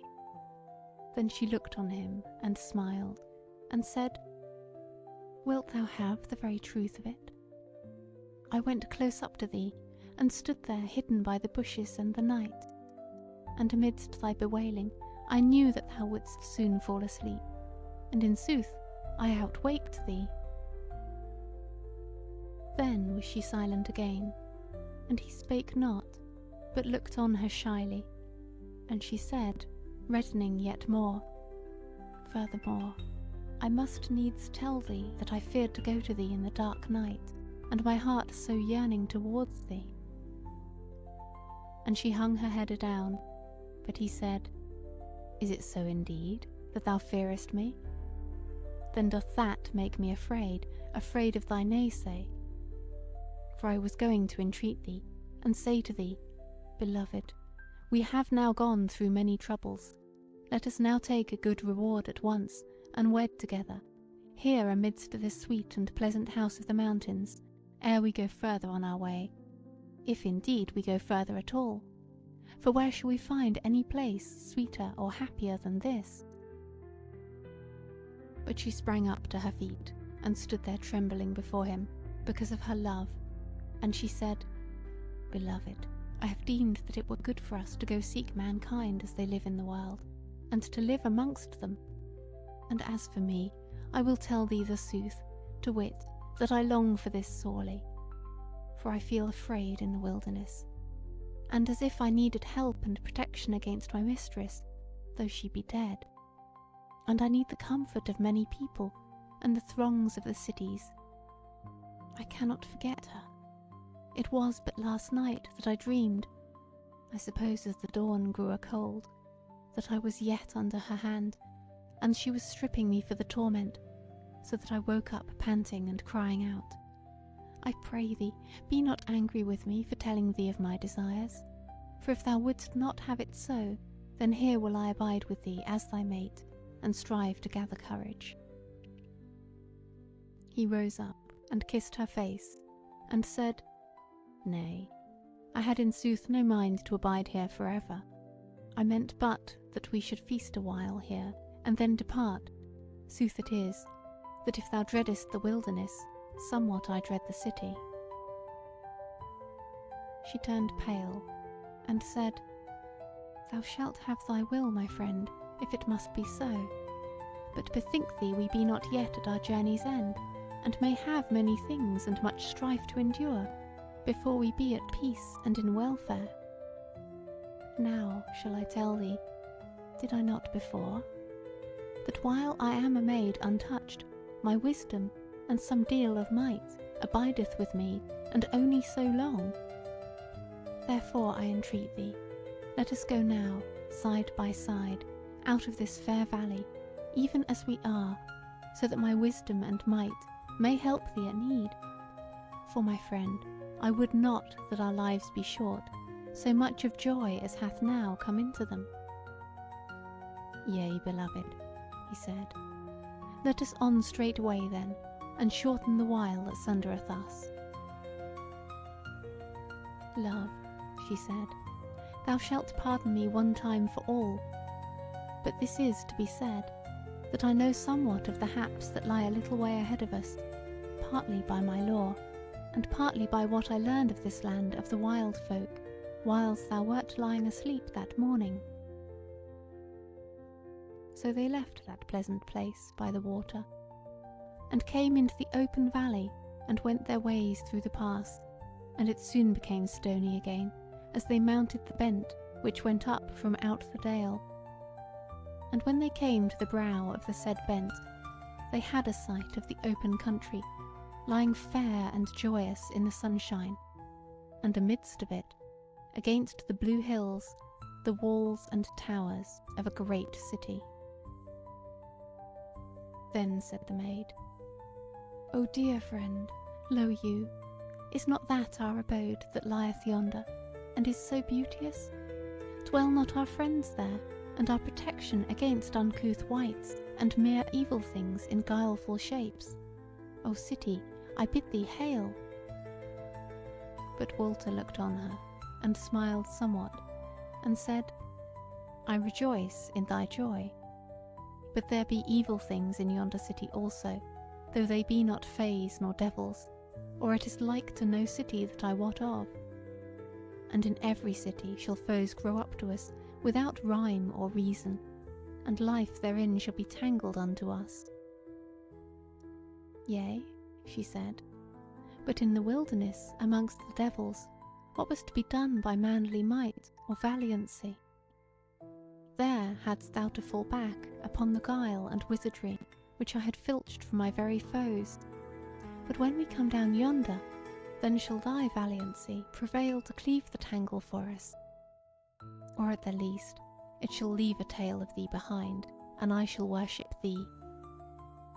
He laughed, and his face grew brighter. "Mastery mows the meadow," quoth he, "and one man is of little might against many. But I promise thee I shall not be slothful before thee." Chapter 31. They come upon new folk. With that they went down from the bent again, and came to where the pass narrowed so much that they went betwixt a steep wall of rock on either side. But after an hour's going, the said wall gave back suddenly, and, or they were ware almost, they came on another dell like to that which they had left, but not so fair, though it was grassy and well watered, and not so big either. But here indeed befell a change to them, for lo, tents and pavilions pitched in the said valley, and amidst of it a throng of men, mostly weaponed, and with horses ready saddled at hand. So they stayed their feet, and Walter's heart failed him, for he said to himself, Who wotteth what these men may be, save that they be aliens? It is most like that we shall be taken as thralls, and then at the best we shall be sundered, and that is all one with the worst. But the maid, when she saw the horses, and the gay tents, and the pennons fluttering, and the glitter of spears, and gleaming of white armour, smote her palms together for joy, and cried out, Here now are come the folk of the city for our welcoming, and fair and lovely are they, and of many things shall they be thinking, and a many things shall they do, and we shall be partakers thereof. Come then, and let us meet them, fair friend. But Walter said, Alas, thou knowest not, would that we might flee, but now is it over late, so put we a good face on it, and go to them quietly, as erewhile we did in the Bear country. So did they, and there sundered 6 from the men-at-arms, and came to those twain, and made humble obeisance to Walter, but spake no word. Then they made as they would lead them to the others, and the twain went with them wondering, and came in to the ring of men-at-arms, and stood before an old hoar knight, armed all save his head with most goodly armour, and he also bowed before Walter, but spake no word. Then they took them to the master pavilion, and made signs to them to sit, and they brought them dainty meat and good wine. And the while of their eating arose up a stir about them, and when they were done with their meat, the ancient knight came to them, still bowing in courteous wise, and did them to wit by signs that they should depart. And when they were without, they saw all the other tents struck, and men beginning to busy them with striking the pavilion, and the others mounted and ranked in good order for the road. And there were 2 horse litters before them, wherein they were bidden to mount, Walter in one, and the maid in the other, and no otherwise might they do. Then presently was a horn blown, and all took to the road together, and Walter saw betwixt the curtains of the litter that men-at-arms rode on either side of him, albeit they had left him his sword by his side. So they went down the mountain passes, and before sunset were gotten into the plain, but they made no stay for nightfall, save to eat a morsel and drink a draught, going through the night as men who knew their way well. As they went, Walter wondered what would betide, and if, peradventure, they also would be for offering them up to their gods, whereas they were aliens for certain, and belike also Saracens. Moreover, there was a cold fear at his heart that he should be sundered from the maid, whereas their masters now were mighty men of war, holding in their hands that which all men desire, to wit, the manifest beauty of a woman. Yet he strove to think the best of it that he might. And so, at last, when the night was far spent, and dawn was at hand, they stayed at a great and mighty gate in a huge wall. There they blew loudly on the horn thrice, and thereafter the gates were opened, and they all passed through into a street, which seemed to Walter in the glimmer to be both great and goodly amongst the abodes of men. Then it was but a little ere they came into a square, wide spreading, one side whereof Walter took to be the front of a most goodly house. There the doors of the court opened to them, or ever the horn might blow, though forsooth blow it did loudly 3 times. All they entered therein, and men came to Walter, and signed to him to alight. So did he, and would have tarried to look about for the maid, but they suffered it not, but led him up a huge stair into a chamber, very great, and but dimly lighted because of its greatness. Then they brought him to a bed dight as fair as might be, and made signs to him to strip and lie therein. Perforce he did so, and then they bore away his raiment and left him lying there. So he lay there quietly, deeming it no avail for him, a mother-naked man, to seek escape thence, but it was long ere he might sleep, because of his trouble of mind. At last, pure weariness got the better of his hopes and fears, and he fell into slumber just as the dawn was passing into day. Chapter 32 of the New King of the City and Land of Starkwall. When he awoke again, the sun was shining brightly into that chamber, and he looked, and beheld that it was peerless of beauty and riches amongst all that he had ever seen. The ceiling done with gold and oversea blue, the walls hung with arras of the finest, though he might not tell what was the history done therein. The chairs and stools were of a carven work, well bepainted, and amidmost was a great ivory chair under a cloth of estate, of bawdekin of gold and green, much bepearled, and all the floor was of fine work Alexandrine. He looked on all this, wondering what had befallen him, when lo, there came folk into the chamber, to wit, 2 serving men well bedight, and 3 old men clad in rich gowns of silk. These came to him, and, still by signs, without speech, bade him arise and come with them. And when he bade them look to it that he was naked, and laughed doubtfully, they neither laughed in answer, nor offered him any raiment, but still would have him arise, and he did so perforce. They brought him with them out of the chamber, and through certain passages pillared and goodly, till they came to a bath as fair as any might be, and there the serving men washed him carefully and tenderly, the old men looking on the while. When it was done, still they offered not to clothe him, but led him out and through the passages again back to the chamber. Only this time he must pass between a double hedge of men, some weaponed, some in peaceful array, but all clad gloriously, and full chieftain-like of aspect, either for valiancy or wisdom. In the chamber itself was now a concourse of men, of great estate by deeming of their array, but all these were standing orderly in a ring about the ivory chair aforesaid. Now said Walter to himself, surely all this looks toward the knife and the altar for me, but he kept a stout countenance despite of all. So they led him up to the ivory chair, and he beheld on either side thereof a bench, and on each was laid a set of raiment, from the shirt upwards. But there was much diversity betwixt these arrays.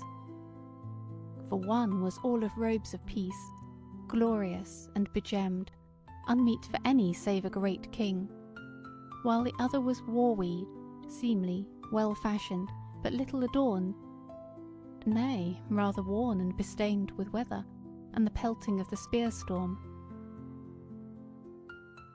Now those old men signed to Walter to take which of those raiments he would, and do it on.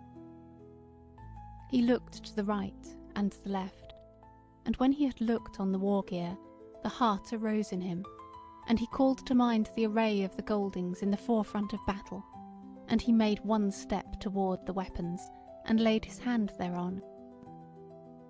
Then ran a glad murmur through that concourse, and the old men drew up to him smiling and joyous, and helped him to do them on, and as he took up the helm, he noted that over its broad brown iron sat a golden crown. So when he was clad and weaponed, girt with a sword, and a steel axe in his hand, the elders showed him to the ivory throne, and he laid the axe on the arm of the chair, and drew forth the sword from the scabbard, and sat him down, and laid the ancient blade across his knees. Then he looked about on those great men, and spake. How long shall we speak no word to each other? Or is it so that God hath stricken you dumb? Then all they cried out with one voice, All hail to the King of battle! Spake Walter, If I be king, will ye do my will as I bid you? Answered the elder, Naught have we will to do, Lord, save as thou biddest. Said Walter, Thou then, wilt thou answer a question in all truth? Yea, Lord, said the elder, if I may live afterward. Then said Walter, The woman that came with me into your camp of the mountain, what hath befallen her? The elder answered, Naught hath befallen her, either of good or evil, save that she hath slept, and eaten, and bathed her. What then is the king's pleasure concerning her? That ye bring her hither to me straightway, said Walter. Yea, said the elder, and in what guise shall we bring her hither? Shall she be arrayed as a servant or a great lady? Then Walter pondered a while, and spake at last. Ask her what is her will herein, and as she will have it, so let it be. But set ye another chair beside mine, and lead her thereto. Thou, wise old man, send one or two to bring her in hither, but abide thou, for I have a question or two to ask of thee yet. And ye lords, abide here the coming of my she-fellow, if it weary you not. So the elder spake to 3 of the most honourable of the lords, and they went their ways to bring in the maid. Chapter 33. Concerning the fashion of king-making in Starkwall. Meanwhile the king spake to the elder, and said, Now tell me whereof I am become king, and what is the fashion and cause of the king-making, for wondrous it is to me, whereas I am but an alien amidst of mighty men. Lord, said the old man, thou art become king of a mighty city, which hath under it many other cities and wide lands, and havens by the seaside, and which lacketh no wealth which men desire. Many wise men dwell therein, and of fools not more than in other lands. A valiant host shall follow thee to battle, when needs must thou wend afield. A host not to be withstood, save by the ancient godfolk, if any of them were left upon the earth, as belike none are. And as to the name of our said city, it hight the city of the Starkwall, or more shortly, Starkwall. Now, as to the fashion of our king-making, if our king dieth, and leaveth an heir male, begotten of his body, then is he king after him. But if he die, and leave no heir, then send we out a great lord, with knights and sergeants, to that pass of the mountain whereto ye came yesterday, and the first man that cometh unto them they take and lead to the city, as they did with thee, Lord. For we believe and trow that of old time our forefathers came down from the mountains by that same pass, poor and rude, but full of valiancy, before they conquered these lands, and builded the Starkwall. But now, furthermore, when we have gotten the said wanderer, and brought him home to our city, we behold him mother naked, all the great men of us, both sages and warriors. Then, if we find him ill-fashioned and counterfeit of his body, we roll him in a great carpet till he dies. Or whiles, if he be but a simple man, and without guile, we deliver him for thrall to some artificer amongst us, as a shoemaker, a wright, or what not, and so forget him. But in either case we make as if no such man had come to us, and we send again the Lord and his knights to watch the past. For we say that such a one the fathers of old time have not sent us. But again, when we have seen to the newcomer that he is well fashioned of his body, all is not done, for we deem that never would the fathers send us a dolt or a craven to be our king. Therefore we bid the naked one take to him which he will of these raiments, either the ancient armour, which now thou bearest, Lord, or this golden raiment here. And if he take the war gear, as thou takedst it, King, it is well. But if he take the raiment of peace, then hath he the choice either to be thrall of some good man of the city, or to be proven how wise he may be, and so fare the narrow edge betwixt death and kingship. For if he fall short of his wisdom, then shall he die the death. Thus is thy question answered, King, and praise be to the fathers that they have sent us one whom none may doubt, either for wisdom or valiancy. Chapter 34. Now cometh the maid to the king.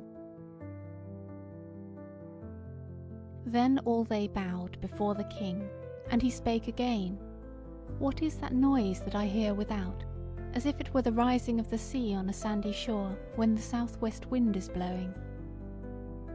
Then the elder opened his mouth to answer, but before he might get out the word, there was a stir without the chamber door, and the throng parted, and lo, amidst of them came the maid, and she yet clad in naught save the white coat wherewith she had won through the wilderness, save that on her head was a garland of red roses, and her middle was wreathed with the same.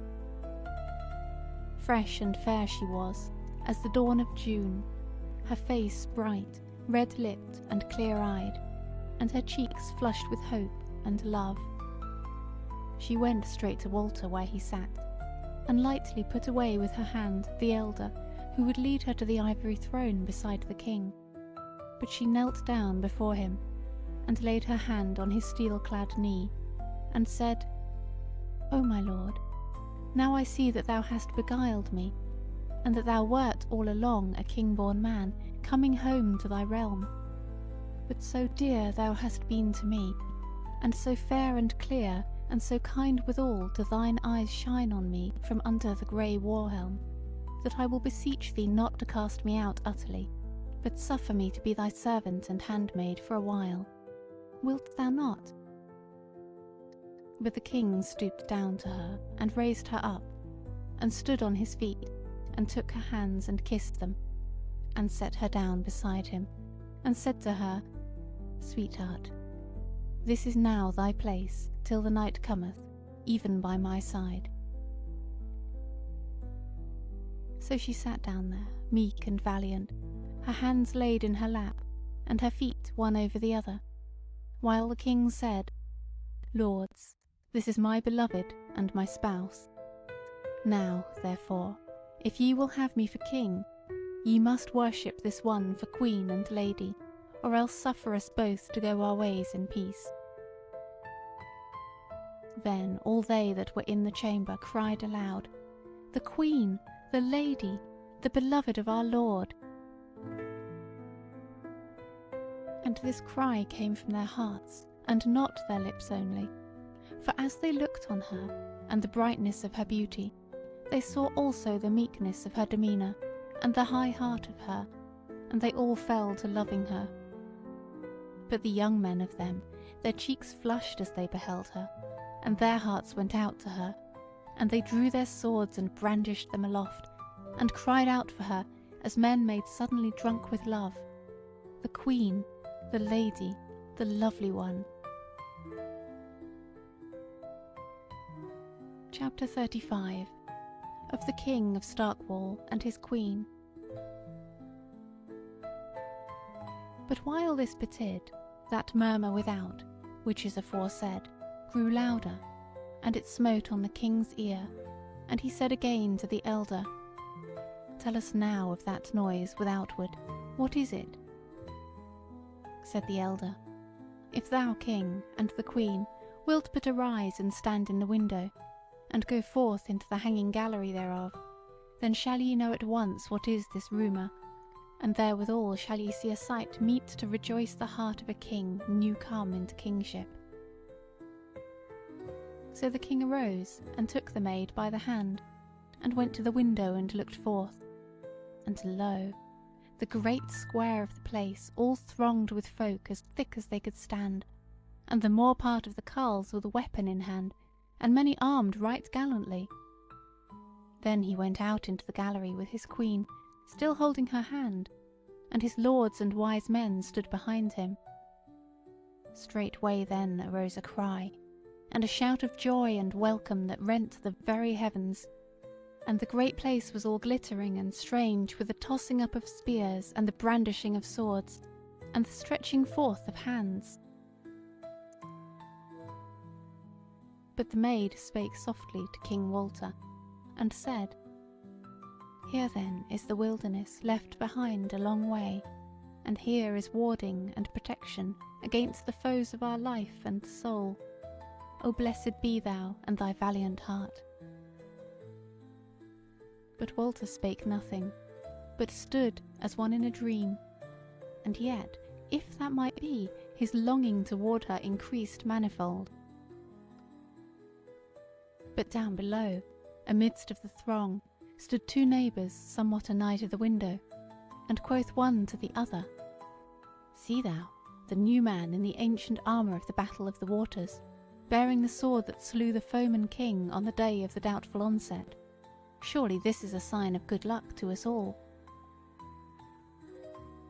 "Yea," said the second, "he beareth his armour well, and the eyes are bright in the head of him.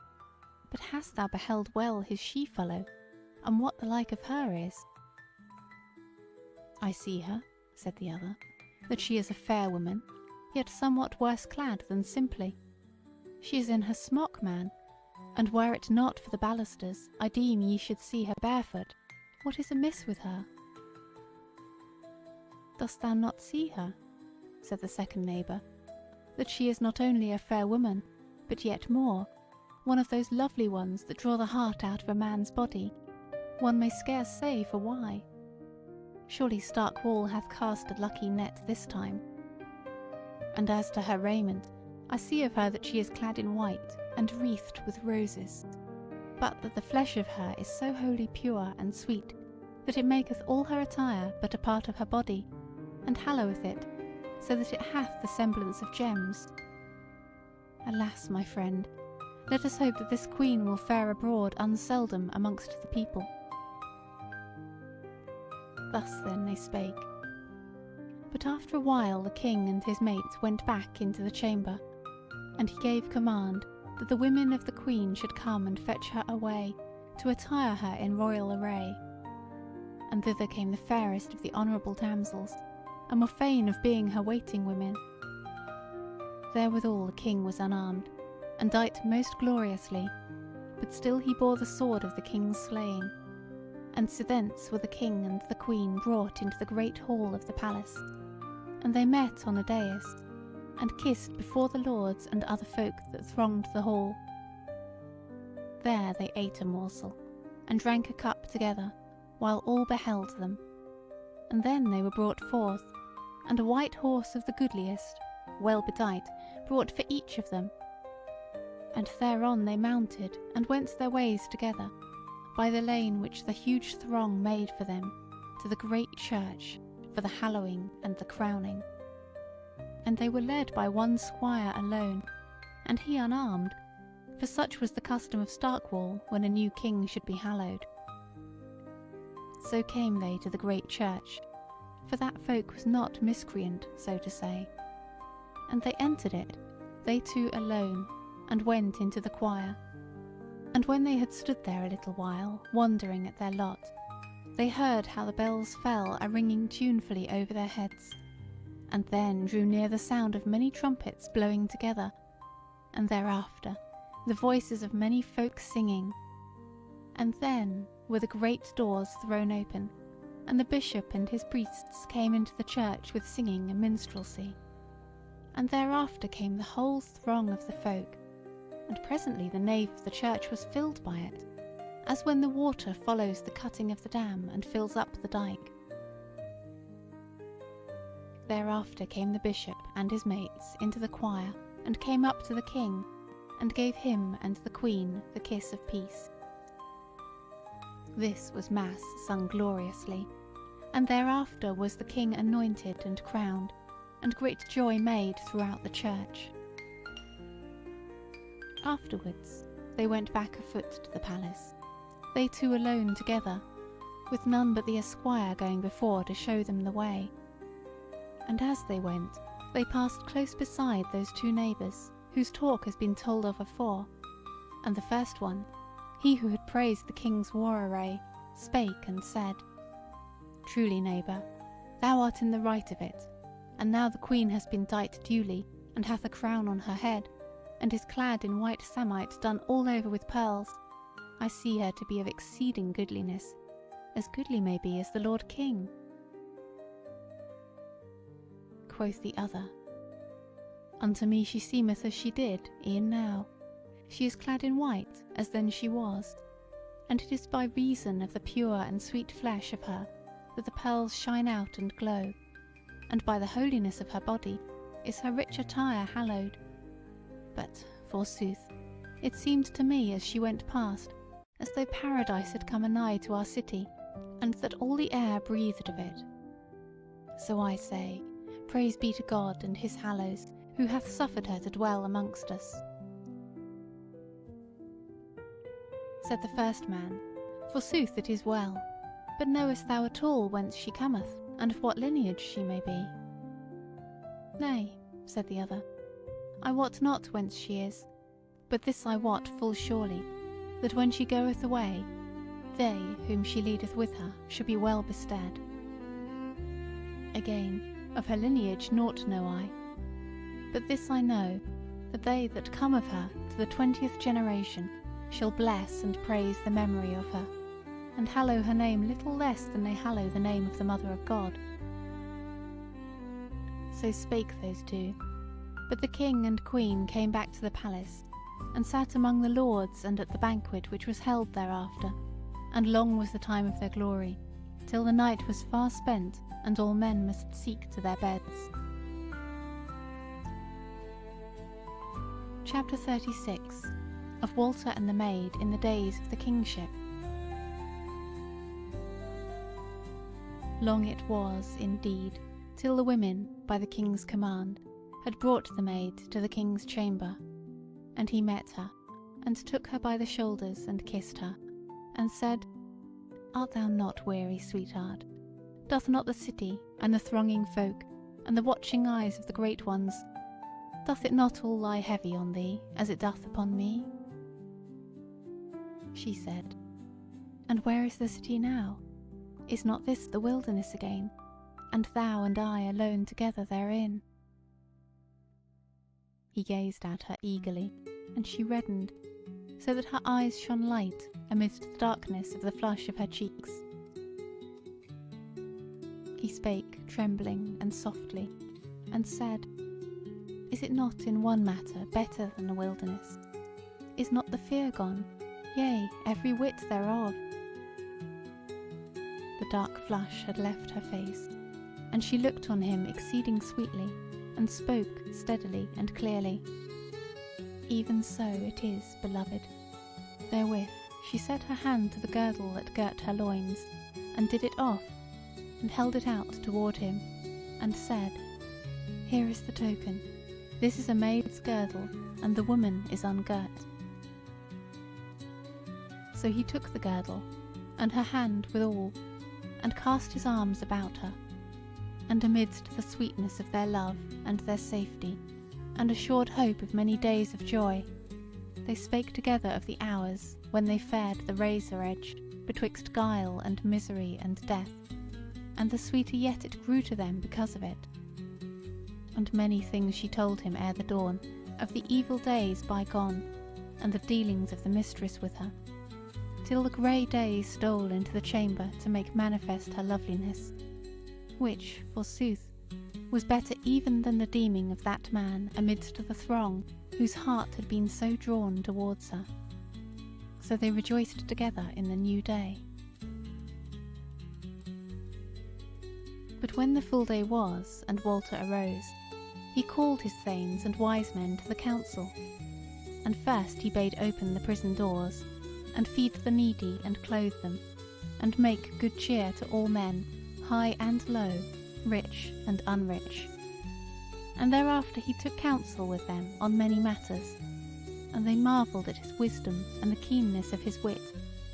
And so it was, that some were but half pleased thereat, whereas they saw that their will was like to give way before his in all matters. But the wiser of them rejoiced in him, and looked for good days while his life lasted. Now of the deeds that he did, and his joys and his griefs, the tale shall tell no more, nor of how he saw Langton again, and his dealings there. In Starkwall he dwelt, and reigned a king, well beloved of his folk, sorely feared of their foemen. Strife he had to deal with, at home and abroad, but therein he was not quelled till he fell asleep fair and softly, when this world had no more of deeds for him to do. Nor may it be said that the needy lamented him, for no needy had he left in his own land, and few foes he left behind to hate him. As to the maid, she so waxed in loveliness and kindness, that it was a year's joy for any to have cast eyes upon her in street or on field. All wizardry left her since the day of her wedding, yet of wit and wisdom she had enough left and to spare, for she needed no going about and no guile any more than hard commands to have her will done. So loved she was by all folk, forsooth, that it was a mere joy for any to go about her errands. To be short, she was the land's increase, and the city's safeguard, and the bliss of the folk. Somewhat, as the days passed, it misgave her that she had beguiled the bear folk to deem her their god, and she considered and thought how she might atone it. So the second year after they had come to Starkwall, she went with certain folk to the head of the pass that led down to the bears, and there she stayed the men-at-arms, and went on further with 20 of husbandmen, whom she had redeemed from thraldom in Starkwall. And when they were hard on dales of the bears, she left them there, in a certain little dale, with their wains and horses and seed corn and iron tools, and went down all bird alone to the dwelling of those huge men, unguarded now by sorcery, and trusting in naught but her loveliness and kindness. Clad she was now, as when she fled from the wood beyond the world, in a short white coat alone, with bare feet and naked arms. But the said coat was now embroidered with the imagery of blossoms in silk and gold, and gems, whereas now her wizardry had departed from her. So she came to the bears, and they knew her at once, and worshipped and blessed her, and feared her. But she told them that she had a gift for them, and was come to give it, and therewith she told them of the art of tillage, and bade them learn it. And when they asked her how they should do so, she told them of the men who were abiding them in the mountain dale, and bade the bears take them for their brothers and sons of the ancient fathers, and then they should be taught of them. This they behight her to do, and so she led them to where her freedmen lay, whom the bears received with all joy and loving kindness, and took them into their folk. So they went back to their dales together, but the maid went her ways back to her men-at-arms and the city of Starkwall. Thereafter she sent more gifts and messages to the bears, but never again went herself to see them, for as good a face as she put on it that last time, yet her heart waxed cold with fear, and it almost seemed to her that her mistress was alive again, and that she was escaping from her and plotting against her once more. As for the bears, they throve and multiplied, till at last strife arose great and grim betwixt them and other peoples, for they had become mighty in battle. Yea, once and again they met the host of Starkwall in fight, and overthrew and were overthrown, but that was a long while after the maid had passed away. Now of Walter and the maid is no more to be told, saving that they begat between them goodly sons and fair daughters, whereof came a great lineage in Starkwall, which lineage was so strong and endured so long a while, that by then it had died out, folk had clean forgotten their ancient custom of king-making, so that after Walter of Langton there was never another king that came down to them, poor and lonely, from out of the mountains of the Bears. End of The Wood Beyond the World by William Morris. Read by Cori Samuel. Hi, I hope you enjoyed tonight's audiobook. This channel's mission is to become the best resource for bedtime audiobooks, and while we're just getting started, we're continually growing our library of audiobooks so that you can get a great night's sleep and live your life fully during the day. If you'd like to see more content, please feel free to check out the channel. And if you'd like to see our entire collection of audiobooks, you can find them at sleepaudiobook.com.